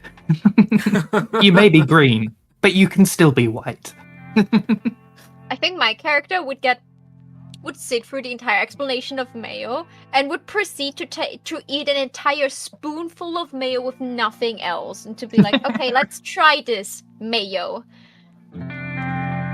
Whether you were going to or not, Bree was going to just hand you mayo in a spoon and just stand there tittering as you go to dip the spoon in. I was like, this is a hilarious prank! Not realizing that, legitimately just a spoon of mayo would taste good. And she's like, oh, it's silly, you're about to eat a whole spoon of mayo. You're supposed to mix it into things. She... Oh no, Amy, refund please? I'll get that refunded. Also, oh, I see. It's because it's more than 6 minutes long. I shall refund that one. I was gonna say, I thought I removed the song queue restrictions. Why is it saying you can only have 6? It's because it's more than 6 minutes. I as a child, I did eat mayo with a spoon, and at some point my body couldn't handle all the oil in the mayo. So now when I eat too much mayo, I feel sick. What is really bad, because I do still like mayo, but I'm too much mayo. I can imagine, yes, you'd feel sick, but a spoonful of mayo, like Brioche would offer to Lacrima.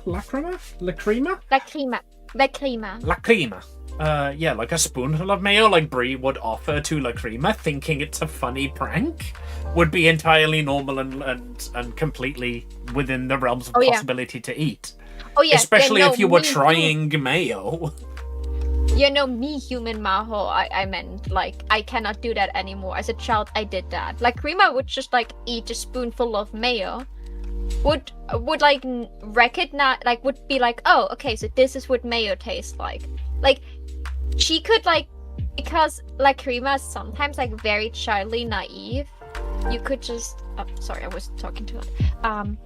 Childly naive, you could just be like, oh, well, then you probably also don't know peanut butter. What's peanut butter? You could just, have, a whole, cafeteria scene where people feeding her spoonfuls of different food to see her reaction, because she never had them. I legitimately would love that fucking scene. Just you standing there, trying different things.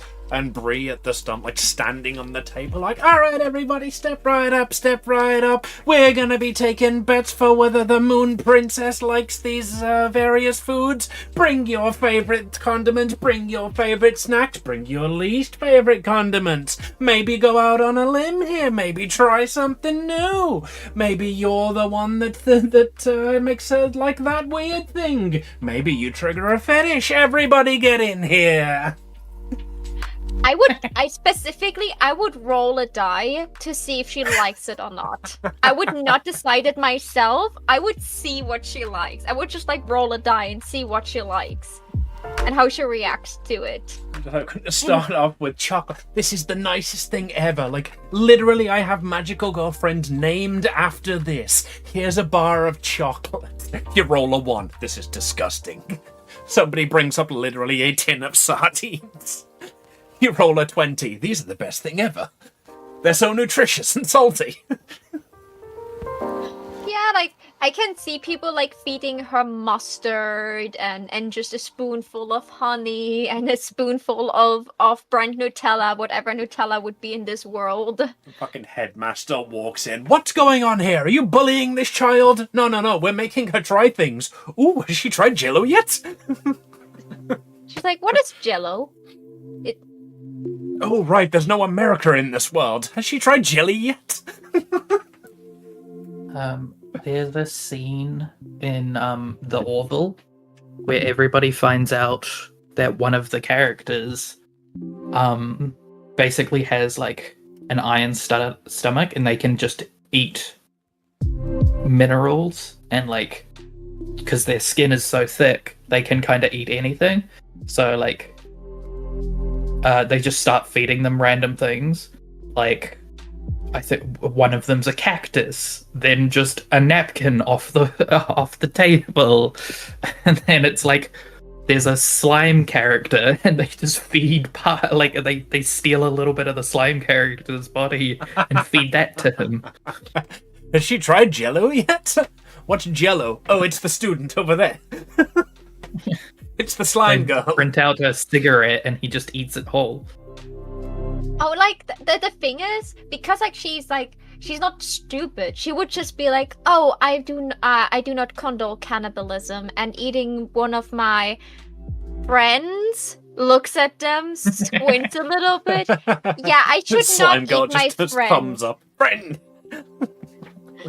I should not consume friends. It's against my teachings. My goddess would not appreciate it. Is basically just a sentient pineapple. It's the snack that eats you back. I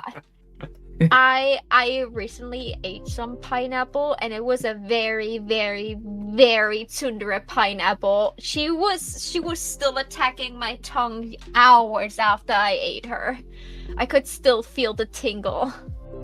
I think that's about as long enough of a break to consider it being a full break, so I might just cycle this so that my break timer pops up and I don't do that again.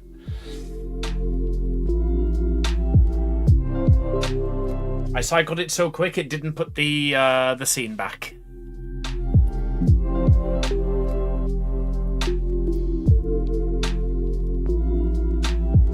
Time to rest that wrist. Indeed. Apparently we're taking another 5 minutes. What do we got? What was the last nightmare you had?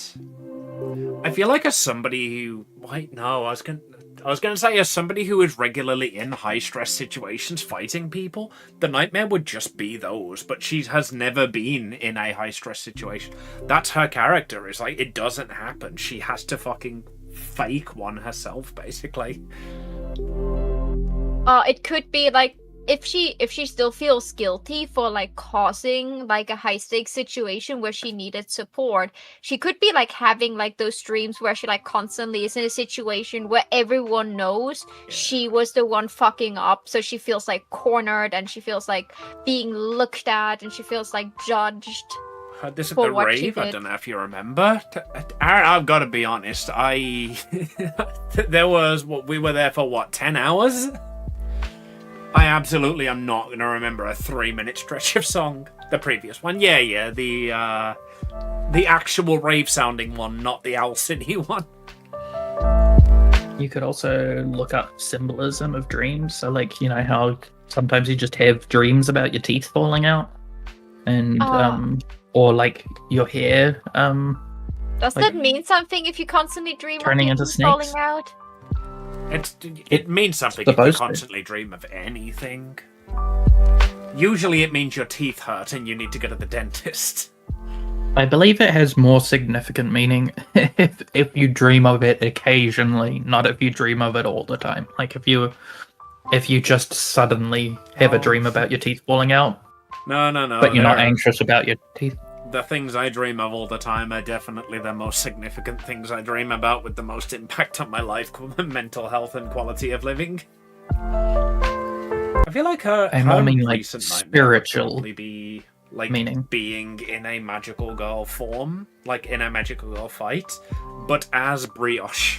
So she doesn't have access to her magical girl powers. She finally gets into the fight that she's always wanted, but she literally can't fight. She can't defend herself. She can't do anything. And then, of course, there's the very obvious. So I went to school and I was naked. I went to Strixhaven and I was naked. Teeth falling out means stress, a loss of control, a major life transition, or unmanaged insecurities. That's just my life, yeah. I also have those dreams because of like a traumatic experience with one of my teeth. So, and since that happened, I have way more often those dreams where suddenly my teeth fall out, with chunks of my skull as well.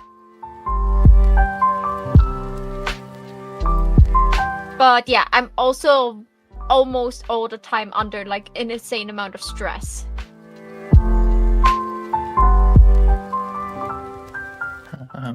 Dreams of falling can be about the fear of failure or feeling less than someone or something. Oh, actually, feeling funny like enough. your inability to achieve. So, Aaron, this is the song that I thought Searle's Internet Girl would be.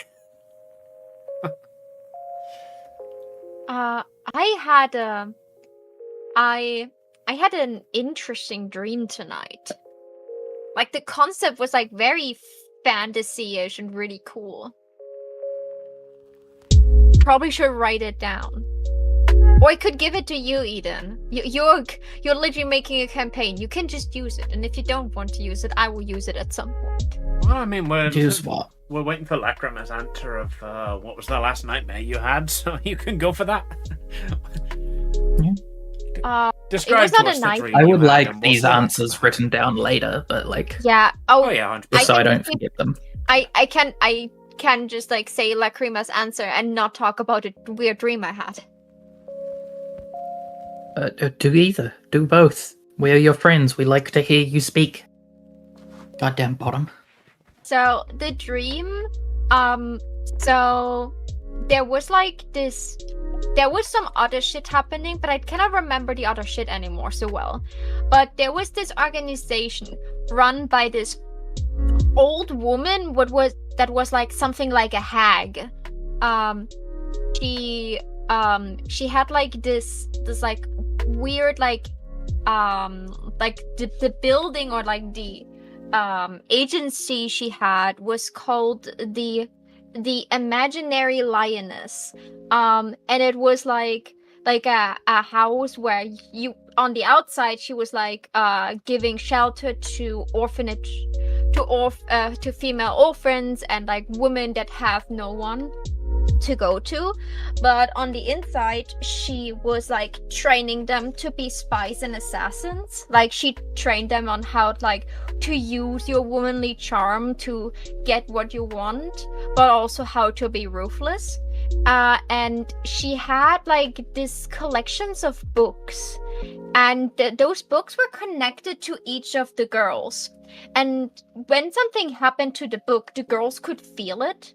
So when she wanted like the girls to like get their girls' attention and wants them to stop whatever they're doing, she would like reach out her hand, and all the books that are open at the moment because the girls are currently doing something would just shut, or she would take a book and shut it with her hands really hard because the girls would feel that in their body, would stop immediately what they were doing right now, no matter what it was, and would immediately go to her.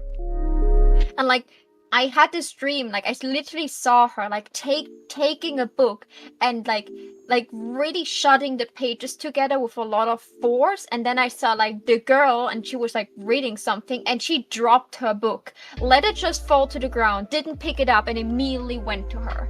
And then I woke up. But I thought like this was a really cool concept of like, because like those girls were like connected to those books, so this woman had control over those women. They were not free. I felt like this was like a really interesting thing. For like Krima, I feel like I think her nightmare would be something where she either like turns into a stone or crystal, or like her body would start to crumble. Because like the way she was born was not natural, so her nightmare would be that like her body doesn't have as long of a lifespan that she thought it would have, and instead of just like normal dying, she would just crumble to dust. Ooh. Like the constant fear that once the gods like deem her not worthy enough and won't like look at her anymore, she would just cease to exist because her purpose was gone. Fair enough. Who do you never want to meet again?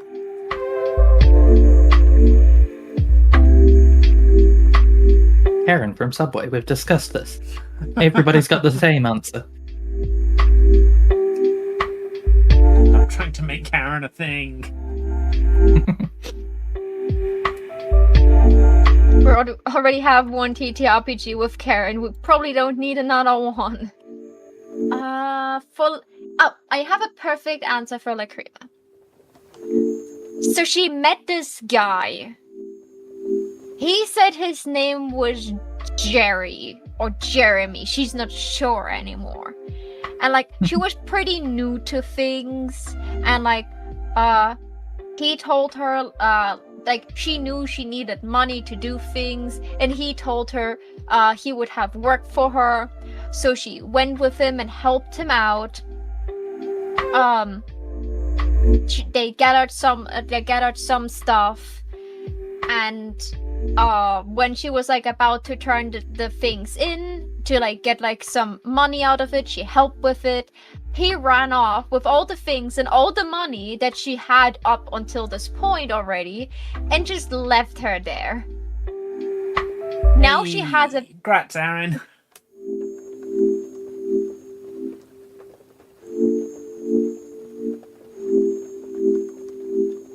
Woohoo! Congrats! But yeah, like that. Now she like she doesn't like the name Jerry anymore, and she feels Jerry. like, and she thinks like now like traveling merchants are all con artists. Good. That's a good thing to think. That is a correct lesson to have learnt about the world.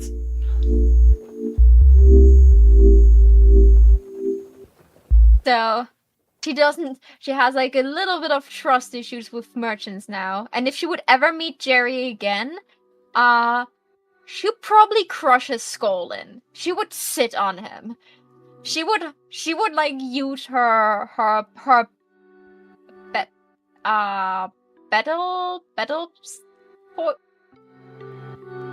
what was the battle hammer called? The war pick? War pick, yeah, it was something that sounded super silly. Yeah, she would use her war pick on him because like he was like, "Oh yeah, like I know you look a little bit intimidating. But I know that you're a sweetheart deep down. So don't worry. I'm not scared of you as some other people are. They're a bit racist. Don't worry about it. I understand that you just tried to make ends meet." And then he scammed her. So she's like, if she meets him ever again, she makes sure that he will know that, oh no, those people were right to fear her. She will make him fear her.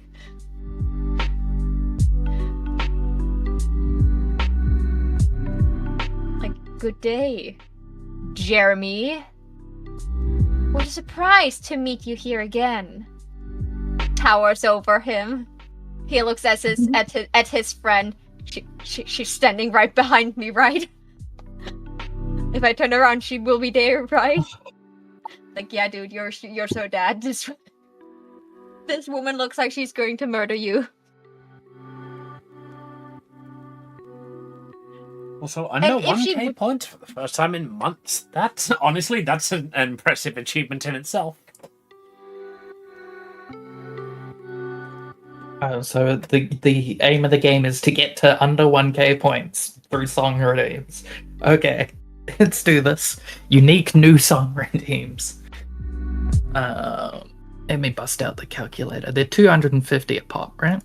Yeah. Wait. What are we waiting for?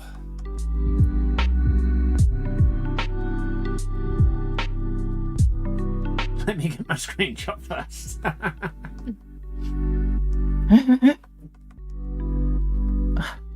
I'll only be adding 243 songs. It's fine.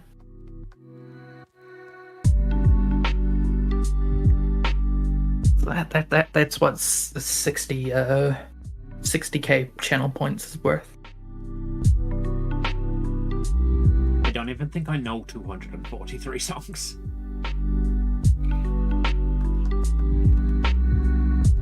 My liked songs has 1089 songs on it. It's 56 hours long. But like most of them are probably already on.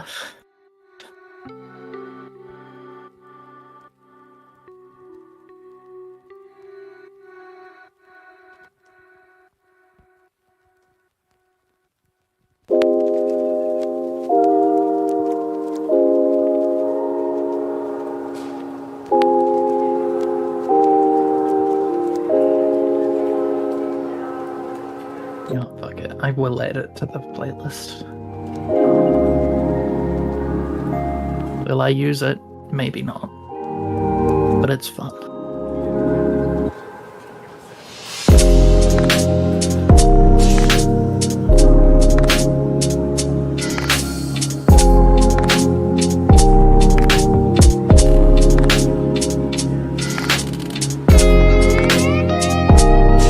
You really like that gritty goose, don't you?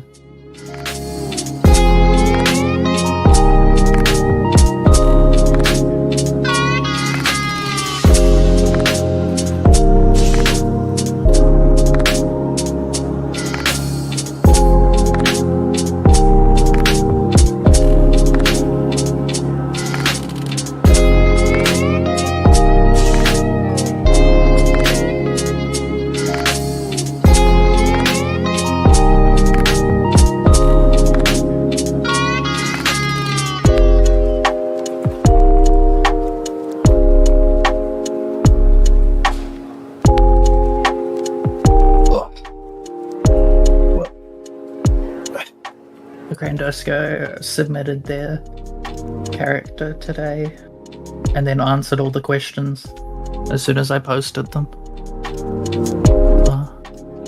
Just noticed I will that have to process that.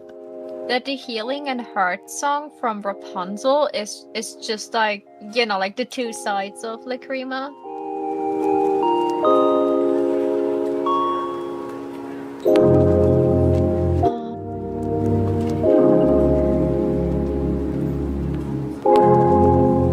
I tried to figure out what a crumbling dark song for Lacrima would be. Like, what would be like the Oh yeah, like this is the dark side of the moon awakening, kind of. If it would be more of a... Might I suggest Pink Floyd's Dark of the Moon? Is there a song called that? There's an album called that. I don't know if there's a song specifically. I never really got too into Pink Floyd.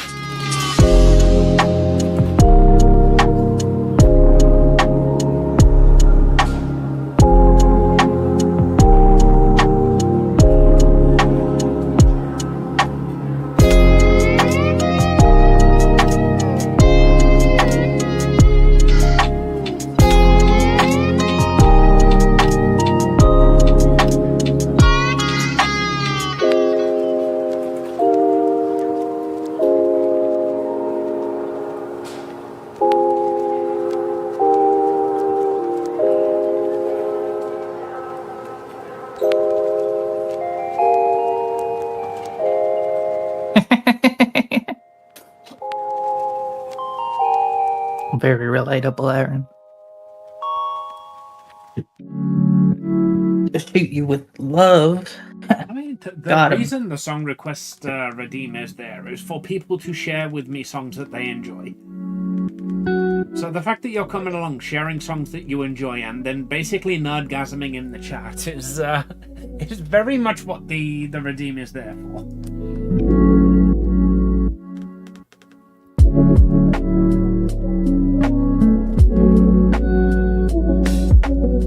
Just wait till colon 3 comes on. Song of a generation.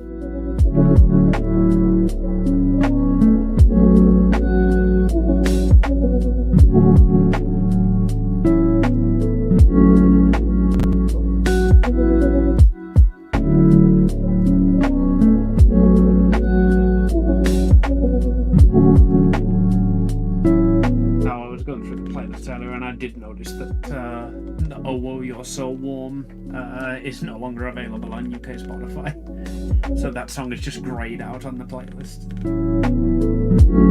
No. Lame.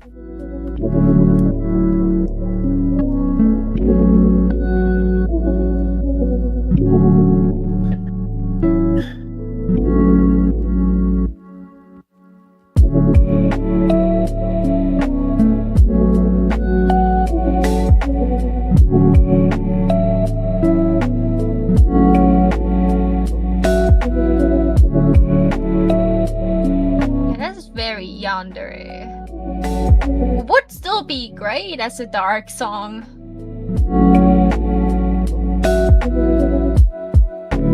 Right. We're doing Nuzlocke on Sunday, right? Or Monday? Yeah.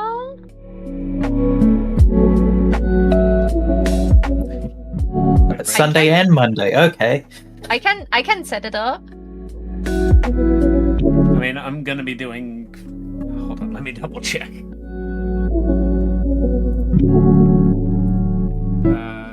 I'm gonna be doing Princess Peach on Sunday.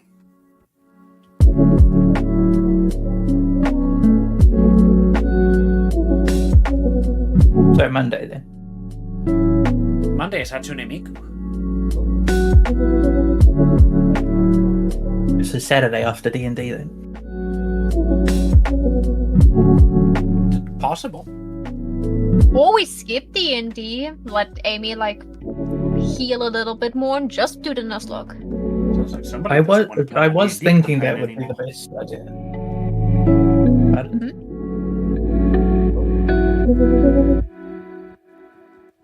Amy being self-depreciating again. Amy pointing out something that was very clearly just told to her.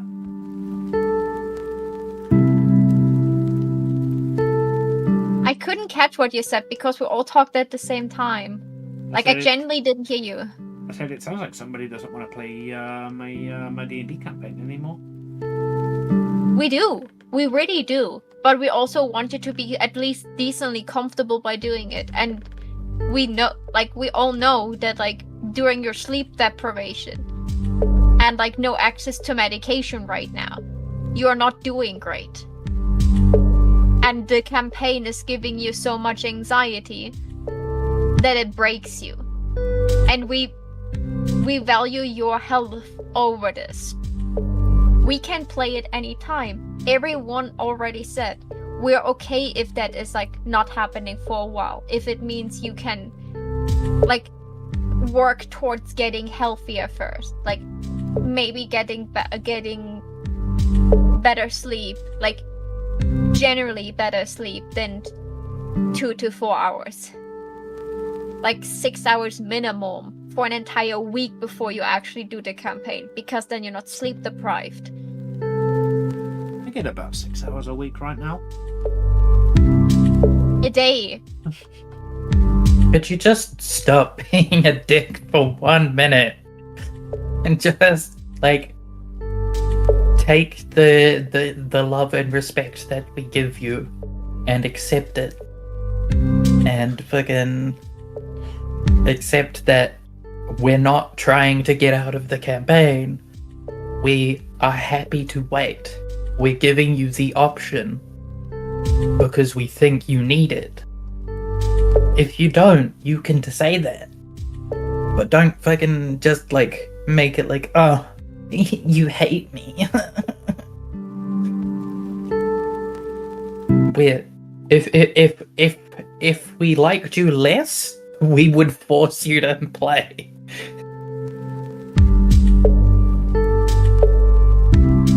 We cared less about you.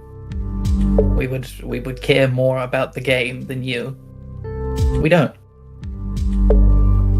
We care about the game, but we care about you more. Yeah. And no one is mad if like taking a break is good for your health. No one is mad. No one likes the campaign less because of this. I'm mad.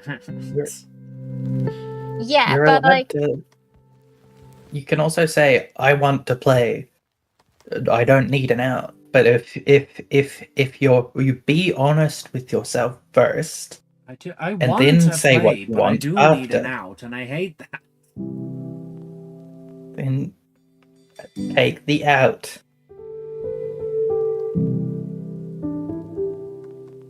Just very hyper aware of the fact that if we hold the campaign off for like maybe a month, we're literally never going to play it again. oh, we will play it the next, because we literally made you do your blood test. We pushed forward that you get like the meds that you need, and once you have the HRT, we will push you to get the other meds you need, meaning we actively working on making your daily life healthier. It's been really bad for Sunny, because it's the second campaign that Sunny's been in that I've DM'd, and we've played in total of those campaigns 1 session. What's it? We didn't we Also, do you two? can just We did revitalize. session 0. We didn't actually. Oh, yeah. Yeah, but like this is because like this is a recurring problem, and right now we're finally working on it. That is true. Like yes, it was the same problem, but like now we're finally doing something against it by working towards a solution for it. And that you is the working on important thing. Different layer, Amy? Huh? Are you working on a different layer for the eye? Are you doing this all on one layer? I'm just doing the Please be lines layers. currently, so right now I'm in 2 layers. I've got one for the eyelashes, one for the eyes. Okay, good. Just in case you need to like replace the irises. Is that your way of saying you think I've got the irises in the wrong place? I'm saying I can't tell yet because you've only got one line.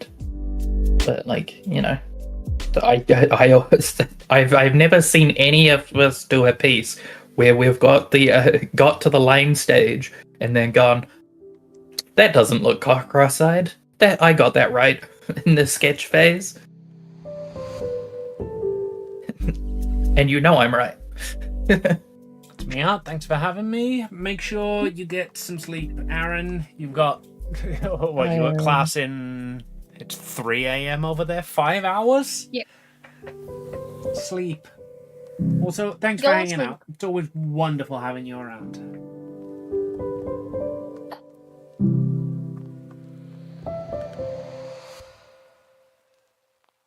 Okay.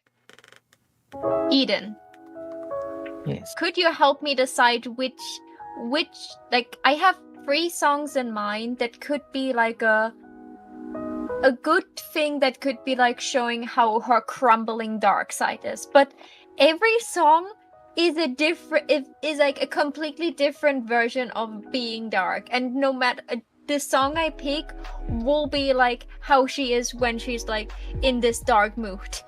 Don't worry, I got this. It's Potato Ship. Right? Potato Ship? It's I song haven't by listened to Roma. that song. I haven't listened to that song yet. That's a point. Actually, a good song for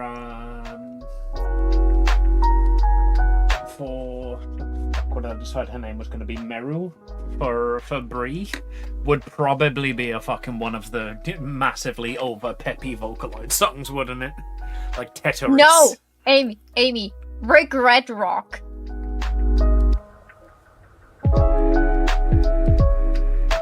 Like, Wouldn't yeah, that be- Regret Rock would be good for Brioche. Yeah, it's just like my past mistakes keep me up at night. Very much sounds like a Brioche thing. Yeah.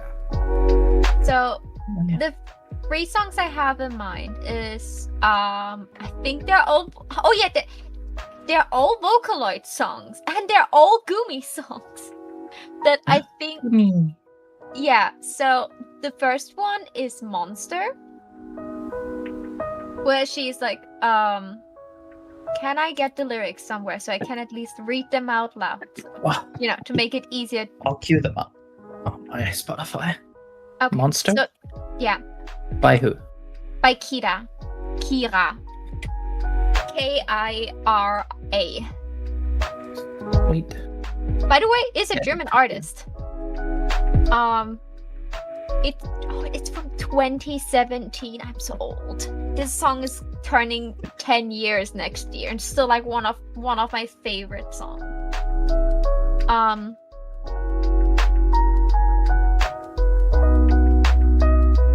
Oh, don't let me make fucking All Too Well Brioche's song. Please don't. Oh, too well.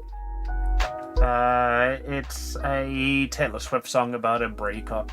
I know that doesn't narrow it down, but it like legitimately is one of my favorite songs of all time. It is my go-to sad song.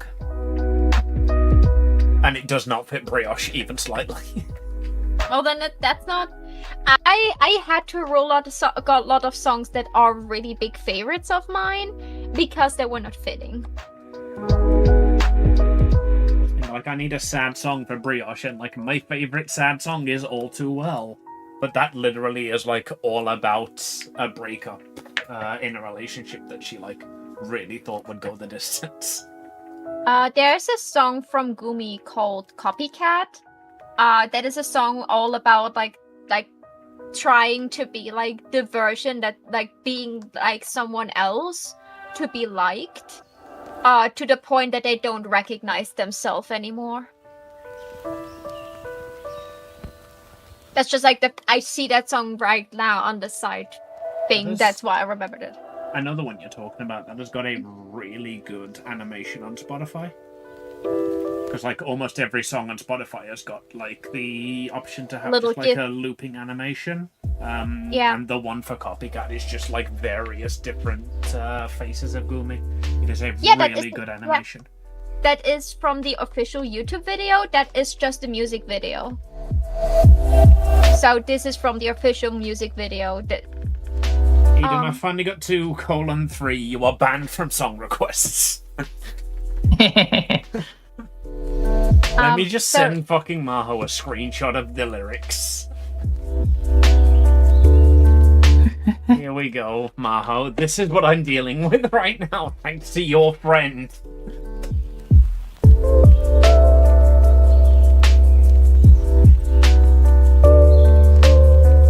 The song sounds like it was written in Tomodachi Life.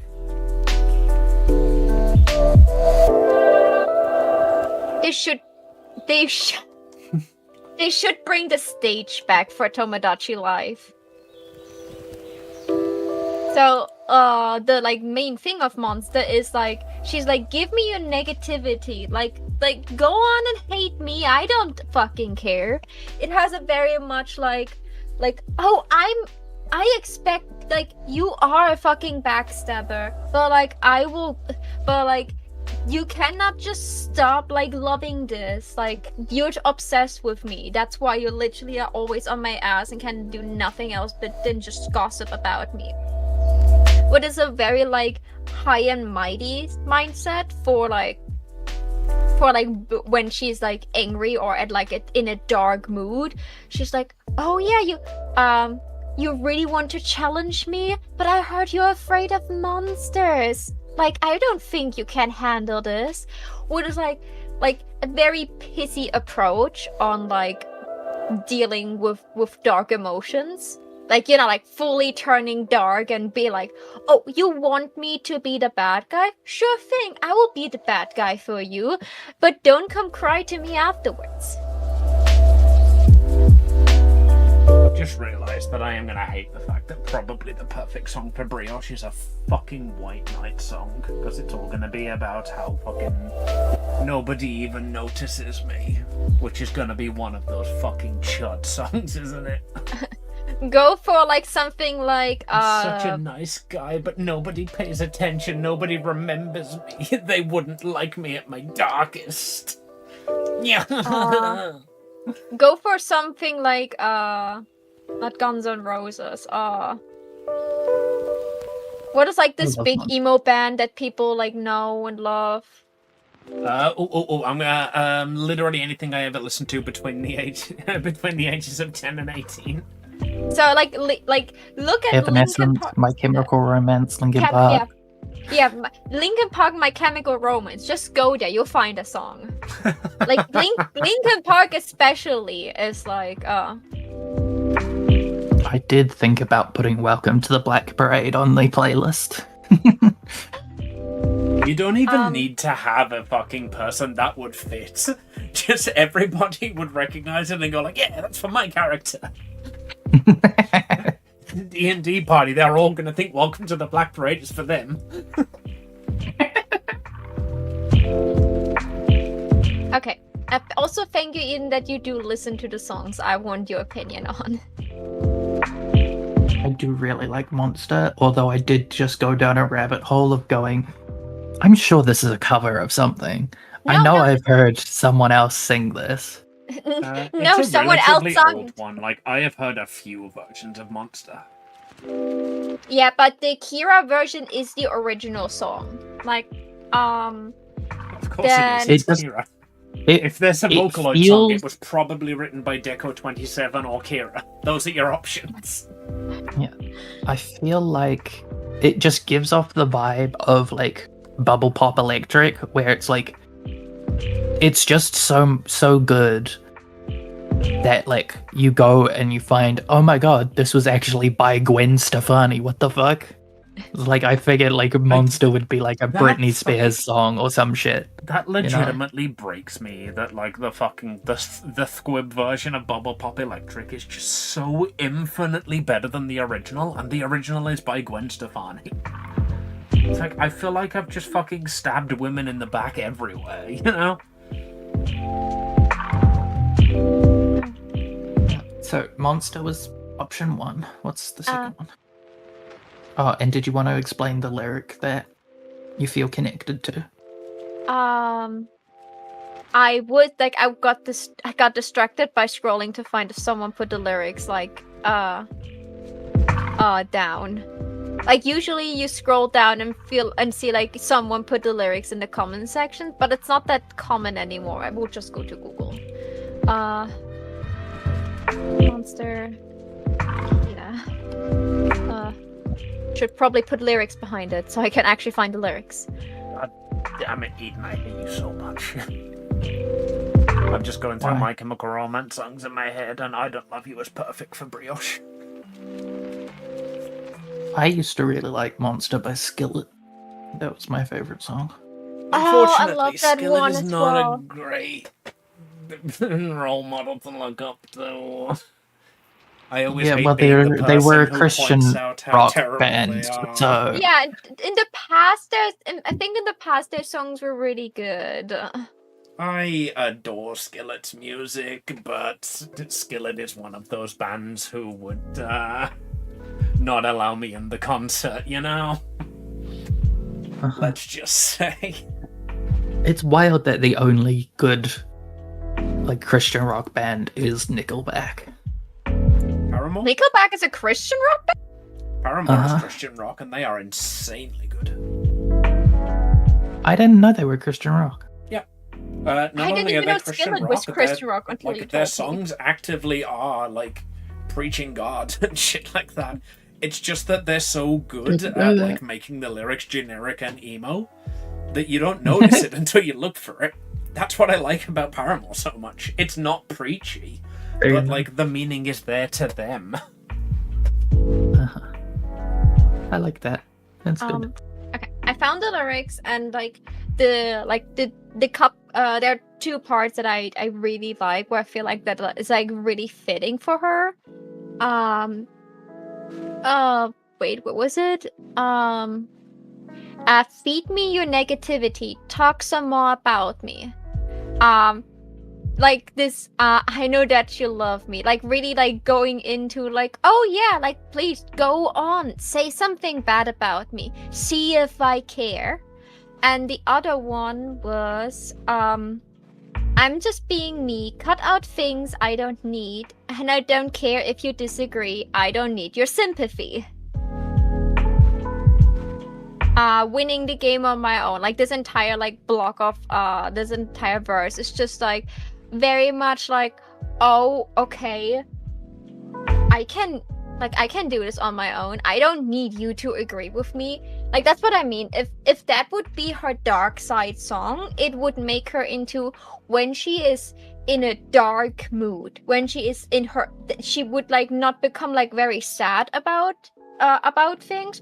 She would get angry in a way that she's just like, I don't fucking need you.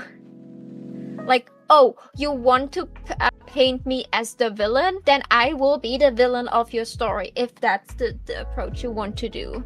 See if you can handle this. Like, she would take like those dark, she would like take someone like treating her badly as a challenge to make it worse. What I think like would be really interesting, but would make her like also a character who's like very sure about her opinion and will not easy cave in. Could this small fly please get out of my face?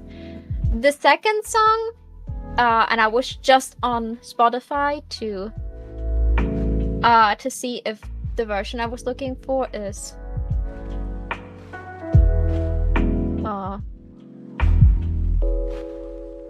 Eden, oh no, I spelled it wrong. Song all about friendship and about how sticking together and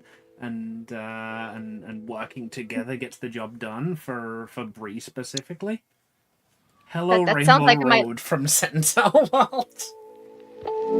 I thought you would go for like a My Little Pony song. Okay. Honestly, My Little Pony is exactly the kind of vibe I want for Bree. That's a good call. Okay. It is on Spotify. Thank you. The second song is Again by Araki. The original song is sung by Gumi from Crusher P, but I like the Araki version more. I'm completely honest. They changed a couple lines, not many. It's just like one or two lines they changed, and this just like changed a little bit of the vibe of the song.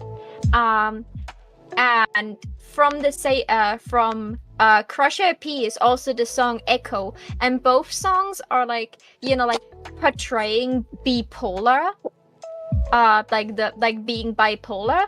Both songs are like portraying that in a way, and I really like that because that would also be very fitting for Lakema, because like she has like her light and her dark side, so I could imagine her like becoming like the more she tries to fit both sides, being like an almost bipolar person. But especially in again, she like recognizes that she like became a person, that she is like someone that is like, oh my god, like I fucked up, and I could understand if you don't want to speak with me anymore. Like she calls herself a liar. She's like afraid of being left alone. She thinks like she's her own worst enemy.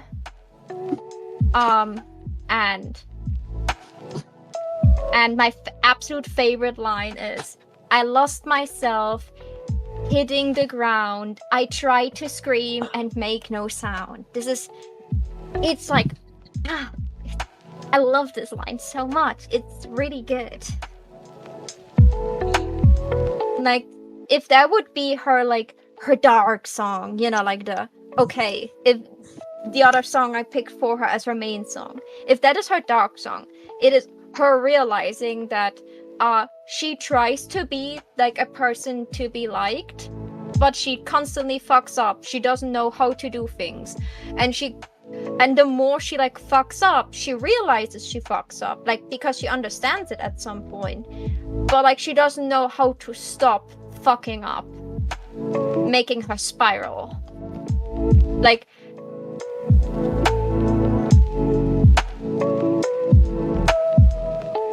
she noticed that she falls apart, but she doesn't know how to stop it, and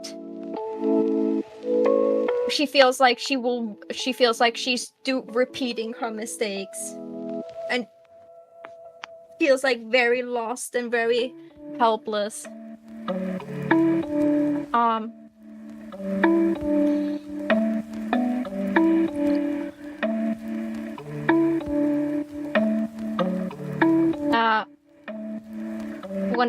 When I end up driving everyone away, like the awareness of I'm doing something wrong, but I don't know how to make it right. If that would be like how she feels in her darkest hours, it would make her way more of like a very insecure person deep down.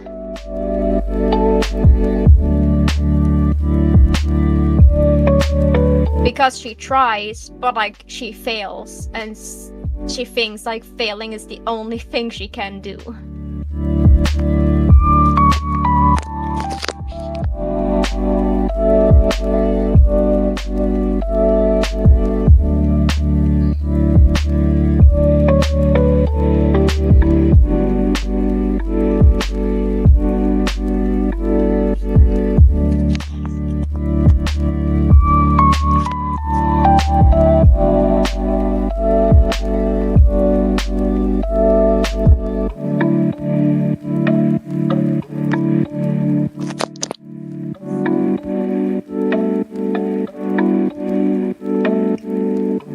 Oh, there we go.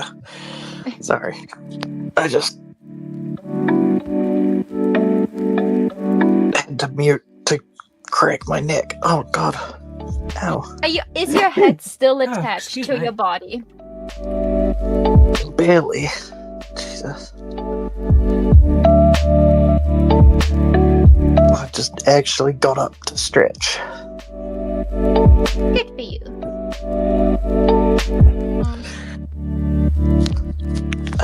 Right. You said a lot of things, and then I was too busy dying of crackolitis to respond. Can you do whole speech again in Spanish? No. ¿Cómo está? That is one of my favorite Family Guy jokes. Like, Peter tries to unionize a bunch of workers, but a lot of them are illegal immigrants, and just like after the speech, when they're like the point where they would applaud, he's just standing there waiting for it, and then just somebody shouts from the crowd, "Can you do a whole speech again in Spanish?" I love that so much.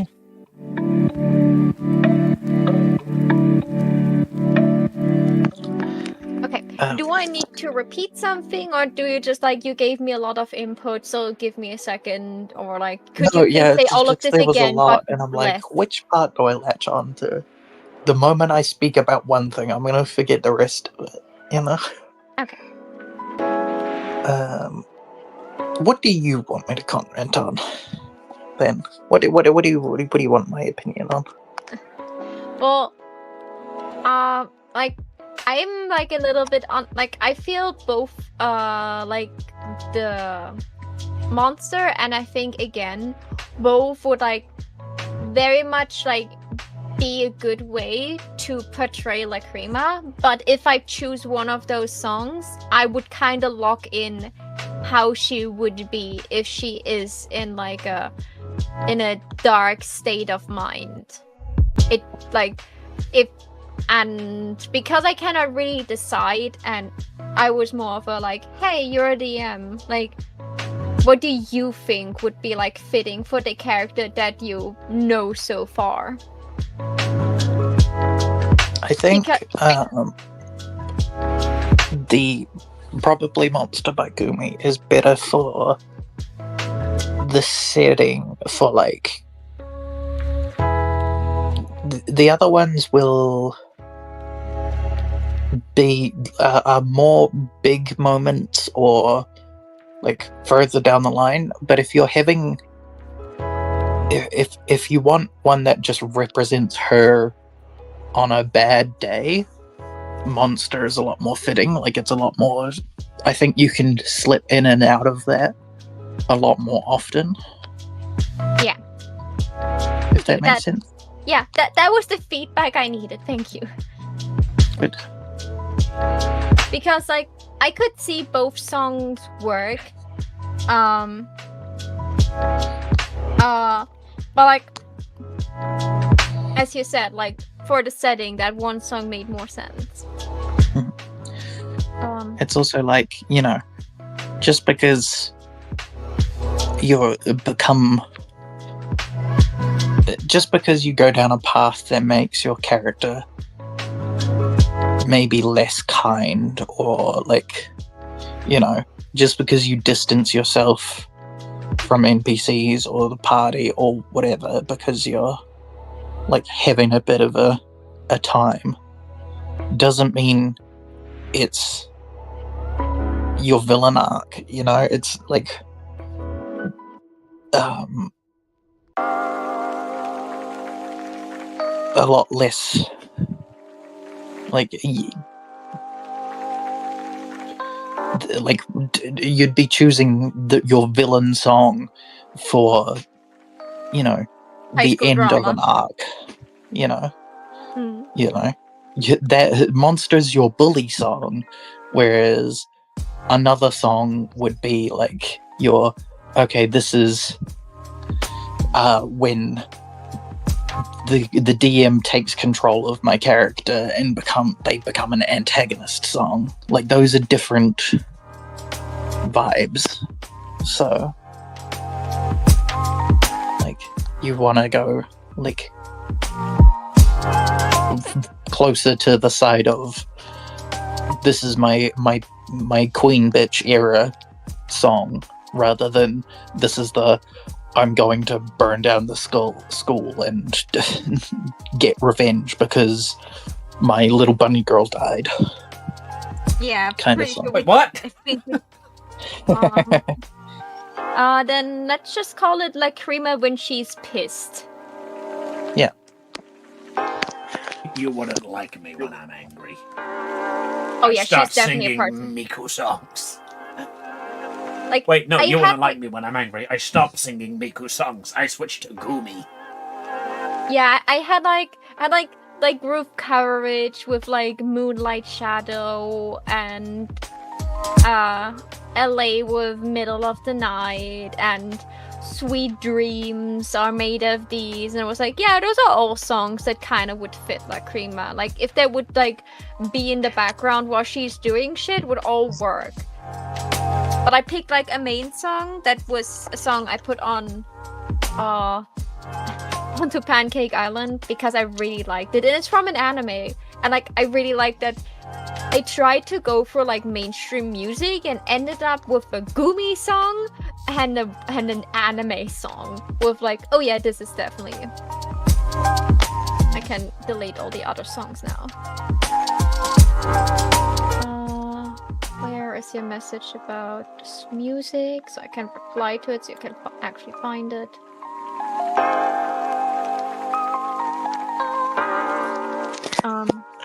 You can also think about, like, you know, if what their battle theme would be and stuff like that. Like, you know, a lot of the time in... There is absolutely no getting away from that. Mine is 100% just Sailor Moon's anime song. Yeah, but like in certain like shows and movies and video games, characters also have like a instrument assigned to them. Like when your character walks into the scene, even if it's not your song, horns will be added to it because you are the character of horns. You are, you know, the piano kicks in because you are. That's you as a instrument. Do you think a harp could sound badass? Yeah. Have you literally ever seen a harp? Regularly. Yes. Heard a harp? I think, like, people that like can play the harp are like really badass because that thing is so heavy. But you don't carry it. You kind of just sit next to it. Because I can either see the harp or the piano to be like her battle instrument of choice, you know, that would like fit her. The piano because of the Moonshine Sonata or what it's called, you know, like the very famous piano piece that's literally named after the moon.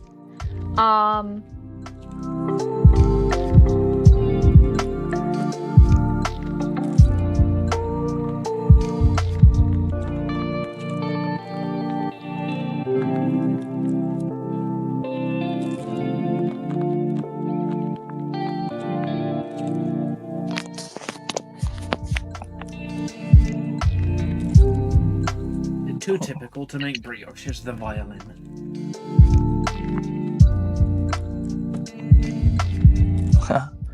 I don't know any Undertale battle songs, but like, are there any of those that appeal to you, Maha? Oh yeah, Undyne. I was about to go there. The theme song of the big tall baddie who would kick your ass if you looked at her wrong? Nah, it couldn't be. And Amy, you should look at Lindsay Sterling for your battle theme. It's literally the most badass woman playing a violin ever. I would pick, if you don't pick her, I will pick her just to spite you.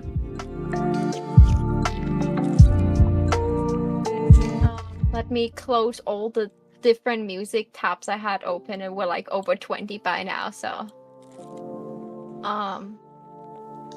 let's go for there's one Undertale like a version of Undyne's theme where it's like played like in this like Spanish style, like with the guitar and stuff. It sounds really good.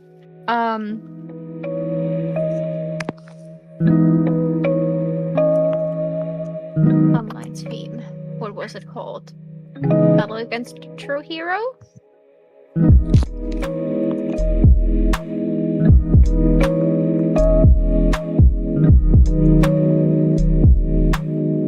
Yeah, give me more commercials.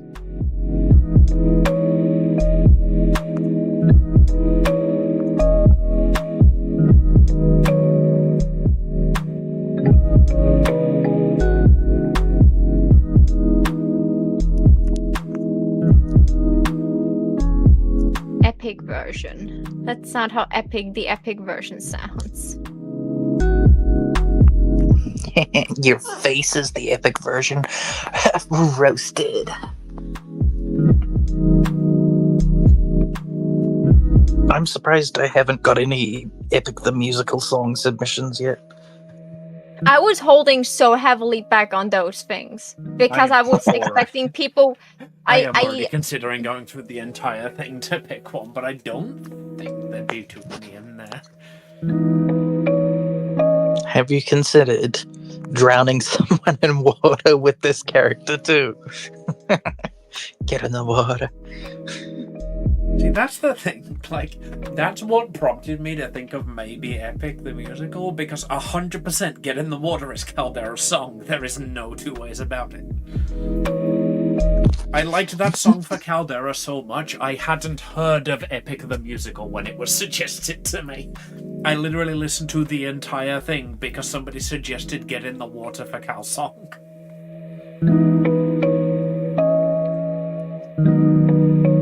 I think either Eden or... No, I suggested that one. I found like a female cover of that song and I sent it to you. Yeah, it annoys me so much that like she still hasn't covered the rest of it. She has still only covered just like that.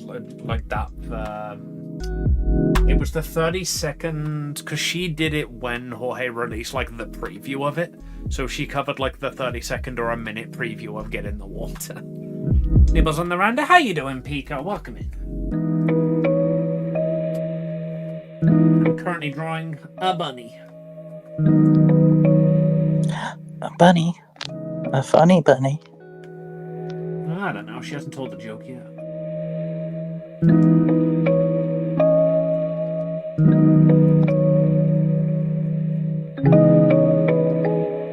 No, I don't. Actually,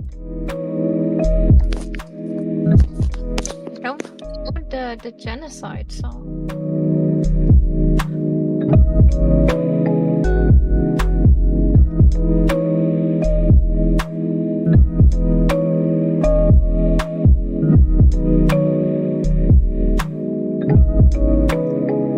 We are currently trying to figure out cool songs for our D&D characters.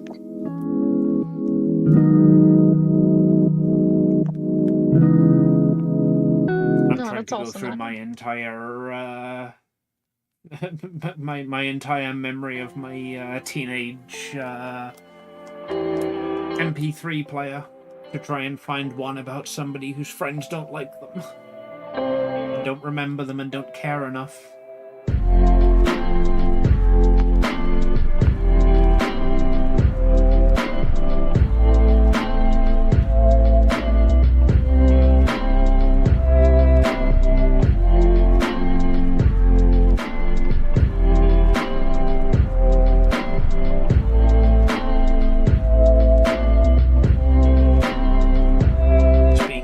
Because sucks dealing with dummies and cheaters in DBD. This is why a lot of the games I don't play the online mode. I find I have a lot more fun in games when I don't involve other people. Do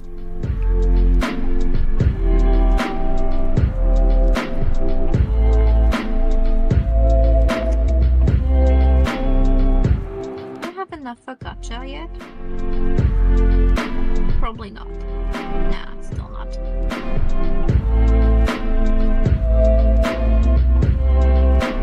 It has been the other option for songs I could take. Yeah, I was also holding back with Has Been. Oh, and also I couldn't like think immediately of a song, but like everything that Charlie or Emily sings would be probably fitting.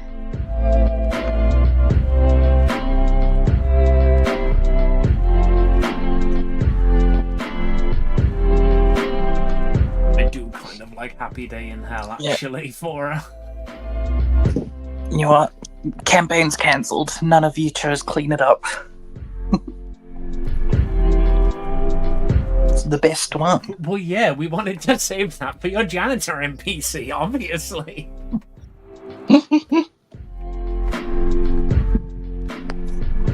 Well, Jerry thanks you.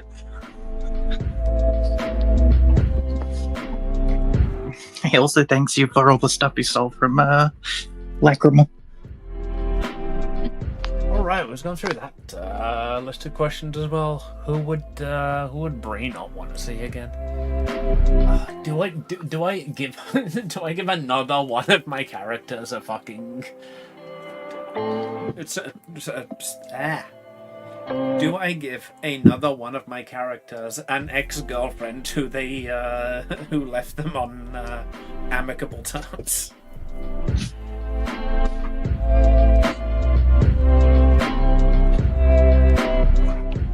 You can not want to see someone for many, many reasons.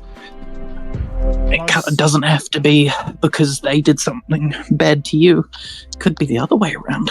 That's what I was thinking. I was thinking something along the lines of she fucking like backstabbed somebody to get to the position she was in. Like there was another magical girl who was being considered for the position, but like she wanted it so bad that she fucking like tripped them up in their exam or some shit like that. And I was thinking about making it her ex because I always fucking do. I love giving my characters exes. You can give someone an ex that was not like involved in the process, you know that. Like maybe because like she couldn't tell her ex that she's a magical girl now, they like broke up. Because like her ex couldn't know, but her ex also noticed that she was not available. Also, she started the process of becoming a magical girl when she was like what, 13 or so? Yeah. 12, 13. So if she like tripped up a magical girl, it would have back then would have been like a very petty thing to do. Like nowadays you still don't want to meet her because like you feel like now that you look back you realize, oh, I fucked up there. Like I shouldn't have done this, but like back then I was like so focused on this. And now look at me. The reason she doesn't want to meet her again is because what the fuck do you mean she's a teacher at the school now? That would be a weird way to like. Oh yeah, this one was like the same age as me, but now she's like more. Could it be someone you're scared of? Like, maybe there was maybe it wasn't the fact that, like, you tripped her up, but, like, there was a magical girl that, like, failed the exam, and got turned into a magical, like, familiar and went out and made an evil magical girl. But you never saw them again, so you're scared that they'll come for revenge. You hope that never happens. Evil magical girl. My rival. Or this one clown that really scared you one year at Halloween. I've kind of shot myself in the foot with the backstory a bit because, like, her backstory is that she, like, is from a town that doesn't have anything fucking interesting or happen or attack it ever, or is assigned to a town that doesn't have anything attack it ever. Well, you can still have things you dislike that scare you, or things like people you don't want to meet. It could be your fucking mom. Be like, oh yeah, my mom and I are astray, and like she never really supported me in my endeavors to become a magical girl, and once I told her, she was making fun of me, so like now I like don't talk to her at all anymore. It could be your idol. You never want to meet her because you don't want to disappoint her. It could be someone you failed to save and they got a scar. Or, you know. Or a fan that was really excited to meet you and then wait, hold on. I found a loophole so that you can never use this character against me. The one person she never wants to meet is her idol. The magical girl who made her want to get into magical girling in the first place. Blue Love Moon. Good, a character to kill. Wait, no, that's mine. I love her.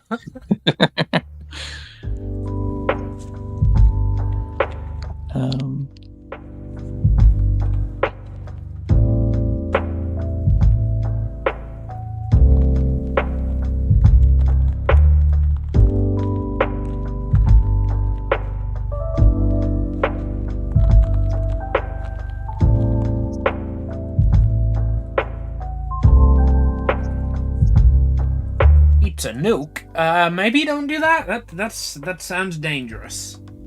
Or if you're gonna do that, please do it like a safe distance away from the rest of the chatters.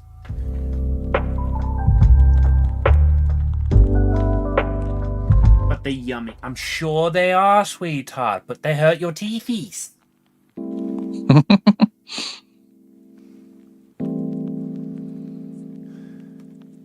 If you're gonna be eating nukes in my chat, at least brush.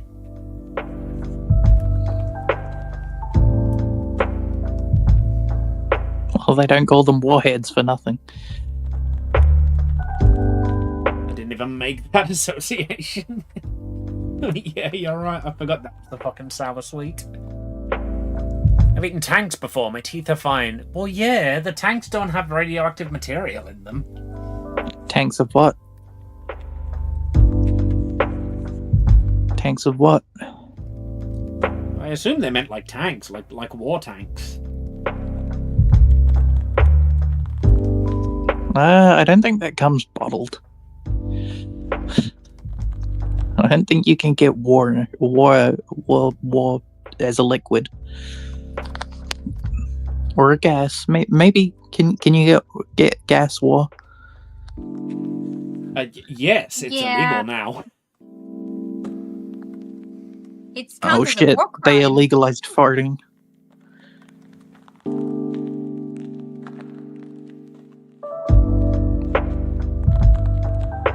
I want donuts. Without listening to the song, what sounds better? Battle against a true hero or Spear of Justice?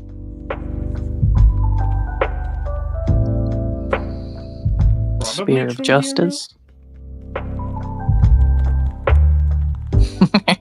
Aren't you glad you asked us? Yeah. I got now still the same dilemma. I was like listening to both Spear of Justice now it's and not Battle which song Against do you like more. Now it's which friend do you like more. I will just take Death by Glamour if you don't pick. That is a cool song there. Yeah.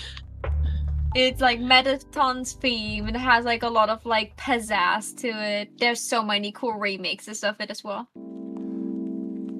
You come from the meteor that wipe out the dinosaurs, your teeth become very resilient. I'm confused. Did the meteor hit your teeth?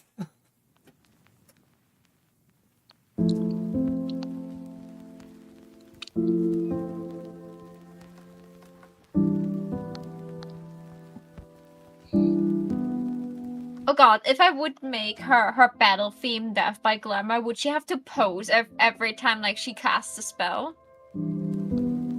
I mean, rules is written, you have to do that anyway. Your magical girl be like, welcome to my hell.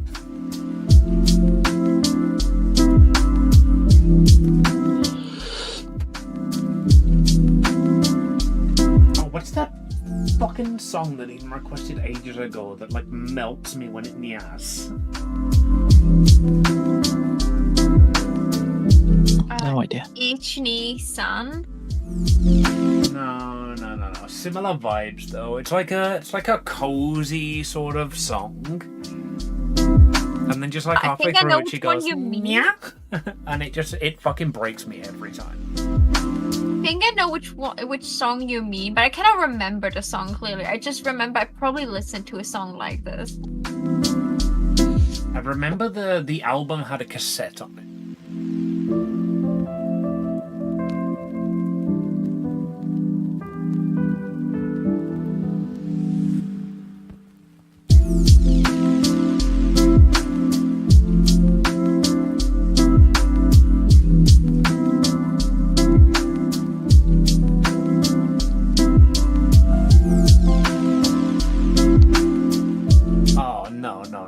No, don't realize that. Oh. What did you realize? Fucking Two Worlds by Phil Collins from the Tarzan movie is great for Meru.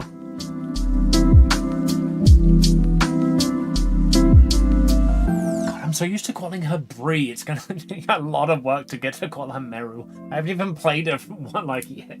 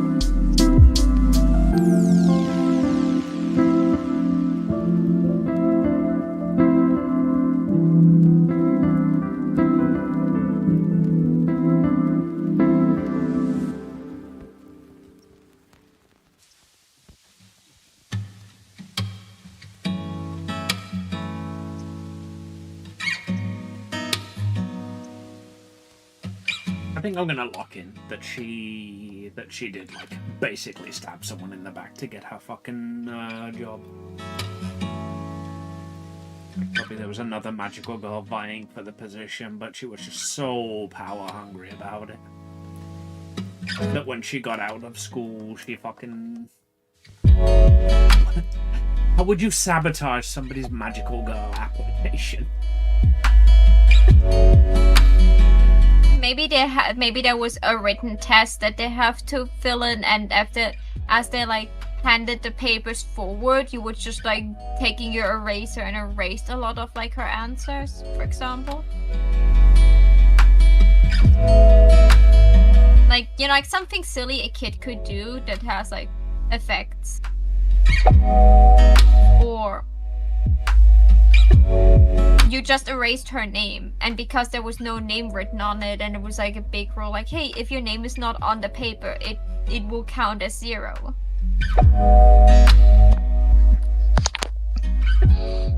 The first thing she successfully used her magic to do. Just erase her, the other girl's name off the paper.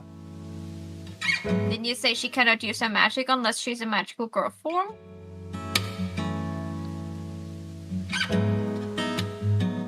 Maybe she, You take the test in magical girl form, obviously. It wouldn't be the test to be there, so you would like even get your magical familiar first.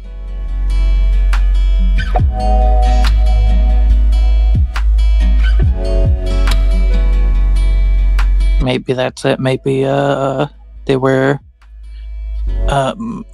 like she was bonding with like she was bonding with the bunnies, and you were more magically aligned with some other species. But your name got called first because it's like they get called out alphabetically, and you choose the bunny instead. But because the bunnies are really easy to bond with, but she couldn't bond with any of the others. Yeah, that works nicely. Like, that's the sort of thing that like only your best friend would know. It's like, oh my god, we're such good friends, the two of us.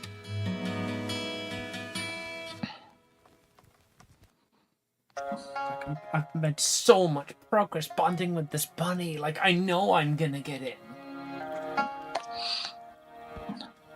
they're like, you know, they were super worried about getting in because they couldn't bond with anything, but like bunnies will bond with anyone. And you'd made more progress than them, but just to make sure you absolutely got in no matter what, you chose the bunny, even though you could have chose something else. Yeah. And they couldn't have. That fits the prompt better as well, because that would be like literally doing it directly in front of her fucking face.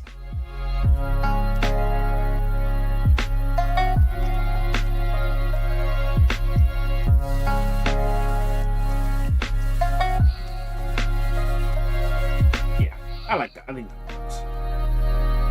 They had this big plan. The two of them were gonna get in. All they had to do was my girl would take the cat and she would take the bunny, and I got called first and she took the bunny.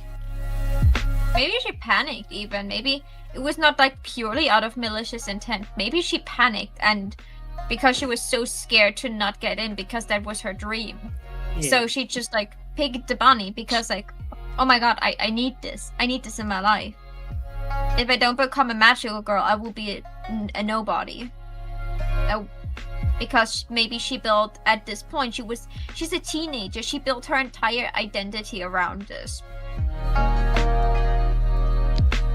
So when she saw that the cat was like showing some signs of moodiness, she could still convince it, but it would take more work.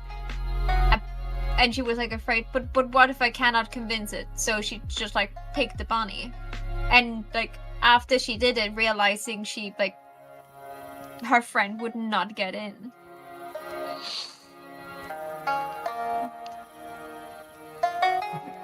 She loves his cute up again.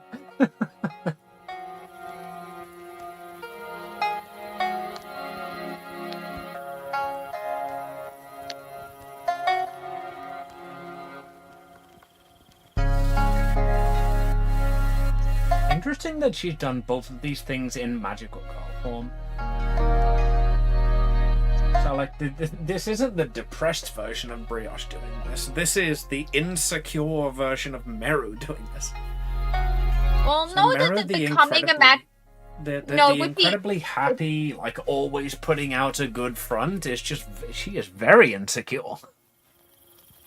Could also be, like, that, like, Meru is, like, closer to, like, her child teenage version. So that's why, like, because, like, the whole magical, like, familiar thing was, like, her, like, was Brioche doing as a teen, and not, like, Meru's doing. So you could maybe see it that Meru is, like, you know, like, the childhood wonder that you said she lost, but, like, Yeah. as, like... So, like, she tries to still capture this energy she had when she started, but it also means, like, she's, like, trying to uphold the same level of insecurities all the time.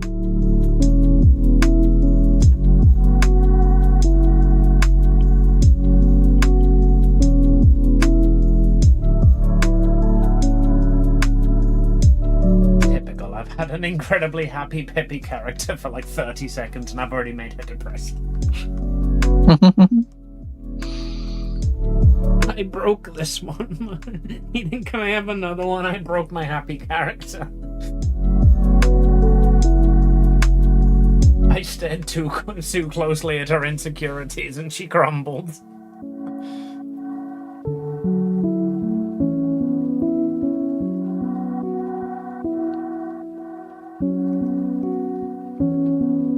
You're such a bottom.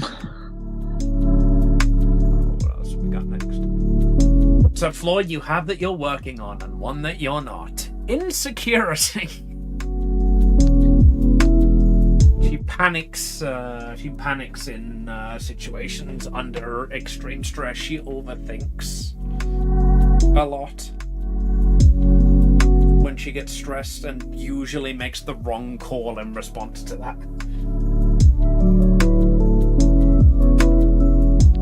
Because she will, like, sit there and analyze the problem for so long that the solution she comes up to is a solution for, like, the third what if in the chain.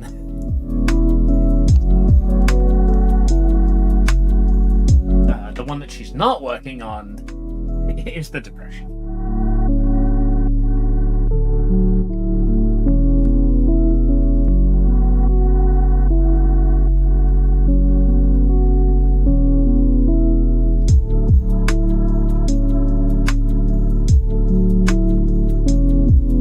Okay, you asked about the meteor and then I told you and then you didn't see it. You came from the meteor, you drank lots of milk, don't ask what kind though. You very specifically said don't ask, so I didn't ask. Meteor milk. The tit of the god. From the tits of space.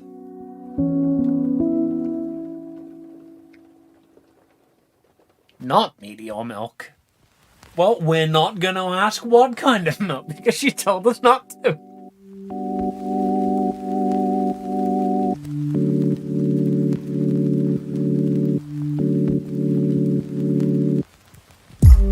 Ah, they're vegan, so it's not a meteor, it's a plantior.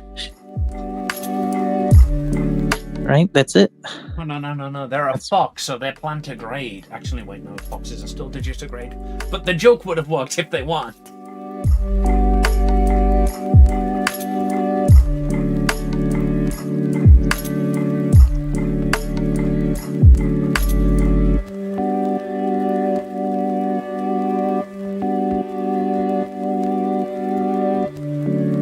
Dinosaurs are cool. So what's the flaw that you're not working on then? Her depression. She is aware of it. She just, like, wants to be left the fuck alone when she is brioche. It's like, I don't care, I'm not gonna get any friends, I shouldn't work to make any friends. That's Bree's job, that's Meru's job. Meru can make friends, they're not gonna remember me when I'm fucking like this, so why the hell should I bother? Why should I make myself better? Why should I improve? I'm just gonna sit here in my room and play fucking video games until tomorrow morning. Then they can all make friends with her.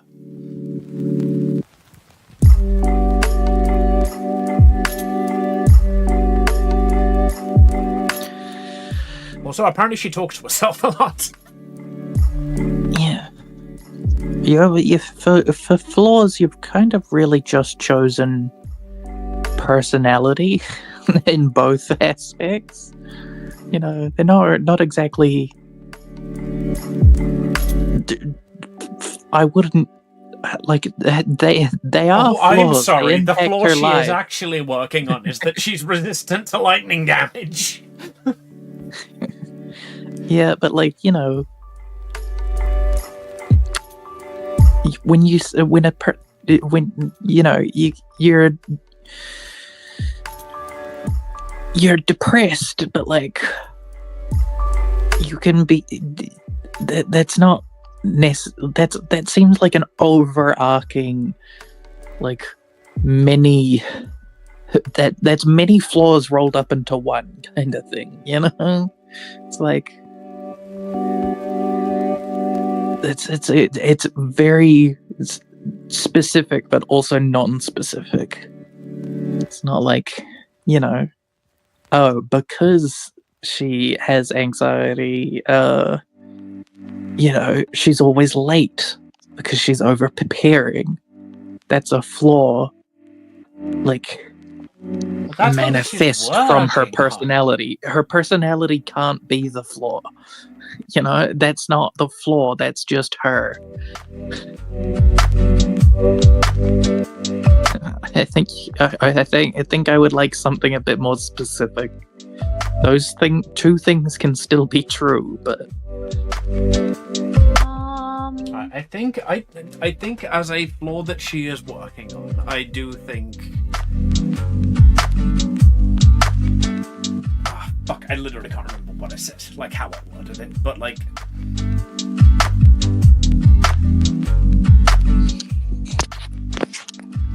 This is why I should write these things down.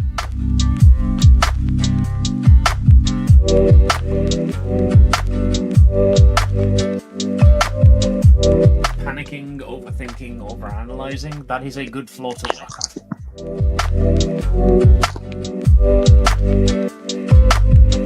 Making bad decisions in the spur of the moment.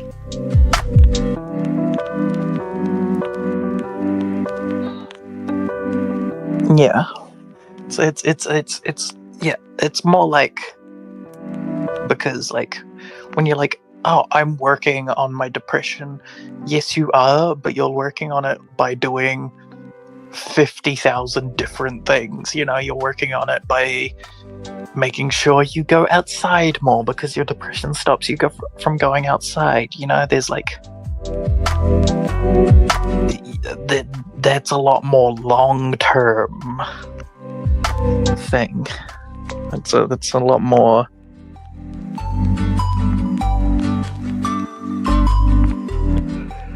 You're not something that you can actually work on directly. You have to work on it indirectly, which would create other flaws. Oh, Eden's trying to trick us into making self-care plans.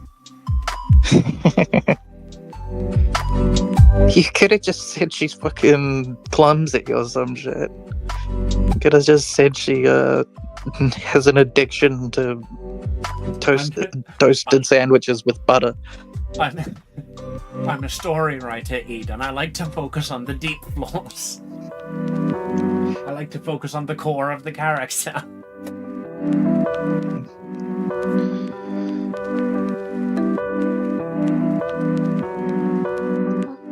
How does the flaw for my character sound when I say, she is way too unfiltered direct, and by doing that often like misunderstanding people, and by that also hurting people often. And she like this is the flaw she tries to fix, because she tries to like listen more closely and try to like feel into other people to understand why they say certain things, and don't immediately jump to like give like unsolicited advice. This is great. Our characters absolutely do not belong in a room together. Because mine thinks too much about what people think, and yours thinks too little about what people think. Is that a good one, or still not good enough because it's her personality?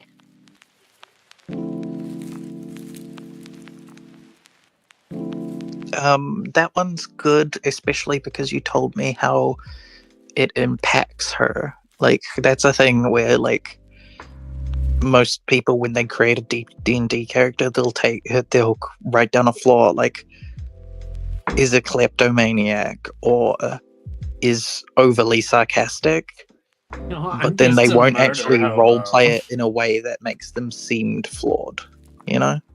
It's like, that, if that's a flaw, it should negatively impact you. You know, it's a flaw because you're so sarcastic, and then people end up by disliking you and staying away. You know, You're right. My flaw is that I'm just such a perfectionist. Like, I can't see a job and leave it undone. I'm just such a model worker. That's my flaw. Maho, you're allowed to slap her. We'll do that. Good. Alright. Small flaw for the I do like the flaw that, like, because she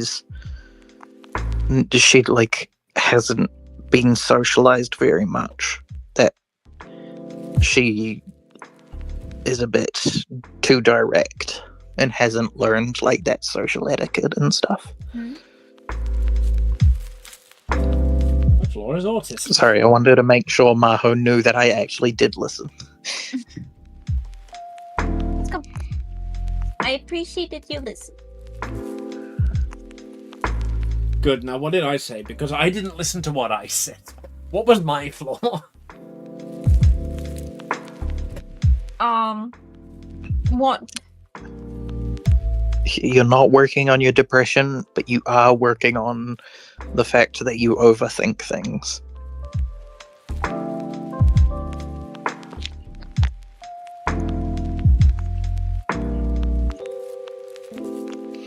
Which is good. You can just develop those more. Like, if you just flesh those two out, they can work.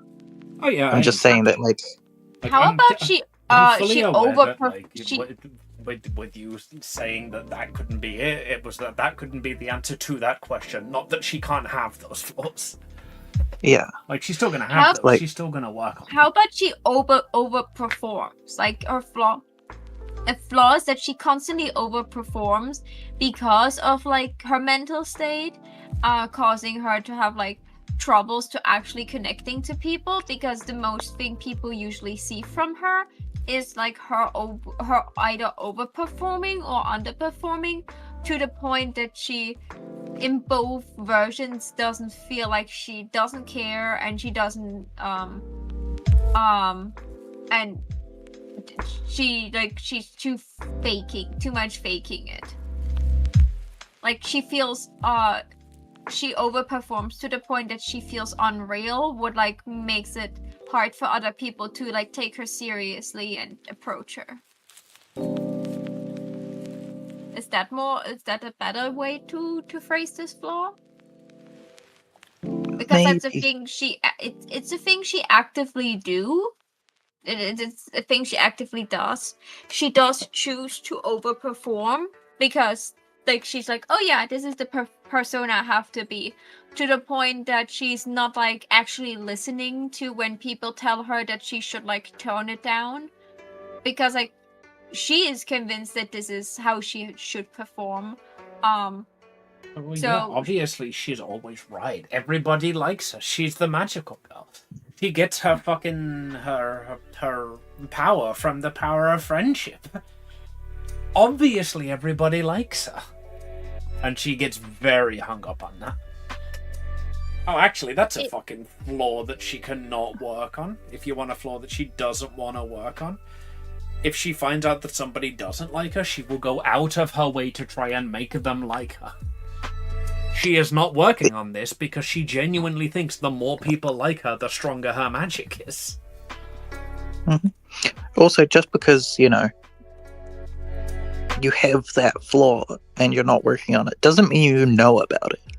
It's like you could have the flaw of,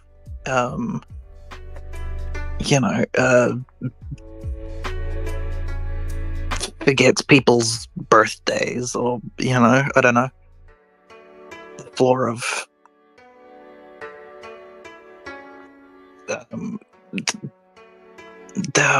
god, I can't think of any. But you know, like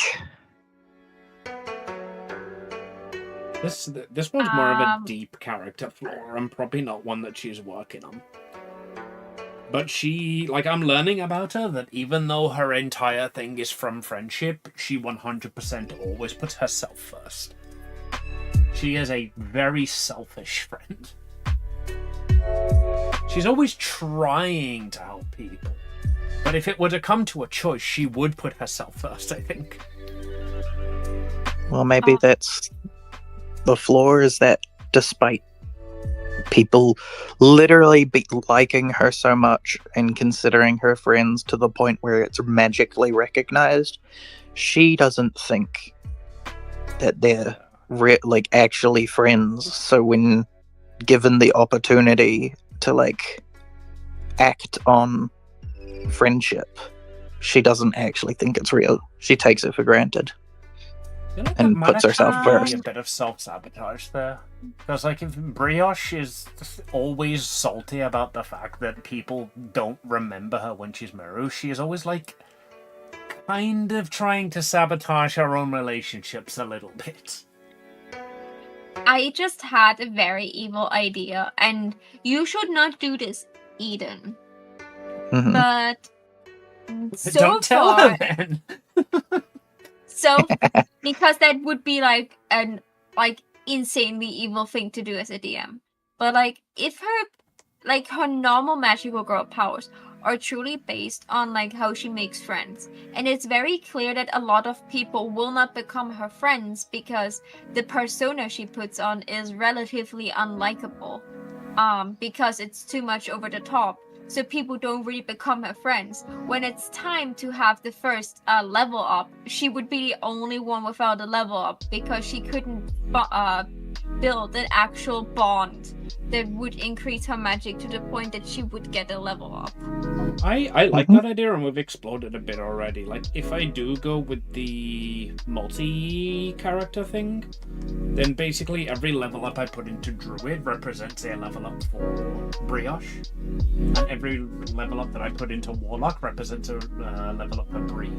So if I genuinely think that Bree just hasn't made any friends over the course of this level, I will give the level up to Brioche.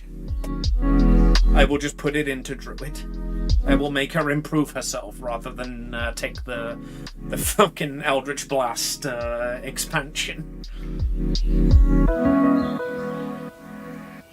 Because like as you said, I don't think she's like self-sabotaging her in the way that she's like she like intentionally like becomes a worse friend because like she's like she doesn't want people to like Meru more, but I can see that she's just like subconsciously like sabotaging herself to the point where she's like, oh yeah, of course everyone likes Meru more than me, but not listening to people telling her, you know, like the whole Kane thing that like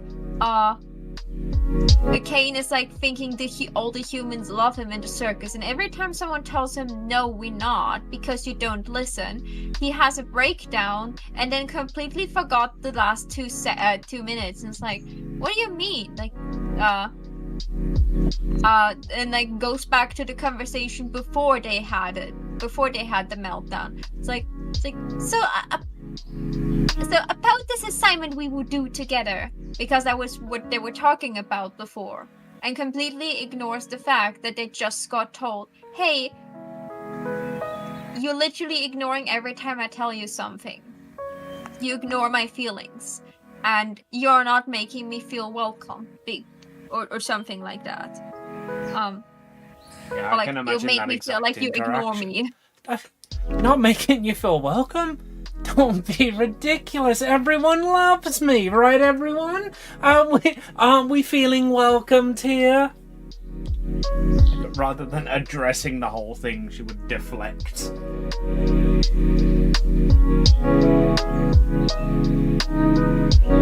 Yeah, like I can see that too. What do you mean you don't want to give me your Jello? I thought you loved me. Of course you do. Thanks. Oh, you're so good. Oh, you wanted the Jello? Oh, I'm sorry. I've already started eating it. I know you, right? Because we're best friends, so I remember everything about you. You really like cheese, right? You can have my cheese. You like cheese more than Jello? Yeah, so if you want her to be like in a relationship with my girl, it needs to be with brioche. Because if she treats like Creamer like this, like Creamer will literally like not very friendly to her. Because of course it's wrong to tell her to just be like, she would be like, someone would be like, hey, like we would appreciate if you would listen to us more. She would like, you're fucking annoying. We don't want to spend time with you because you don't listen. Like, she would say it too direct. That would be hurtful. But like, this is how she would do it. Just remember that she doesn't want to work on. Remember that, like, you do have to play this character. You're going to want to have, like, you're probably going to actually want to make friends with the other characters and stuff. So if you make your character too much of an unlikable asshole, the players probably aren't going to like your character, and you'll probably be left out of things. Both of you in general. It's just like when someone rocks up to D&D with the fucking edgy rogue that sits in the back and hates everyone and doesn't talk to anyone, and is like my first complaining floor the wasn't entire good enough time. for you, so I had to make a second one. Like, I haven't figured complete. I've thought of a flaw that she doesn't work on that I think is a bit silly, but I feel like this is good for the vibe. Because she's so tall, she constantly like bumps into people. Like she's like someone who like really accidentally would like step on someone's foot and not notice it, because like they're not on eye height for her, so she sometimes doesn't even, if they don't make a sound, so she realized she like bumped into someone, she probably doesn't even notice. And when she noticed, she's like, oh sorry, I didn't see you down there, which is very rude. But like, it's not like she doesn't do that like in a mean way of like, oh, you're so tiny, I didn't notice you there, but like does it on purpose. She generally just like sometimes overlooks people. Like also when she talks to people, if she's standing and there's someone like very small next to her, there is a chance that she overlooks them. Like she's like, D&D someone like really is a place to come and live out your dreams, huh? Like they're having like a conversation. She has like a conversation with multiple people, and someone joins the conversation, and like she's so deep into the conversation that she doesn't notice like a certain person joined, and then she looks down and is like, "Oh, since when are you here?" Like completely unaware that they were standing there the entire time, but she wouldn't notice them because they were so small. Unobservant is that good? and abrasive. Yeah. Yeah, it's good. I already told you it was good. Your one was fine. No, it was like because it was like a flaw that she tries to fix and a flaw she doesn't try to fix. She tries to fix that she's like sometimes too blunt and too rude to people because like she like needs to learn certain social cues. Like that's something she tries to work on. But like she will say things that could potentially make a character be like upset with her. Because she doesn't see that as like a bad thing to say. She needs sometimes this as an explanation why that was bad. The whole like overlooking someone is like something she just doesn't try to fix. She's just like yeah, like but if I don't see you, I don't see you. She's sometimes also not really aware that she like does it. She's just like, oh, I didn't know. Like if someone would point out, like it's like often that you like don't talk, like you either bump into someone and say like a very quick sorry, don't even look down, and if you look down it looks like you're angry at me of being in the way. I'm like, oh, I'm so sorry, I didn't notice I do that so often. It's just like everyone is so tiny sometimes. Like I don't see you guys. I like to look forward and not down when I walk. I need to hold my chin up high. That's the correct way to be like more ethereal. I need to keep my head as high as my standards.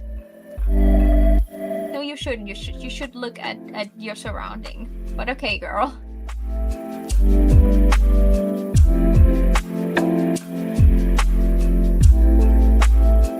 First time you ever did something magical, and how did that affect you going forward? That would depend entirely on how magic works in the other campaign. Well, for Brioche, it could be finding out that she has the potential to be a magical girl. So it's not necessarily the first time she cast a spell, it's the first time she was aware she had magic or potential, or the first time she talked to a animal familiar. It's when the testers came to school and she touched the orb and it glowed brighter than anyone else in her class. Yes, 100%. She did something magical, not she did magic. He completely forgot that was like an aspect of that world, that like you get tested at school and then taught how to do magic. But yeah, 100%. I love the idea of because it would have been like when they were kids and they were trying to like test for the potential of magic. So obviously she got spoke to the way that you would speak to a kid about it and be like, oh my god, this is the brightest I've ever seen it. Oh my god, that's amazing. You've got so much potential. Despite the fact that like it's been that light 4 times just this morning. It's just that it, this kid, that you need to gas up this kid. And your future's gonna be so bright. Military school. Yeah, fucking gifted child syndrome, basically. It's like, oh my god, you did so good. I'm encouraging you. And the kid hears, oh, I'm literally the best thing ever. This is like what I was made to do. I was destined to become a magical girl. I'm gonna protect the world. And it turns out she's just like a substandard magical girl. But or maybe it was memory. Maybe it was bright enough to be a magical girl. There were some others in the class, but the color that it chose isn't one that you like. So you're like, oh, this is what I'm supposed to be. I'm supposed to be bright pink, but I don't like pink. But apparently this is who I am. And like the like existentialism that comes with my destiny is not what it feels like I should be. Can you glow maroon? I don't think you can glow maroon. It's too dark a color. Yeah. I was gonna say, could the orb glow maroon? And she's like, oh my god, that's so unique. I hate the color maroon. And then maroon becomes a magical color. Maybe like it's like a color, like it would be red, but like if like there's like in like a similar district there are already like 3 different reds, they're like, okay, you're maroon. Yeah, maroon is your color because it's a shade of red. I mean, your screen is literally glowing maroon when you see the color on your screen. The light can still be put out, like output as maroon. Like it's like it's only neon colors. It's just a light. The orb turns that color, and the orb is like bright, luminescent. You know, if you put your entire screen to maroon and then turn out all your lights, it's still gonna light up the room. Yeah. Oh, there you go then. So the orb glows maroon. Everybody makes a big fuss about it. Oh, it's such a unique color. You're gonna be such a special magical girl. She's like, also, apparently, I hate maroon, but also at the same time, yay, I'm gonna be a super special magical girl. Neon maroon doesn't exist, but neon burgundy is a color. Neon burgundy sounds like another magical girl. 100%. Definitely.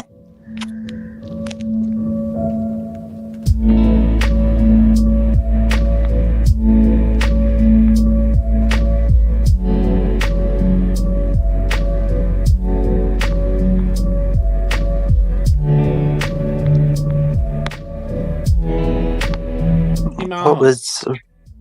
Yeah? What are you still doing up? Still in the call. Doing my daily. I finished my last daily right now. Ah, cool. Just checking. I have just noticed it's like 4 a.m. for you. Yeah, I'm very tired. I've been tired for like half an hour now. I was just like trying to finish my dailies while you guys were talking. Okay. I will not ask you the question then. What was the question? To be fair, we know about the first time her character experienced magic. It was when she was born a week ago. Yeah. Yeah, like it was her birth was like her first time experienced magic, and like when she was like slowly like getting like full sentience over her body and like control over it, and like she like reached out her hands towards the moon and like a little bit unintentionally like casted something like dancing lights or something like that, like a very simple spell, and like the tattoo started to glow on her body, and she realized that like she could just like, you know, like she could create and cast things on a whim because like she's a sorcerer, so she's just like, you know, like she's the born with magic kind of creature. So she's just like experiencing that like there's magic flowing through her veins and she can shape it to whatever she desires.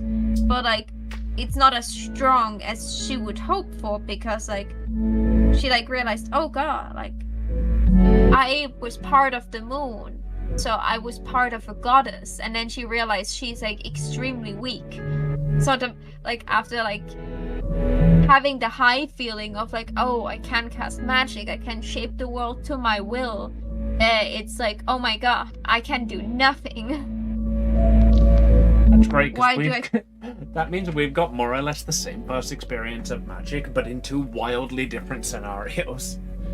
Because you're like, mine is like, oh my god, the adult said I can do whatever. The adult said I can be amazing, and you're like, I'm literally made of the moon, I should be amazing.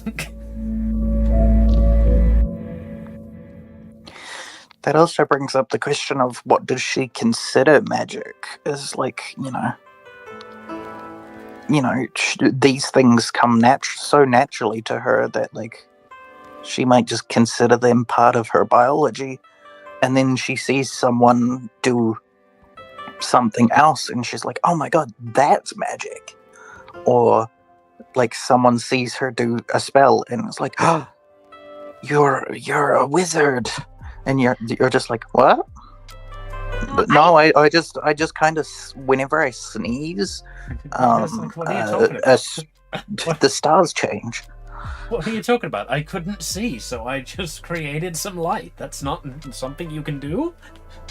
Yeah, you see someone light a fucking torch and you're like, oh, how did you do that? You can push them. What is this magical device in your finger? You can contain the light in a cylinder? What is this? I can see her that, like, in the beginning, she thinks everyone can cast magic because it's so natural to her that she just thinks everyone can do it. Like, she would see someone light a torch and be like, why do you not use the light spell? What do you mean you cannot cast magic? Everyone can use magic, right? Isn't that, like, supernatural normal to do? It meets up with Margot. Why do you not cast the light spell? Oh, I can't do it unless I've got a friend. Do you want to be friends?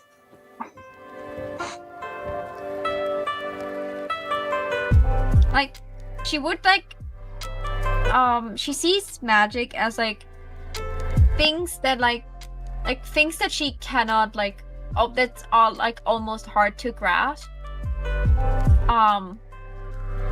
Like, that are looking big. Like, if someone would do, like, illusion, like, tricks in front of her, she would still consider them magic because she doesn't know it's a trick. Well, yes, that is my card. Out of my head. She would also believe fake psychics to, like, do magic. She would believe that, how did you know that? Did you read my mind? I feel like that's a great example of a flaw that you're working on as well. It's just gullibility. Because you almost literally were born yesterday, so that can be something that you're definitely working on. Which is, again, literally the reason you're in school. Yeah, that's, like, also why I feel like her wisdom is not that high. Like, she's, like, relatively high in intelligence.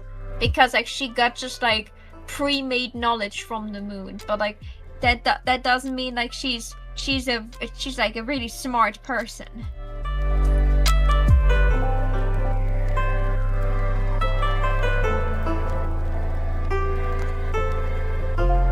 What I feel like is, on one hand, it's, like, almost cute, and on the other hand, like, oh god, girl, you have so much to learn. I was talking about this the other day with Eden about how fucking, like, we've all got our gimmicks, and we've got the sort of anime rule of these gimmicks are going to be fun for, like, 2 episodes.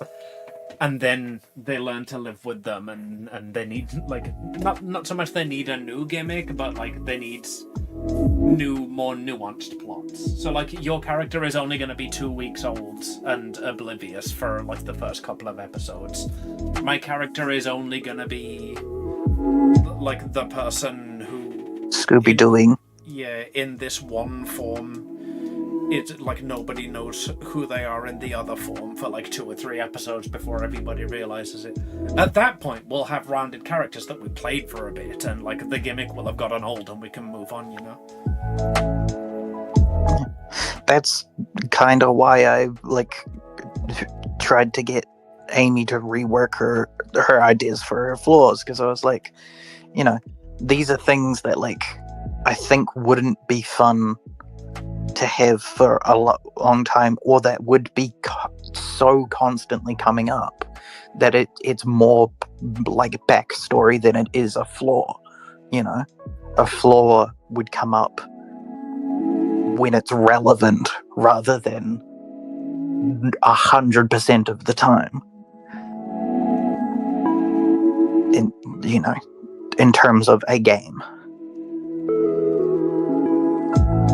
So, like, you have to like find a balance of, is this actually like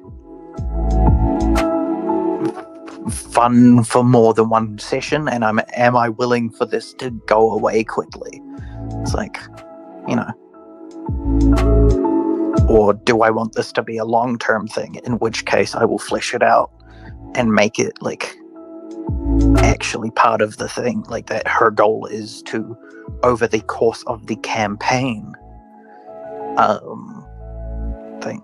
It's like, you know, when the obliviousness thing, that's the answer for why are you, what made you want to study here. That's not the answer for flaw, you know. Yeah, like the reason she wants to study is because like she doesn't know the world and she needs guidance and she's yearning for guidance. Yeah. And she wants to become stronger, so she very much like wants the school setting. So even if hardships, sorry, it's 4 a.m. Like even in hard times, she would stay at the school because hardship is the word you want to call it. Hardships. It's because she until like the school did taught her everything she needs to know. Until then, school is still worth the while. The fact that the school could still teach her something, or she doesn't know everything yet that the school could offer her, means she would still stay even if it's hard. Even if someone makes it uncomfortable to stay there. Because like she's there to learn and grow, and that is her main goal. She doesn't do it out of the, you know, like, oh, I want to become a better, smarter person. I'm doing that for myself. No, not like this. She's like, I want to become part of the moon again. That means I need to become godlike. This is a school of full of magic. If I cannot learn at least the beginnings, I need to know to become part of a god again, then where else would I get this knowledge from?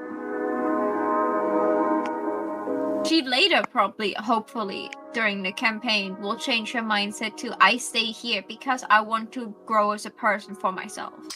But like that is my goal for her to be like that she should realize this. In the beginning she doesn't. I feel like that's like the journey I hope for her to have in this campaign. Yeah, that's a similar thing I've got with the very huge character flaws I'm throwing out for Meadow and Bree. Like, they're not gonna be the ones that stay. They're just kind of where she starts. Yeah. Like I said to Maho when we were working on Forest Magica, like, if you want character development, they have to start as bad characters. And not like bad characters, but like they have to have a place to come from in order to develop. Also, humans are inherently flawed, so it's like good if you're like not perfect. But like talking about not perfect. I'm perfectly fine to go to bed now. I'm sorry I didn't work a lot today, but like I really need to dip out now. Go dip out. Okie night night. Don't plot too many evil things. Okay, only like 70 or 90. Of course we won't plot too many. We'll plot 3 many. Night night. Oh, that was the last question. I was just looking up for the next question. That was the last one. That was part 2 though. There's another part above it though. Oh, yeah. Oh yeah, I saw this one and then I saw you type that out. I literally thought this was the second one was this reformatted because she said something about the formatting being bad. Yeah, there you go. Sorry, bad formatting transfer. So I thought you just sort of retyped. No, it was I sent it and then I realized the program that I had it in didn't register any of the enters when I transferred it to Discord. Yeah, I clicked send, and then people started typing. I was like, oh god, no, wait. I mean, How did you find out about the school, or how did the school find out about you? That is literally a part of my backstory. I know. Cool, ain't it? She fucks up and makes the wrong decision, and her magical familiar, who clearly, even though he apparently wasn't the first choice, basically cares about her enough that he doesn't want to see her fucking killed and have her powers removed or whatever the fuck happens. So he pulls some strings and gets her into the academy to hide her. That's another thing about like the questions that we have just answered is like make sure it's in line with that original character concept, unless you're going to go back and change it, because like she was devastated that she couldn't save people and that she put people in danger, and like originally she was selfish and she did like let it grow because she thought she could take it, but like now she feels guilty. Would she really be acting in those flaws that you described later?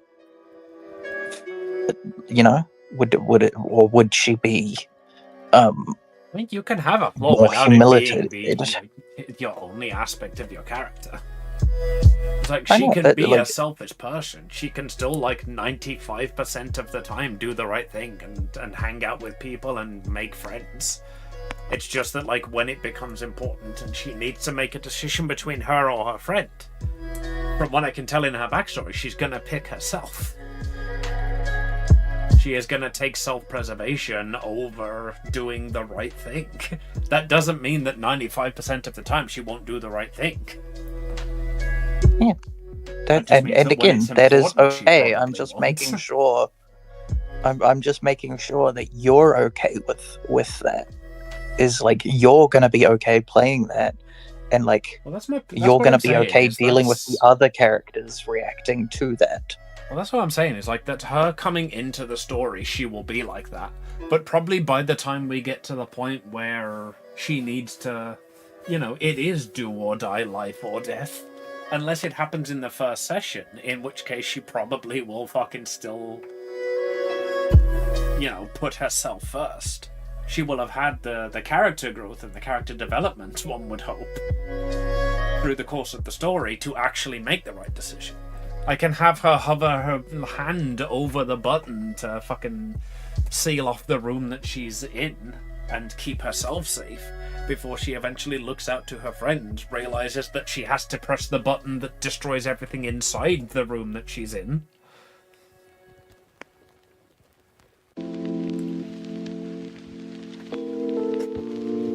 So anyway, don't give me any buttons to press. Okay, writing down. Buttons, press. No. Actually, you know what? Unironically, I do think that is a really fucking good and funny, like, character flaw, which probably should be one that she could work on. Is the big red button flaw. The I have to find out what that does, you know? Like, if there's a button, she's gonna push it. Yeah, like that's also an interesting flaw that will come up might come up a couple times, that will get you in trouble, that like she might want to work on it, she might not, but like, you know, it doesn't have to be like an actual physical button either. It literally could just be like, well, I'm never gonna rest at night if I don't know what happens here. Like, you know, or Principal Seymour is standing in front of me waving his ass, and here I am with a pumpkin. This is the only chance I'm ever gonna have to do this. I'm gonna go push the button. Magical sword with the text "Do not touch" on a plaque underneath. Exactly. Don't touch it. That's probably a much better thing. I said don't touch it. She 100% would be the sort of "do not touch." What could go wrong? Yeah, exactly. That's why I'm making sure you take time to think about it before you lock in these, like, really, really severe flaws. Really, like, Again. impactful flaws. Again, That she has you these. consider the fact you have to play these. Again, she will have these severe and impactful flaws. I think that's good for a character. Have big flaws, have small flaws. Yeah. Like, it's the thing that you get in a story that makes the story so good is the character wrestling with those flaws. It's the character realizing that they're doing the wrong thing here, that they are putting themselves above other people and having to deal with the consequences of those decisions. Like, a story isn't a story without conflict, without consequence. That's the word I'm looking for. Yeah. And I agree with you. I'm, again, just also saying that, like, these are things we already know about her, in a way. These are, like, backstory elements and key character traits. Do they need to be written down a second time? You know? It's like, this is an exercise for you to develop and learn new things about your character. Her Brioche being depressed is not new information to anyone.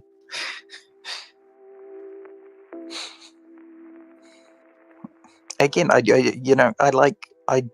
like these things for her. I'm just like making sure you like understand the context.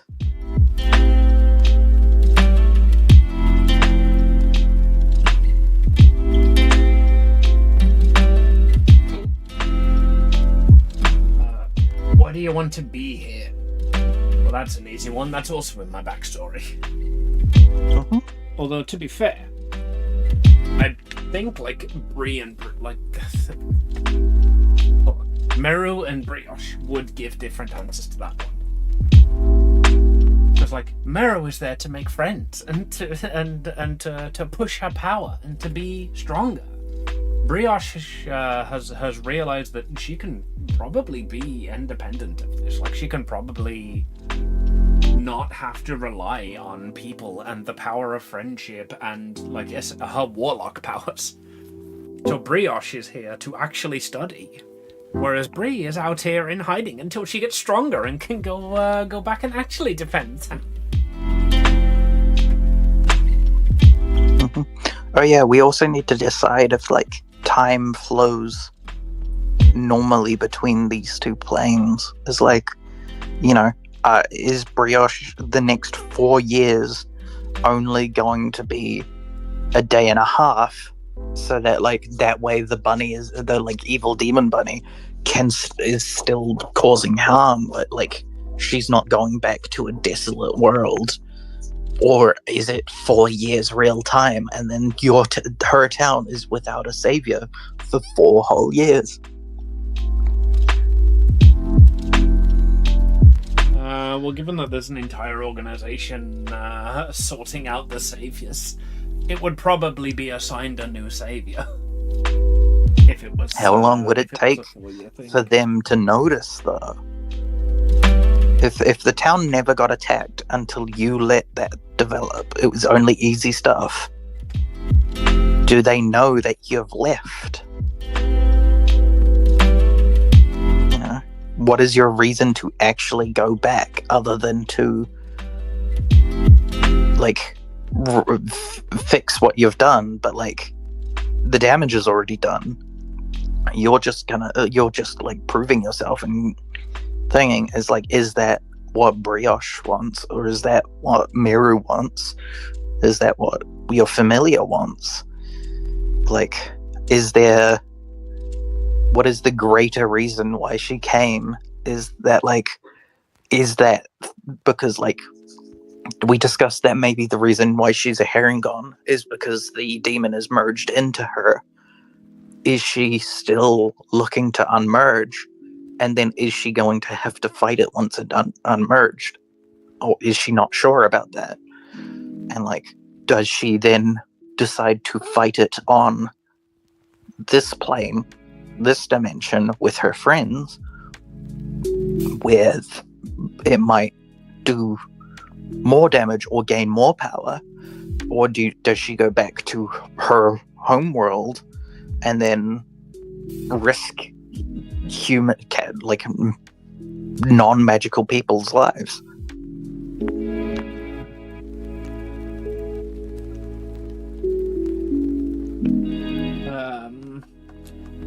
Well, we realised that she literally could just be a harrigan. She doesn't need to be half demon.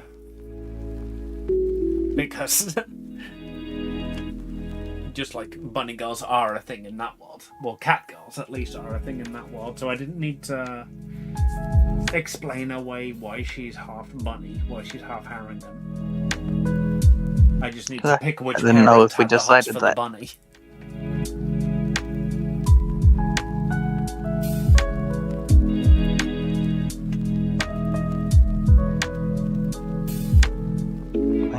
Oh, that could also be a thing for, like, you know how we decided that you chose the bunny?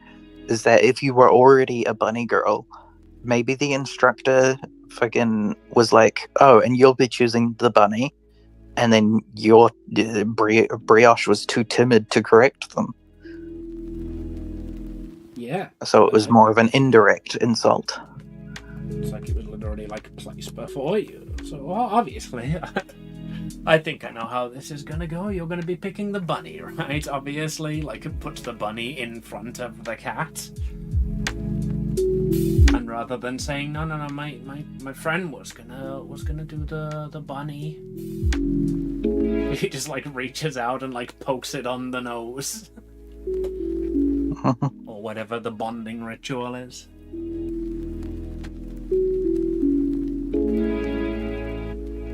It's not again similar to the gifted child syndrome thing. Like if it wasn't her fault that she picked the bunny, but that was her friend's only way of doing it, like that would weigh on her a lot more, and she would like spend her life blaming herself for that, and like, oh my god, I'm so selfish. I picked the bunny. I could have reached around and grabbed the cat, but he was just standing there holding the bunny out to me.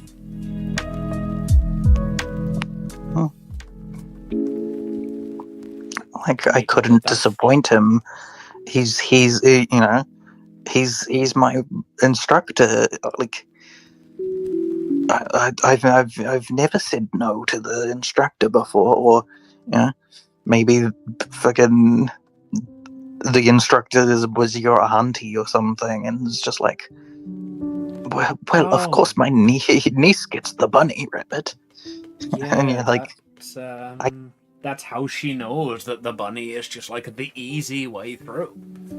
It's like obviously like the bunny is gonna bond to you better. The aunt tells her as a harrigan, well yeah, like the bunny is gonna be way easier for you to do. Like the bunny is just gonna bond to your soul better. So she tells that to her friend, like, oh yeah, the bunny's the easier one. It's gonna bond to your soul better.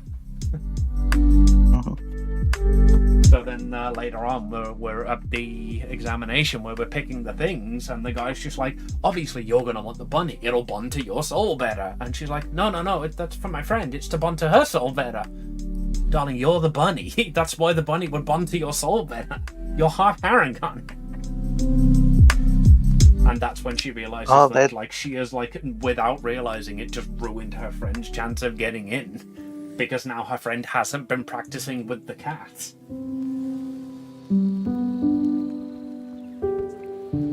Meru just misunderstood what they meant by the bunny would be the easiest one, and really wanted to help her friend, so she told her friend, well, the bunny will be the easiest one. Bunnies are actually cunts to people who aren't harrigan. It's been spending 2 weeks biting her.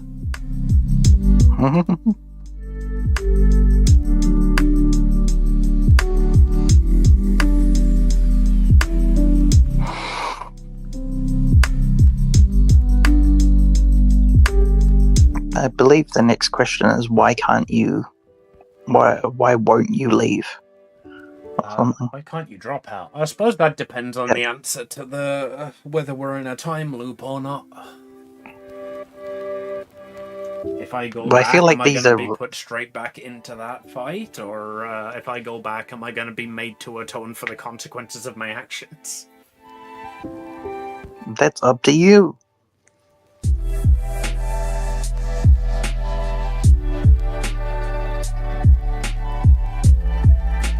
I think I'll go for the consequences of my actions, because generally, as a rule, I don't like fucking time loops and time stops and time travel crap. Like, I don't like the, hey, you can stop time and go to Strixhaven as an out, because it creates a very easy out for literally fucking everything. You can offer it to the other characters, but just like, for my girl, like she, like the demon attack, like the bad guy attack, like everything went fucking wrong. She had to go and like get people to help her. She had to like call in like the magical girl from the next town over because like everything was fucked up. The sky was black. The consequences are about to be brought down on her because the demon was defeated, but like she 100%. She had to go and fucking get somebody else and explain what had happened and was about to be basically fucking executed. Or, you know, just have her powers removed. Which is when, like, she goes to her familiar, just like, I don't want to lose my powers, I don't want to lose you. It's like, fine, I'll call in a favor. So she is hiding at Strixhaven, basically. Yeah, that was not what we discussed. That's why I'm making you answer these questions and develop that thing. Is like, that's why I was asking, what is she gonna have to do when she gets back? Is there a reason why she's delaying it as long as possible? You know, or is there a reason why, like, you know, she's committing to at least 4 years of school? That's a long time. When you fucking, like, you're the savior of your fucking town, when monsters attack regularly, like, is the thing that you defeated only sealed away while you're not there? So the moment you get back, you need to be powerful enough to beat it, or like, I mean, if you need a bad guy, then yeah, the thing I defeated was only sealed away. You can use that as a monster at some point in the story. Yes, but no, the idea behind her was basically that, like, she is, like, about to be punished and needs to hide, basically. Like, she has made a huge fucking mistake, and she needs to go and hide at this school.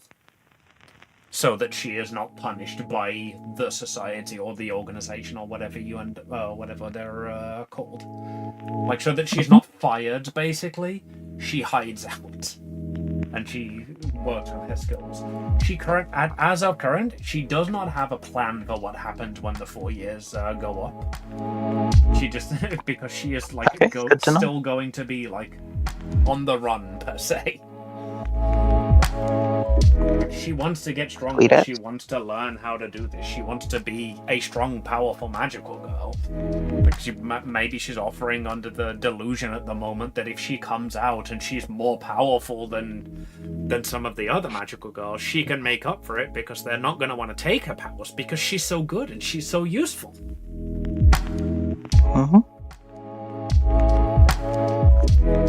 But then, like, in 4 years' time, that's going to be a problem that she has to solve. Yeah, like, Dungeon Master reason, I just needed you to have a reason why you can't quit this character. You know, I need a reason why you're, like, committed to being in the world, you know?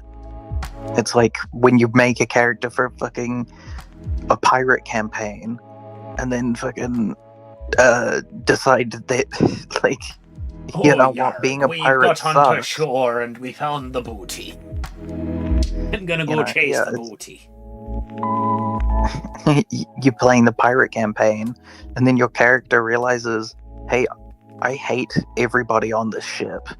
My dream was to be a pirate, but this dream kind of sucks. I'm gonna go home. What is to prevent you from doing that, you know? What is the reason why you were there? And why you wouldn't leave is really important for fucking TTRPGs. Yeah. In my opinion. Well, then, like, the reason she won't leave is because she still hasn't figured out how the fuck she's gonna convince them not to take her powers. Or, I suppose not specifically her powers. She still hasn't figured out how she's gonna convince them not to take... I literally can't remember what I called her familiar. Lupin... Lupine? Lepus, and I can't Praxis? remember what the Pixis. Yeah, so she has basically got to convince them not to take Pixis away from her, and needs to figure out how to fucking do that. Like, that's the reason that she can't leave. It's because if she does and she goes back, they're immediately gonna probably take Pixis. And then she has to go back to her normal, mundane life, being a boring bitch.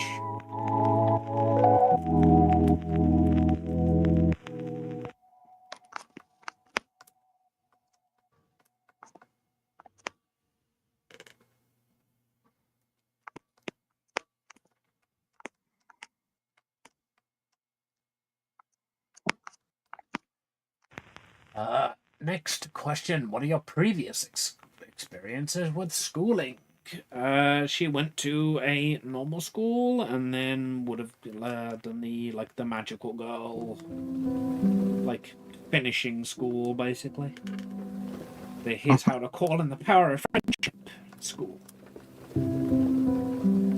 It's like... And what in high school in the UK, what grades are there? They have changed since I was in high school. But when I was in... What is each year called? They are numbered years. It is years 1 through 6 in primary, and years 7 through 11 in secondary.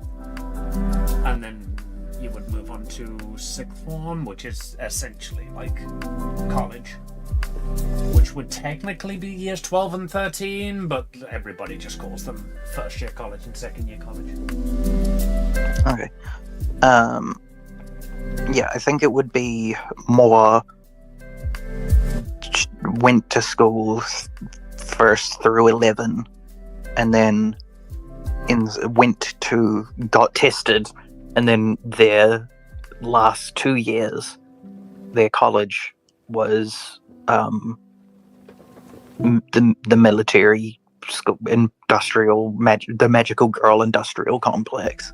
Yeah. Good old magic. Yeah. So yeah, we in New Zealand we just call them year 1 through 13, and our high school goes from year 10 to 13. So our middle school or secondary school, we call it intermediate, is just year 7 and 8. Sorry, high school's from year 9 to 13. I forgot how to count.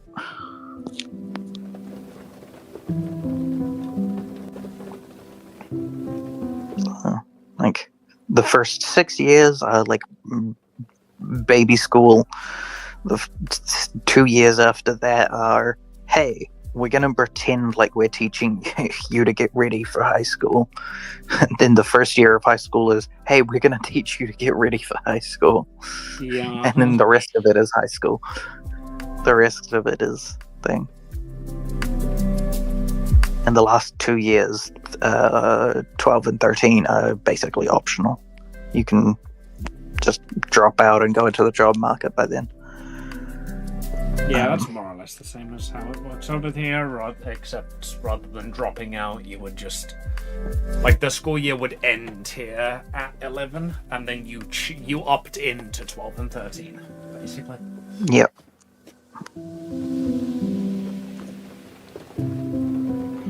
Yeah, I opted into 12 and 13 just because I didn't want to fucking get a job. I was like, I would rather not work at work at fucking Tesco. Thanks. I wanted to go into math, like I was good at math. So I wanted to just keep going with that and basically go on to like study math, like university level and fucking, you know, like make math my job sort of thing. Mm-hmm. So I just went like straight on to college. I like applied for the best math college in the fucking area and got in without interview. That's how good my grades were.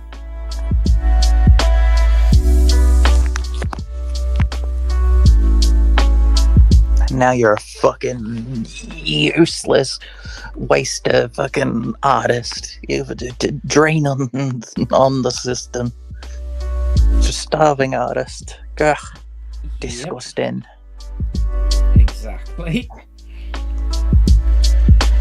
Cut off your own ear and then you'll be worth a damn. Funny you should say that, because Well, actually, the more I look at this, the more I realise that one of her ears is fucking longer than me. And this one that I spent so much time on probably wouldn't be cut up.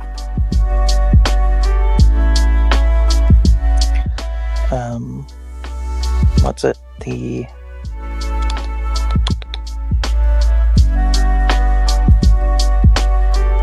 I was gonna say, well, technically, if we're not limiting it to the ears, Van Gogh style, you do plan to cut off probably more. And it will make me a better artist. And it will make you Without a better artist. I'll automatically learn hyperpop.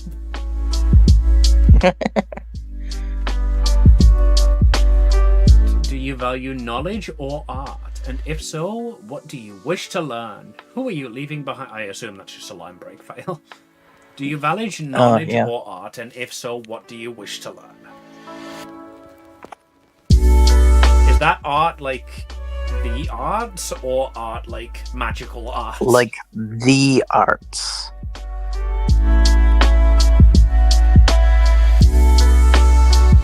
Remember that, like, an entire fucking like aspect of the school is just theater kids.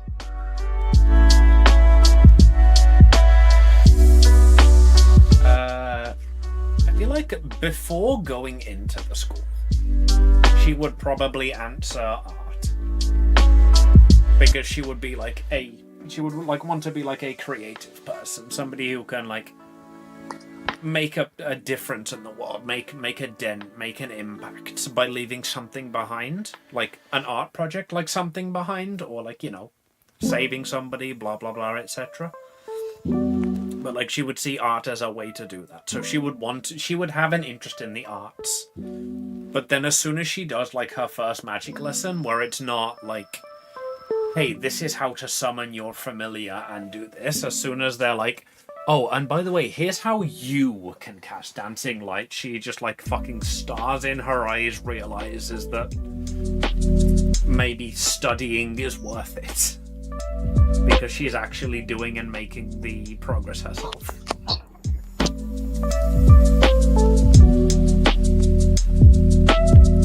So before entry to school, art. After, definitely knowledge. She is going to be like vacuuming up knowledge of how to like be a good caster on her own merit, basically.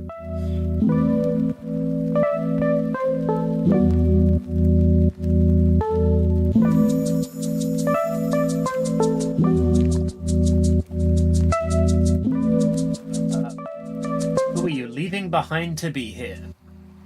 Literally her entire life, but basically no one. She has already moved to the next town over to be deployed, basically doesn't keep in touch with any of her family, doesn't have any genuine friends. The only person coming with her is the only person she sees on a day-to-day basis, and that is Pixis.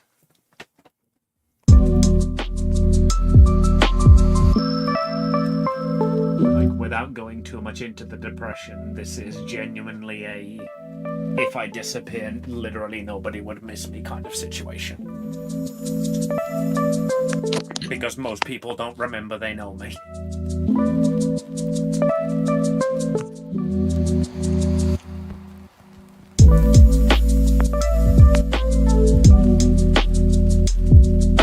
On that note, I think she would still like it.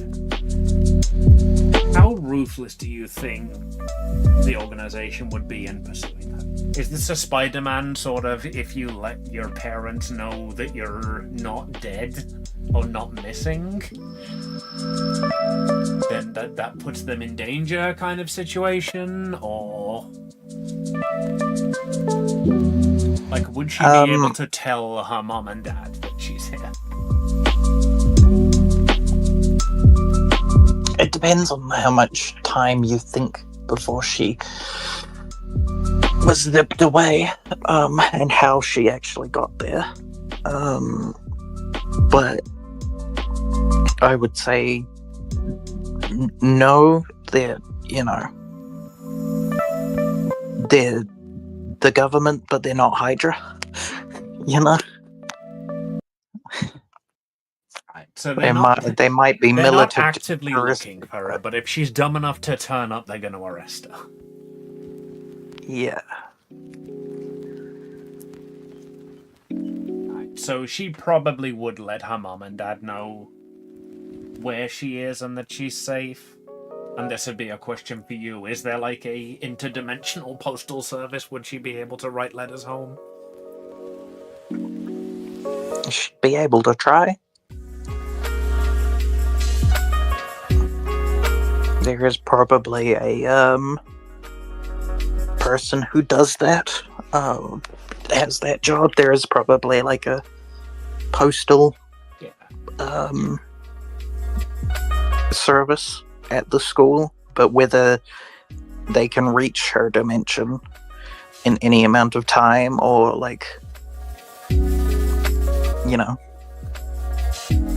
whether whatever they send will survive the journey or will be intelligibly reasonable, or whether she can afford fucking interdimensional postal.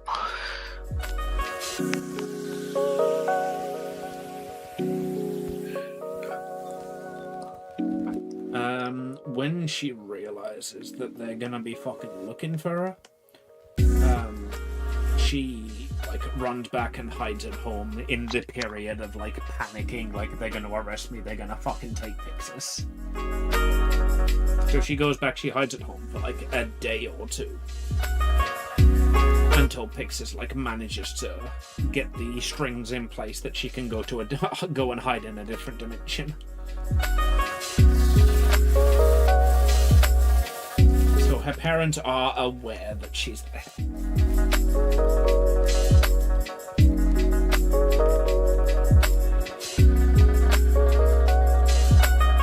When questioned, they say something about, oh yeah, she headed to another dimension. Man, if you're not going to answer my question seriously, then don't bother answering my questions. Oh yeah, she said she was going to some school. I think it's in Finland. Had a really it definitely had a Finnish name. It's is that canon now? Is the school in Cradle Finland? Wanson. Huh? Is that canon now? Is the school in Finland? You all meet in the magical land, Finland. As far as your parents are concerned, if you just said, I'm going to Strixhaven, it'd be it's a magical school. They'd probably be oh yeah, it's one of those art schools because she likes to do art. She was always so artistic as a kid, and they love the arts over in Finland. It's named after that fish dish, Strixhaven. Yes, Strixhaviscus. What's the fucking fermented fish called?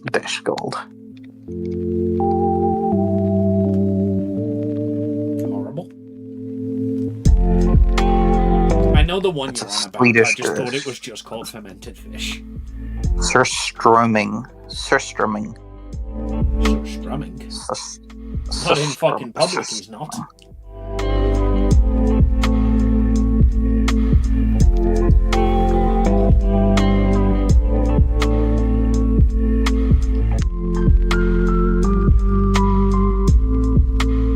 Surströmming pronunciation. Oh my god, it's Julian Michael.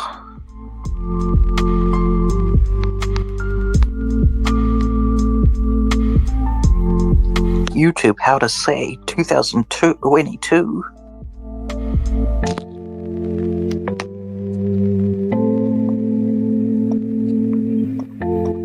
See, I normally use Merriam-Webster for that. But given that it's not an English term, probably wouldn't work.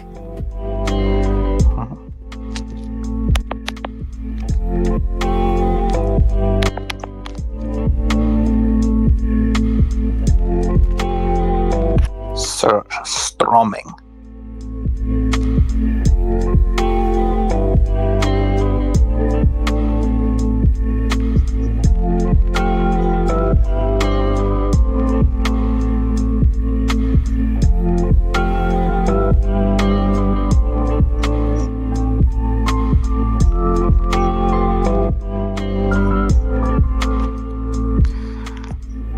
From two different sources that do not speak Swedish. Surströmming. Oh, she went to that I think it's a school in Finland. It's named after that fishy stuff. Strixstrumming.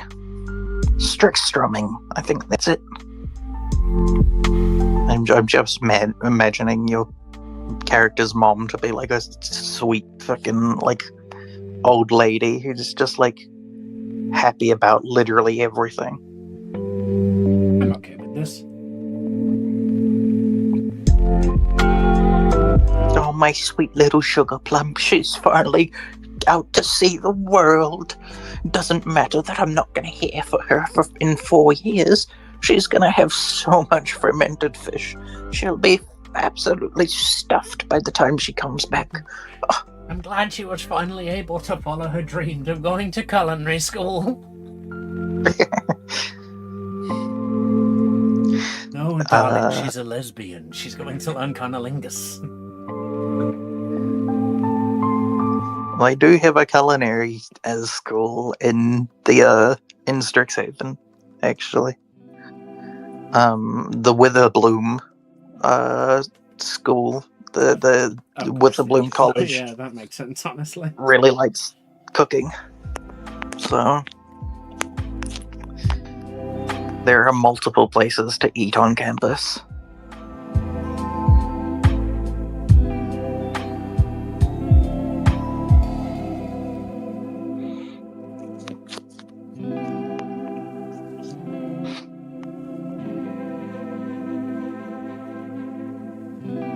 I'm hungry. Make me food.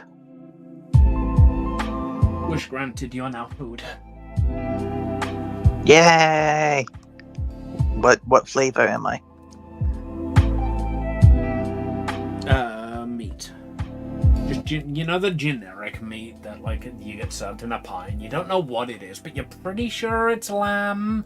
But also it tastes a bit like it's got that weird texture that's more like a kidney sort of texture, and like the taste is there, but the texture's off. Meat. That's you. Okay, well, I'm out of pie crust, so it pre-cooked or the raw version? Raw all the way, baby girl. That just means I am gonna have to cook it myself. But I'm it's okay with You this. like getting cooked. That is true. Who doesn't love a good spit roast?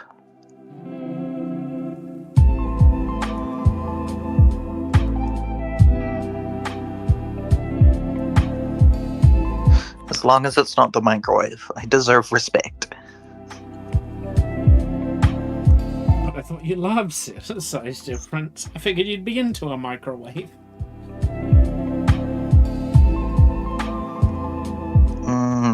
Yeah, right. You've convinced me.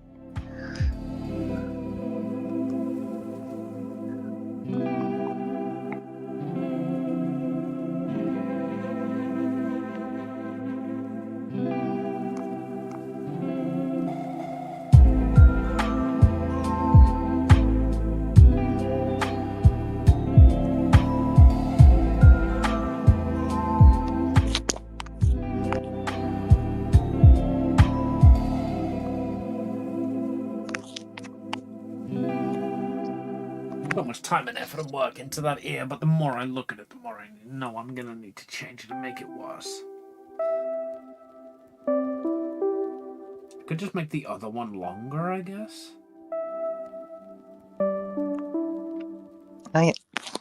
The next question will be easy for you who to answer.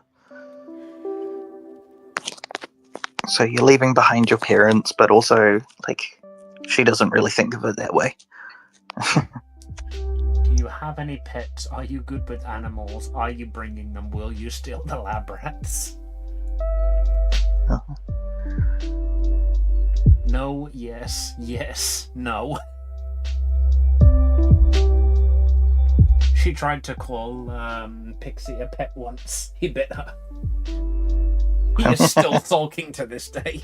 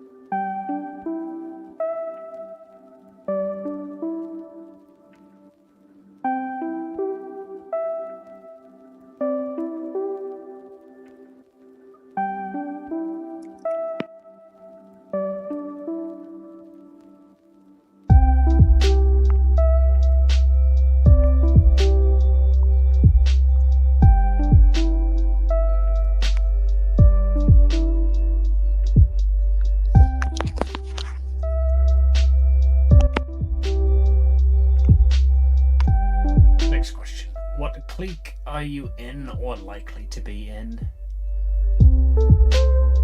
That is an excellent question.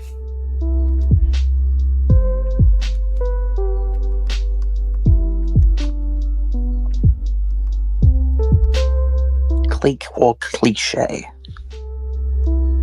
What do you fit? Are you, you might be a jock, but you also might not hang out with the jocks. So it's like there are cliques at school, and then there's also just a bunch of fucking weirdos that fit categories but are still individual by themselves.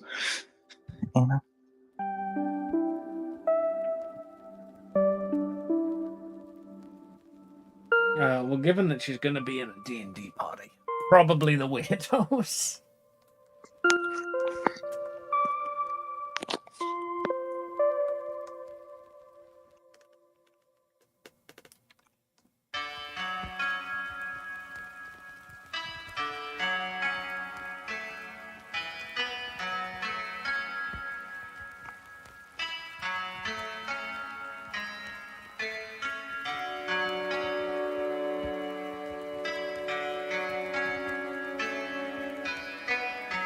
I think probably the theatre kids would match her the best.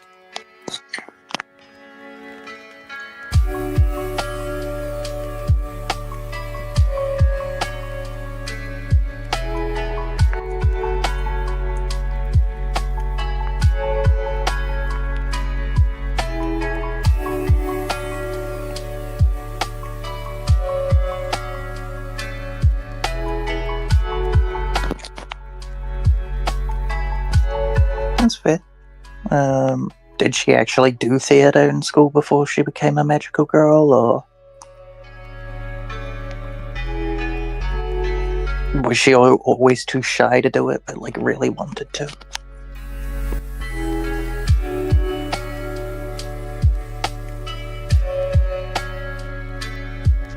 think she's always participated in theatre.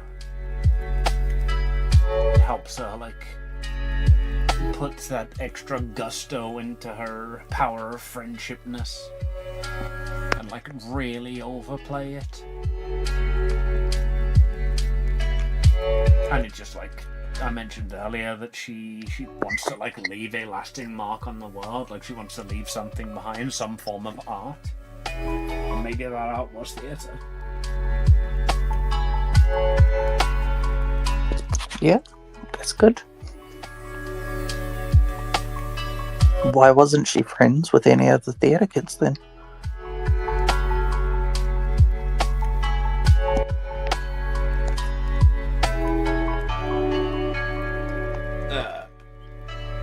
Because theatre kids are all bitches. Genuinely, yeah. Like, they're the one group of people who probably would have accepted her, and she didn't want any of that shit. Mm-hmm.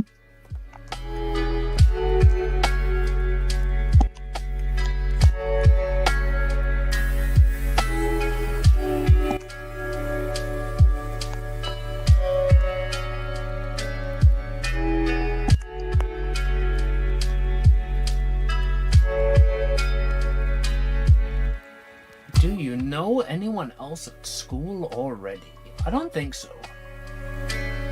She'd have been, like, squirreled out of her dimension into this one, so unless it's, like, somebody that she met in the fucking opening ceremony before this quiz was given.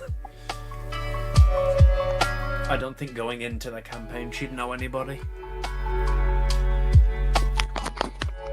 That's entirely fair. Well, As a DM, I am a big fan of trying to figure out how your characters know existing characters already, so I'd be willing to, like, have her sit around the entrance hall basically trying to make friends and bump into the other characters.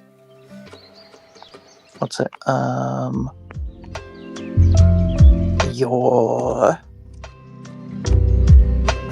Your familiar knows another familiar and their master. So that can be your character for there. I mean, that is true. We've established that as part of the backstory, that, like, my familiar does know another familiar there. Mm-hmm. Literally how she gets into the school. Maybe it's like, you know, the familiar teacher, like the actual familiar studies teacher. Also, maybe you would also make showed a lot up. of sense about why she, like, really gets into druidcraft. It's just like the familiar that her familiar knows is the, like, find familiar of the druid. Mm-hmm.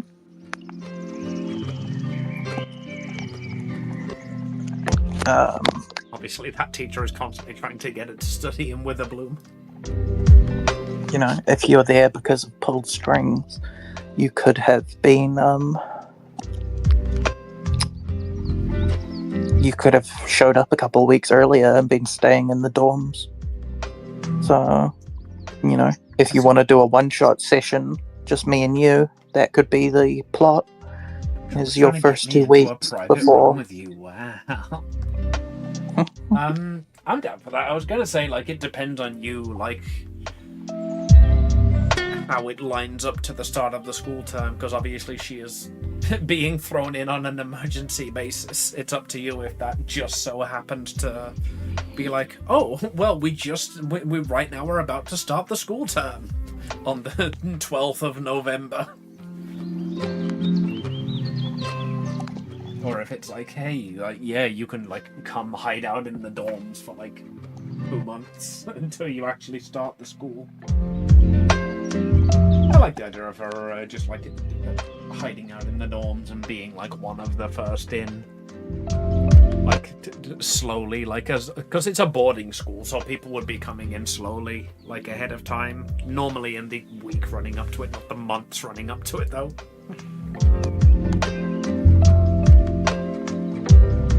I mean, I've literally heard stories of it happening. Like, people can't get home in between semesters, so they sign up to like stay between semesters while no one else is there. It happens with like private schools all the time and stuff. And Daddy doesn't want to come pick him up. Uh-huh. Yeah, honestly, I completely brushed over the fact that it was a boarding school, and therefore there would be people boarding there. Yeah. So yeah, that works. It can still just happen to happen on a holiday just before school term, so there's not like months that she's sitting there. But it doesn't have to be like, unless you want that. Well, it's a good thing you came to pull my leg today because we just so happen to be doing our opening ceremony. Get in there and put the hat on.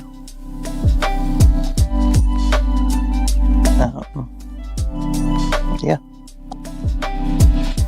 Yeah, I'm down for that. And if you want to do a one-on-one session, I'm also down for that.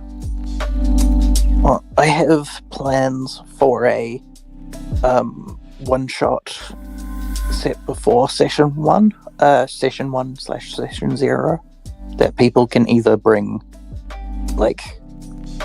if they want to try out a second concept before they lock something in permanently, they can bring that to it. So I would probably advise you do that, considering we're coming up with reasons why you're there early, or I can come up with something on the spot to reason why you're there, because it won't be actually at the school. And then other people can be like, no, this is the person that I'm going to play, but test out whether they actually like that version. You're like, it's half canon. They can develop it, or they can scrap it. So, and then if you also did come up with a second character that for the one shot, they could also be another person that there going forward, or they can become an NPC or a backup student, and then if you want to swap eventually, that's the way we do it. So that way we don't have characters who are like, oh yeah, I'm a third year. How long have you been at the school? Today's my first day.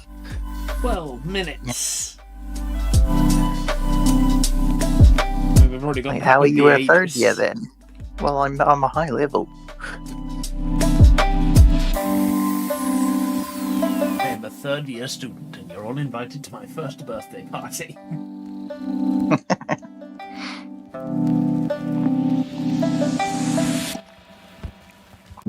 I mean, with all different species going to the school, that is entirely possible. It's like, I was literally fucking Maho's character as I was born 2 weeks ago. Yeah, that was that was who I was embodying for the I'm a third year student, and you're invited to my first birthday party.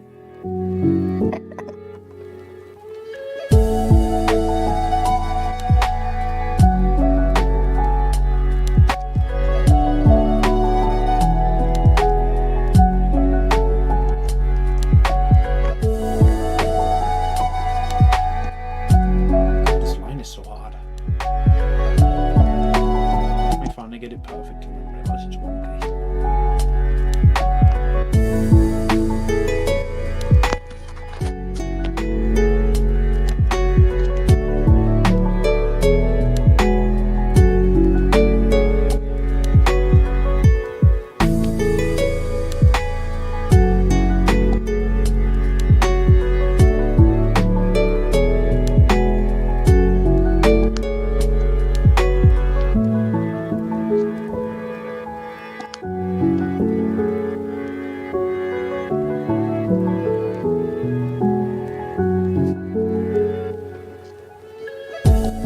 The kind of milk I drink lots of is the booba milk. You're entitled to your opinions, but as an avid tea drinker, I think I'll stick with pasteurized cow's milk. Thank you.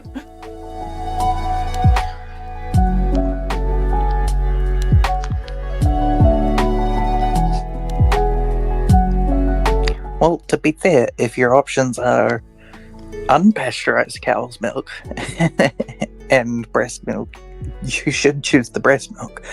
Depends. Is the breast milk been pasteurized? It doesn't need to be because it's fucking human breast milk.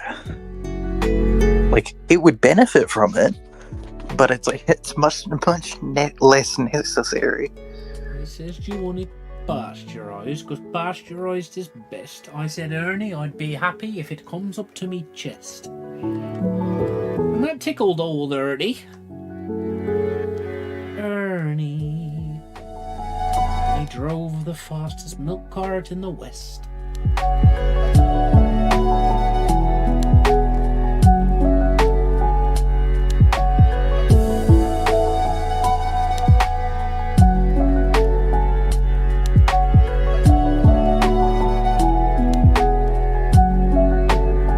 A small and adorable foxo demon, so of course I drink booba milk. I can appreciate a good boober as much as the next girl, don't you worry. You'll receive no judgment here.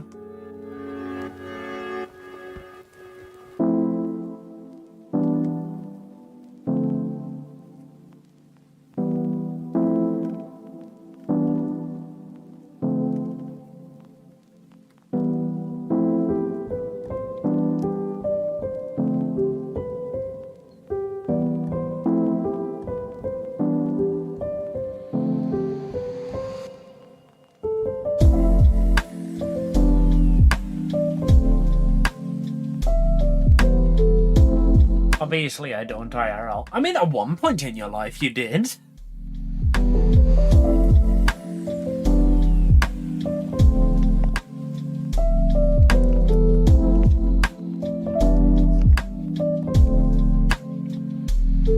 Maybe. And I very much doubt you ever complained about it.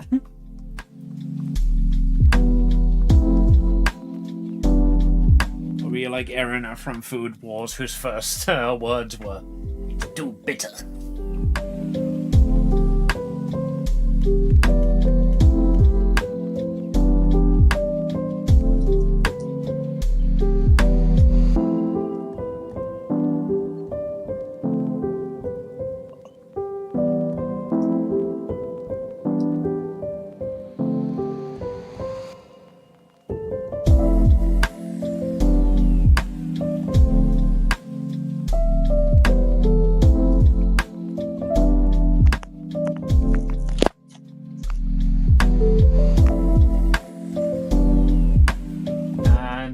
Species are you familiar with or have met?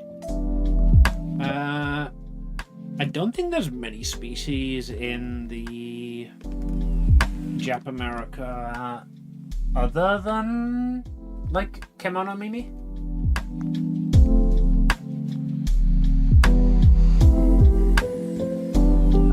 Not as far as we've established. She would have been acquainted with magical familiars, though. Probably a decent amount of talking animals. What are we talking about? My character in a D&D campaign. Eden's given her a list of questions to answer. Mm-hmm. So, do we have stories of, like, elves and orcs and demons, you know? If you meet a tiefling at the school, are you going to be like, it's the devil, it's Satan herself. Get that tiefling away from me. But given that what she fights as a magical girl are demons, there is a very strong possibility that the first time she sees a tiefling, she's gonna immediately transform, if she's not already transformed, and start spouting about the power of friendship in their direction. Yeah. One of my main problems with a lot of D&D games is characters will write discrimination into their backstories, which is fine. I think that's good. Like, you know, everybody who sees a tiefling as like outcast from society and is like, that's the point. Just that's like me. Exactly. That's why the people play tieflings. It's because they're the outcasts. But then the entire party is just like, racism bad. No. This, I know you deal with the inner turmoil of whether you're actually a demon deep down below and whether you're destined for evil, but like, we know you're not, and the reason is, well, because I'm not racist. I was like, no, you grew up in a society with people who would have taught you demons are bad. This is the first tiefling you've ever met. You can be a good person and like not voice those opinions, but like in the back of your mind, you're still gonna be like, you have that propaganda in you, you know? If someone steals from the party, you're gonna suspect the tiefling first if you have nothing else to go on. Probably. You as a character might go, oh, like, it's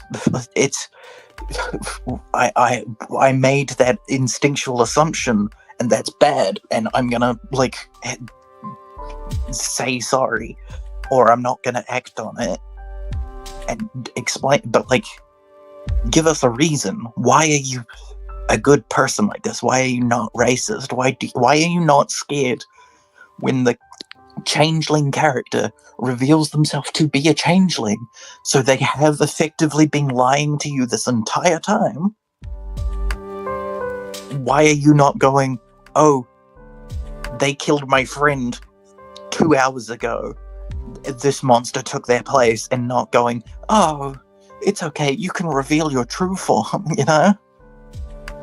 So like, yeah, if you're fighting demons, I think you should have some kind of reaction to seeing a tiefling, or maybe not. You'd be like, that's not what demons look like in my world. What are you talking about when someone else is racist to the tiefling? I just want you to think about basically that exact interaction where, like, my character sees Maho's character was like, my magic is formed of the moon. I am the moon incarnate. And my character is like, well, I know that's bullshit because my magic is formed of the moon. I get my power from the stars and the celestial bodies. And that is not what the moon looks like. That is not how moon powers work. I know that for a fact, but I'm gonna let you keep believing that you're the child of the moon. Okay, special snowflake. You know, you see and then like, you see a tiefling and you're like, whoa, that person has horns. That's so weird. And then you see a bunny rabbit, but it's red, got red fur, and you're like, oh, it's gonna transform and kill us all. Everyone knows demons have red fur. It's like animals are the only ones capable of turning into demons. I suppose this might be giving my character like too much power. Or actually no, I suppose not so much if like she's gonna have been at the school for 2 months before it starts anyway, just like socializing basically. But I was gonna say it might be giving my character too much power if like she has constantly got her familiar like floating around her, who clearly like he's like knows the place well enough to know that it's a place she needs to escape to. So he would probably have knowledge of the world and be able to say, no, don't attack them. They're a nice, they're a tiefling.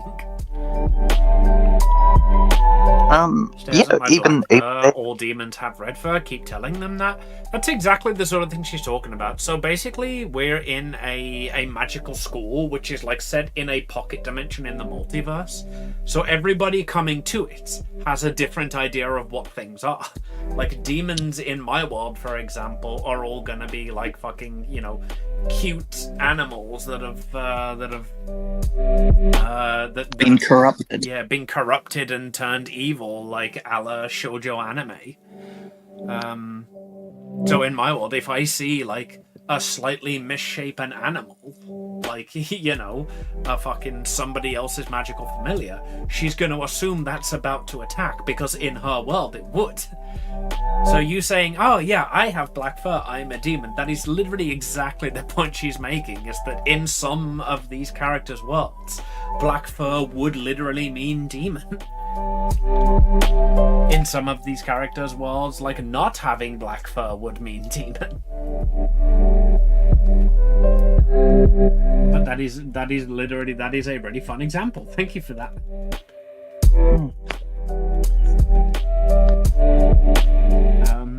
But yeah, back to the point I was making is you could, like, because my familiar clearly has knowledge of this world, you could have him be like, hey, don't kill that person.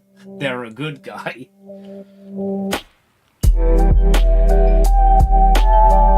But, like, obviously not quite that dramatic. It's like, oh, the flowers here are purple. That's weird. Should I do something about that? And he can be like, no. Flowers here just are purple. I got into D&D the past 4 times I've tried learning, something bad has happened. I'll give you a tip. The thing that got me into D&D, even though I literally had nobody I could play D&D with for like 3 solid years, is actual play podcasts. So go listen to things like Critical Role, like NADPod, like Critical Hit, Aoris, those sort of things. Like, go find a D&D actual play podcast and see if that's more your taste, because that is a group of people who actually enjoy being around each other and have usually a well-orchestrated table dynamic.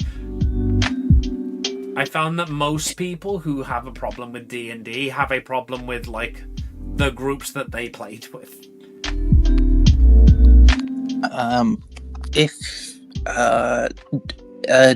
The first season of Dimension 20 and some other seasons are free on YouTube. Those are really good examples of, like,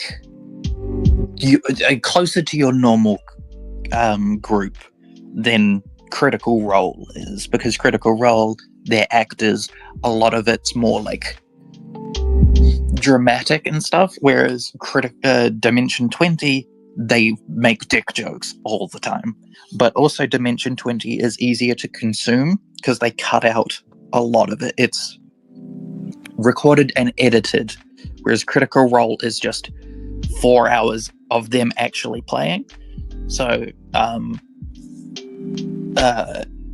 if you want to see how the game is played, watch Critical Role, but like the characters and table dynamics are more professional. And then if you want to watch something a bit more quicker paced, where they're only 2 hours instead of 4 hours, and they're small seasons of like 15 episodes rather than 600, watch Dimension 20.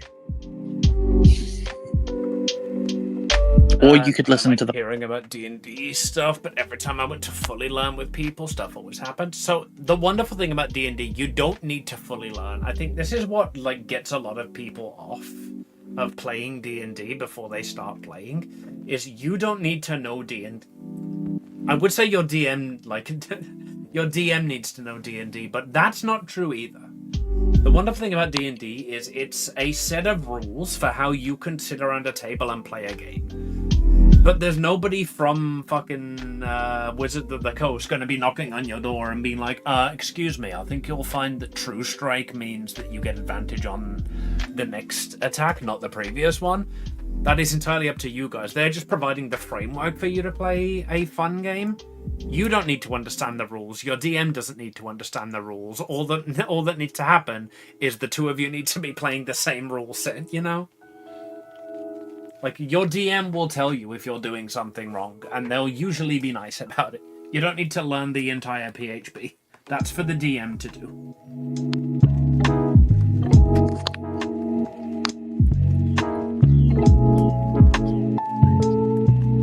Like, I have done a full 1 to 20 campaign, for example, as the DM.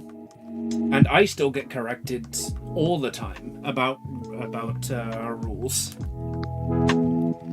We still managed to get all the way through the 1 to 20 campaign that took us 3 years.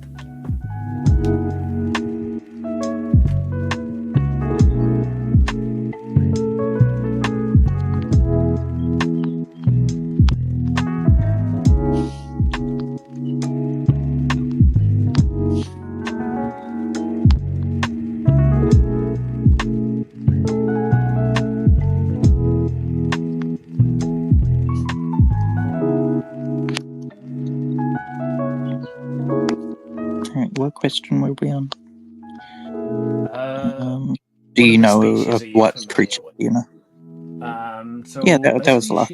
she would be familiar with like magical familiars and demons, and probably not a lot else. Would she have media representations of any of these creatures? Like, is she gonna see an elf and go, "Oh, you're from the book"? Yes, 100%.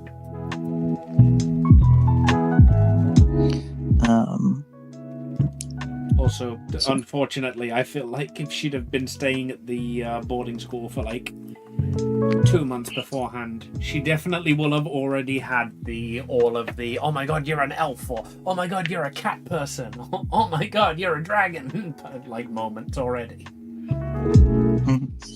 Well, maybe because she hasn't started yet, she's very limited in where she's allowed to go. She like gets food delivered to her room, and it's like, you know, it's like you can explore. You can go to the gym in the dorms, but like, you know, you're not allowed to explore the campus until you're officially a student.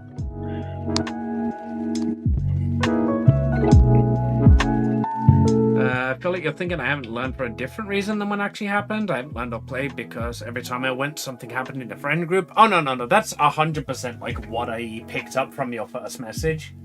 Like, the problem is almost always that you don't gel with the group. Yeah. It is, Like, keep going until you find a group that you can play with. Like, trust me. Like, my first... The 1 to 20 campaign I mentioned, there is only, like, 2 people in it in the final episode who were in it in the first episode.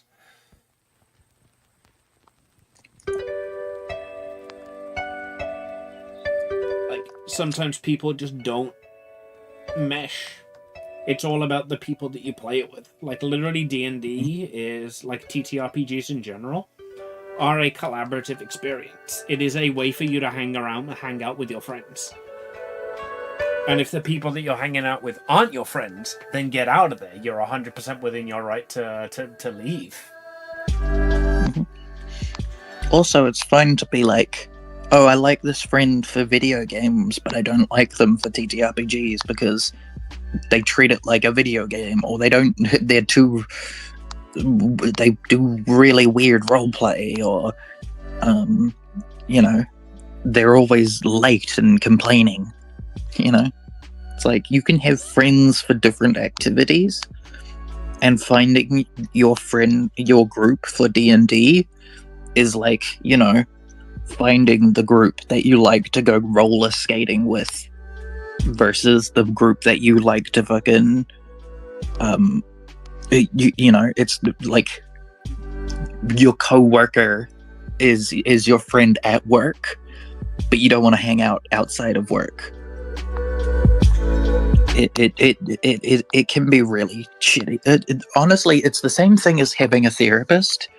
I have tried therapy multiple times, and like the first 3 times in a row, I got really shitty therapists, and it just wasn't working. The same with my healthcare. I've had lots of really bad general practitioners who did not help me, but it was still a problem that I wanted to solve. So I went and I tried again with someone else until because I knew I wanted therapy. If you know that you want to play D&D because you're interested in it, but you've had bad experiences with the people, try again with other people and maybe be more restrictive. Maybe like you can put limits and barriers and stuff and make it you know, take your time and stuff, but like don't rule it off completely, because those are the bad experiences are not indicative of the hobby, it's indicative of the people, you know.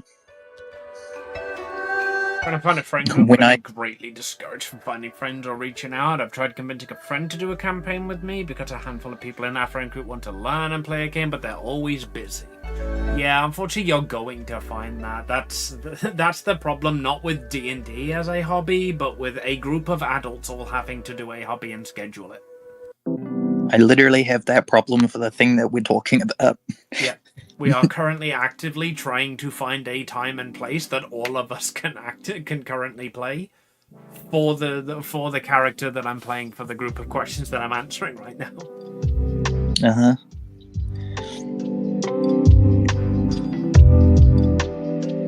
Uh-huh. But also, if you're saying it's not worth the effort, 100%. If you think it's not worth your effort, you are correct. You know, it's like that is something we can't tell you. So if it felt like we're telling you, no, you have to play D&D, we're not. We're saying just like, you know, don't be too discouraged. That if you want it, you should start. You should keep seeking it out, no matter what. I think until it isn't into thing you want anymore.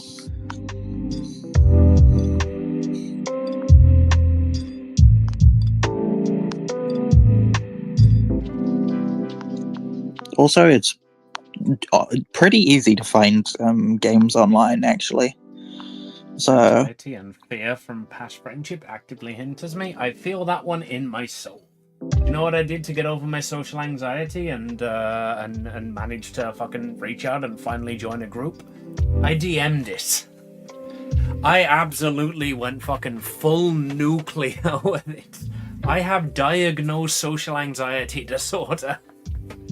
I should not be the person at the head of any activity. I found 6 people, I convinced them to play with me, and I fucking went full deep end. Unfortunately, it did lasting damage to my psyche, but that's not something we're here to discuss. if your schedule is more open, you could also look into, there's this thing called Adventurers League, where that is, instead of organizing friends and organizing the groups yourself, you go in and play at basically like a card store. It's like a Magic the Gathering event where they organize the tables and then you just go sign up and play. It might cost $5 depending on where you are, but usually it's at least free for the first session, if not free, and then they incentivize you to buy food. Yes. That, annoyingly enough, like, we literally have not like a local game store near us, we have like a chain local game store near us. And I would love to go there if it weren't for the fact that I would have to socialize and I would have to buy milkshakes, because the entire place is like, hey, you can come, you can sit, you can play at a table, you can bring your friends here. And we have a cafe with milkshakes that cost like $9.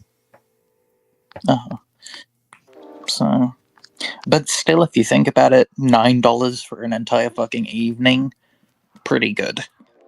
You know, pretty cheap, pretty affordable. Hey, getting less affordable in today's if I had market. $9, I would probably go get a milkshake.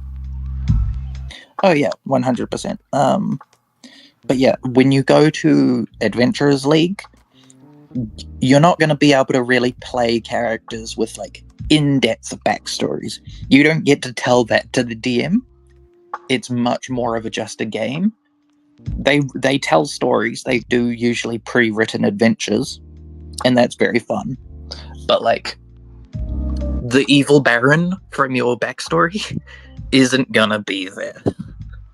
You just it's more like playing a JRPG, where it's like the story goes on and you're just there to save the world. You know, you have your own personality and traits, but like the world is ending regardless of what shaped you. So you just have to make decisions in character and play it, go along with the story. Like, you can't decide, well, actually, I don't want to kill Ganondorf. I'm gonna say I'm gonna settle down and start a shop, like a fucking general goods store. If you decide that, you stop playing. You know, the story is a lot more linear in these ones. It depends if they're doing one shots, it's very linear. If they're doing a campaign like Curse of Strahd, that's a lot less linear, where your choices will have impact, but also you might not be there next session, and they will continue without you. So it's a lot more independent, but that's what I started with. I made friends there, and then those friends were like, hey, we should play our own game on a different day, and your characters will have backstories, and the world is unique and new, and it's a new story, and it's just us. If you need to skip session, we're all gonna wait for you. Kind of like, you know, you're going there to play the game, but you're also going there to make social bonds so that you can play a better version of the game later. But also, if you're the type that really likes combat, Adventure League's great. If you're a power build and go to Adventurers League, you'll have a great time. If you're there to kill monsters, you're gonna kill so many monsters. So, like, that's how I found all of my original home games. And then now I'm in a couple of home games online that I made through friends through Twitch and Discord. That's me. I'm friends. No. You were the dungeon master. Maho was the friend. You were utility. It hurt me. And now you're my torment. Now, as my player, you were just the method for me writing my book. Obviously, go ahead. You know, I have an idea for a story, and I'm gonna yap it at you. That's what D&D's about, right? I hope people can detect my sarcasm. That's basically what D&D is about, if you can accept the fact that the people in your campaign are shaping the book that you're writing. Yeah.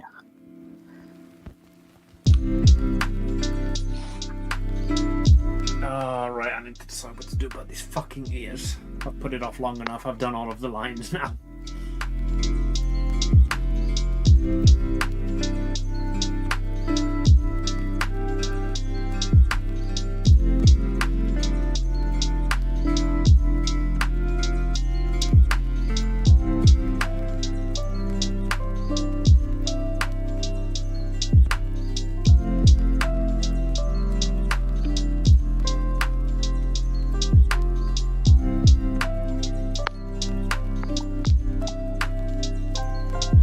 I'm hungry.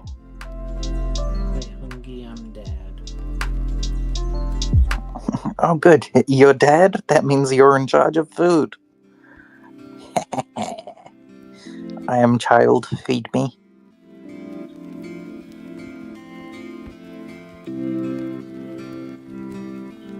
I am in need of nutrition. Father, please. What's wrong with the old nutrition? We ran out. The fridge is empty.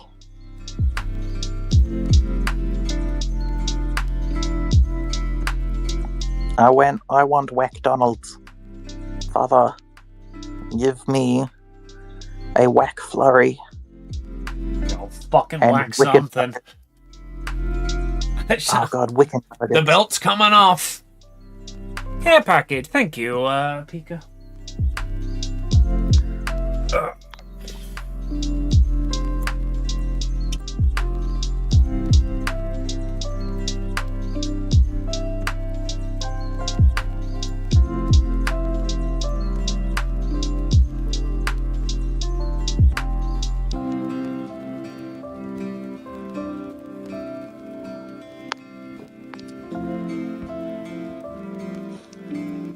Eden, look at my ears and give me your opinion.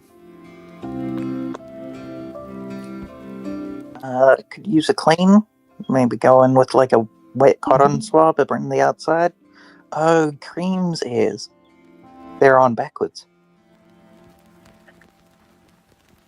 Your ears are on backwards. You holy god, a creature of nature. God, you've seen that meme, right? I have, yes. Okay, good. I like them. I like that it curves onto the ground. That's cute. I can't see any problems with it. The one that's on the ground is longer than the other one.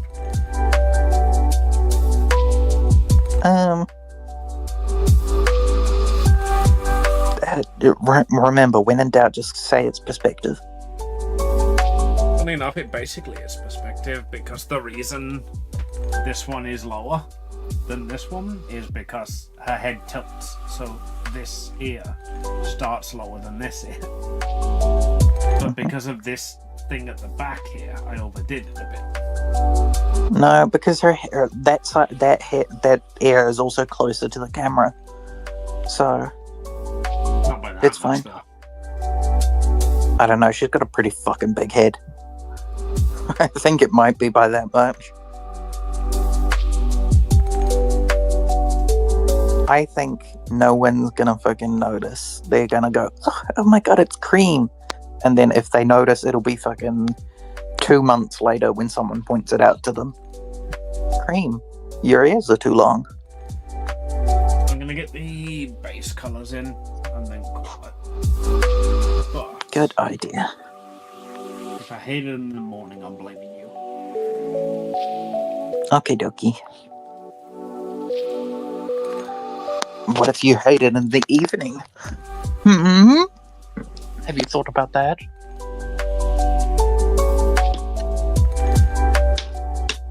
Who are you going to blame then? It'll be the evening. Still you, but louder. And probably more violently. Well, that's not nice. I'm clearly slotted in for the morning. I don't want to take a double shift.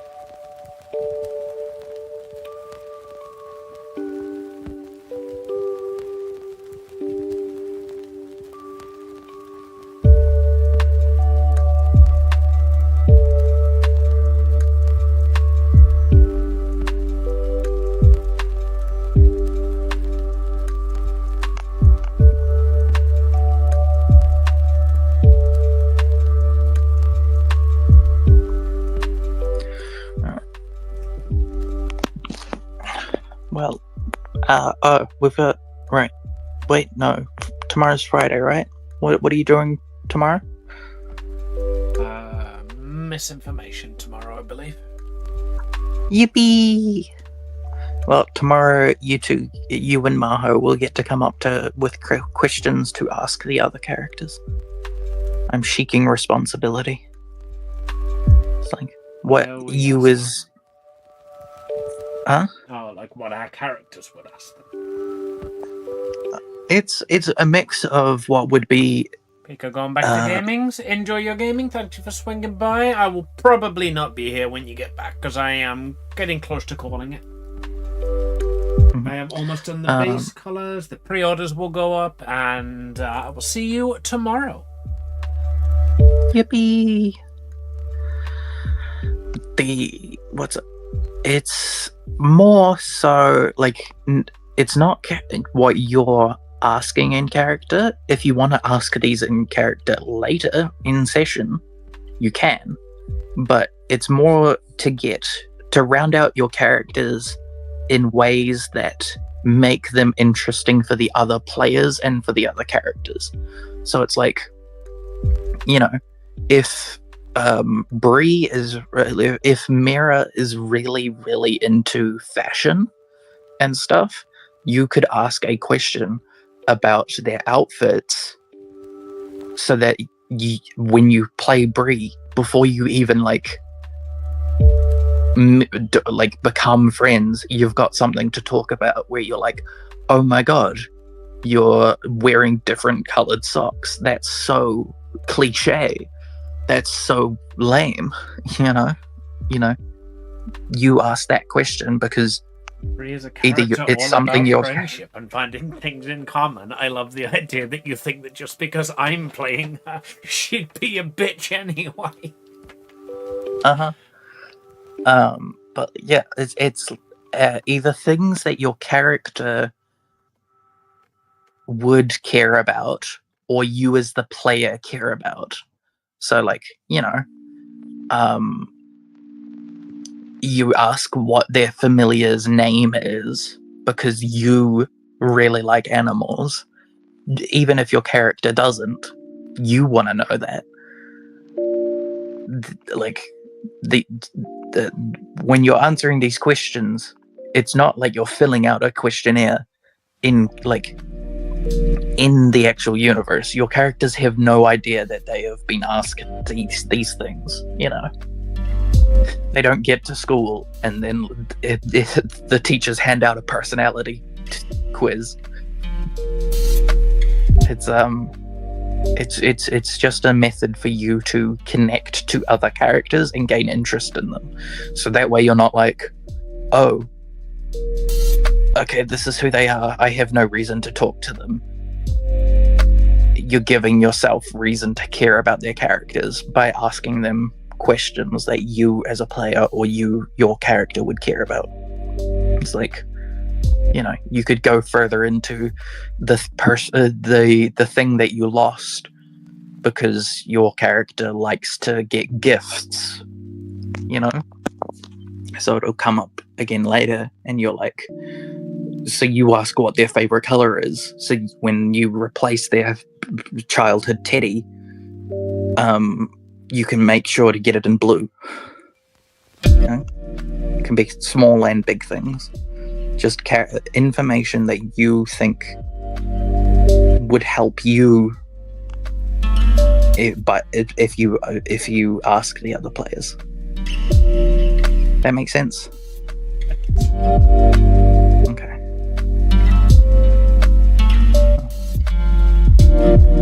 It can also be like plot elements that you're interested in. It's like, if you are really, really interested in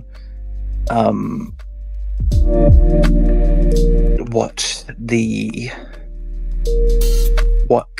enemies might come up, or you're really interested in combat stuff, you could ask what their magic looks like, or if they're good at picking up on whether teachers are inherently evil. That one's wearing a turban. It must be a bad guy. No, he's the good guy. It's the black guy now. Color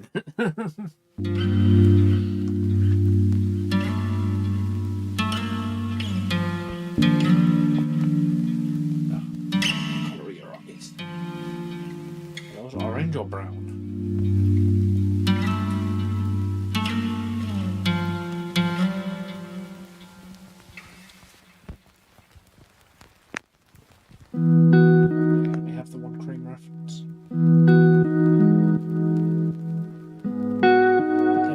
probably brown, right? Brown will do as a decent base. I can fix it later, I guess.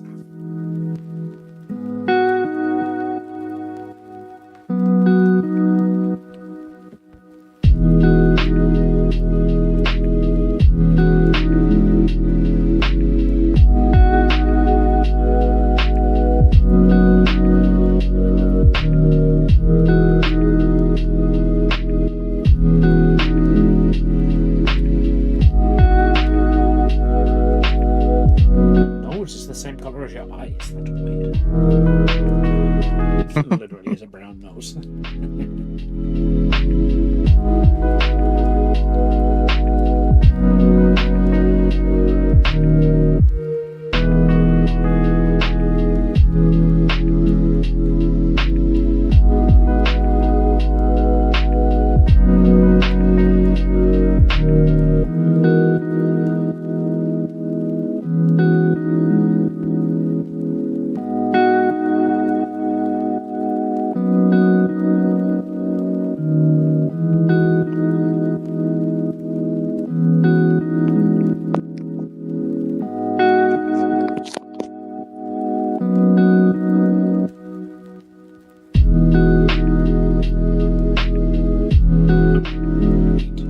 Your shoes.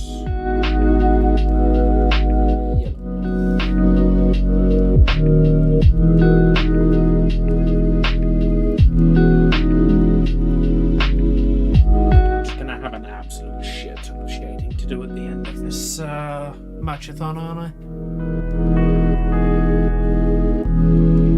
Yep.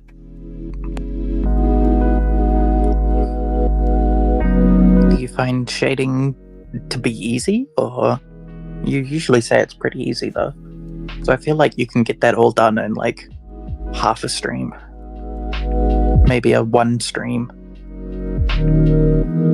Definitely not two. Well, I'll be doing soft shading for these, which is the thing I normally struggle with.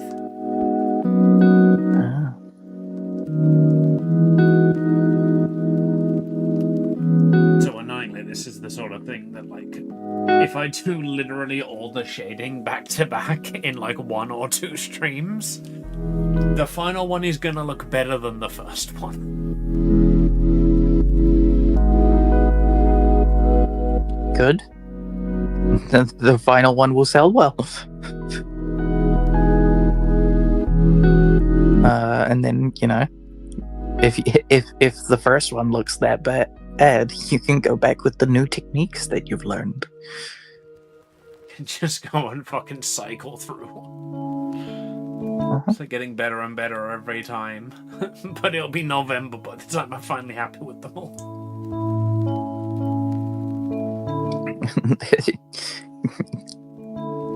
You finish in like a month later than you're supposed to be. You take a step back and you realize there's an actual hedgehog on your screen. You've just drawn an actual pink hedgehog. Alright.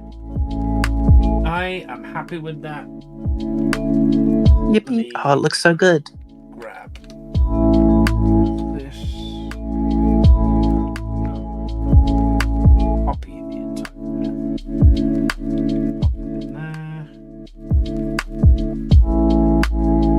And we can get the pre-order line. Thank you all coming along. If you're interested in buying this keychain, keep your eye on my Discord. The pre-order link will be live pretty soon. Thank you for coming along. I will see you all tomorrow for Misinformation, who is stretching the definition of gaming girl, admittedly, but she's in there, and I want to draw her because she wears a bikini. Okay, fight me. I love you all. I will see you tomorrow. Bye bye. Go ahead. Make your one-liner. No. See you all tomorrow.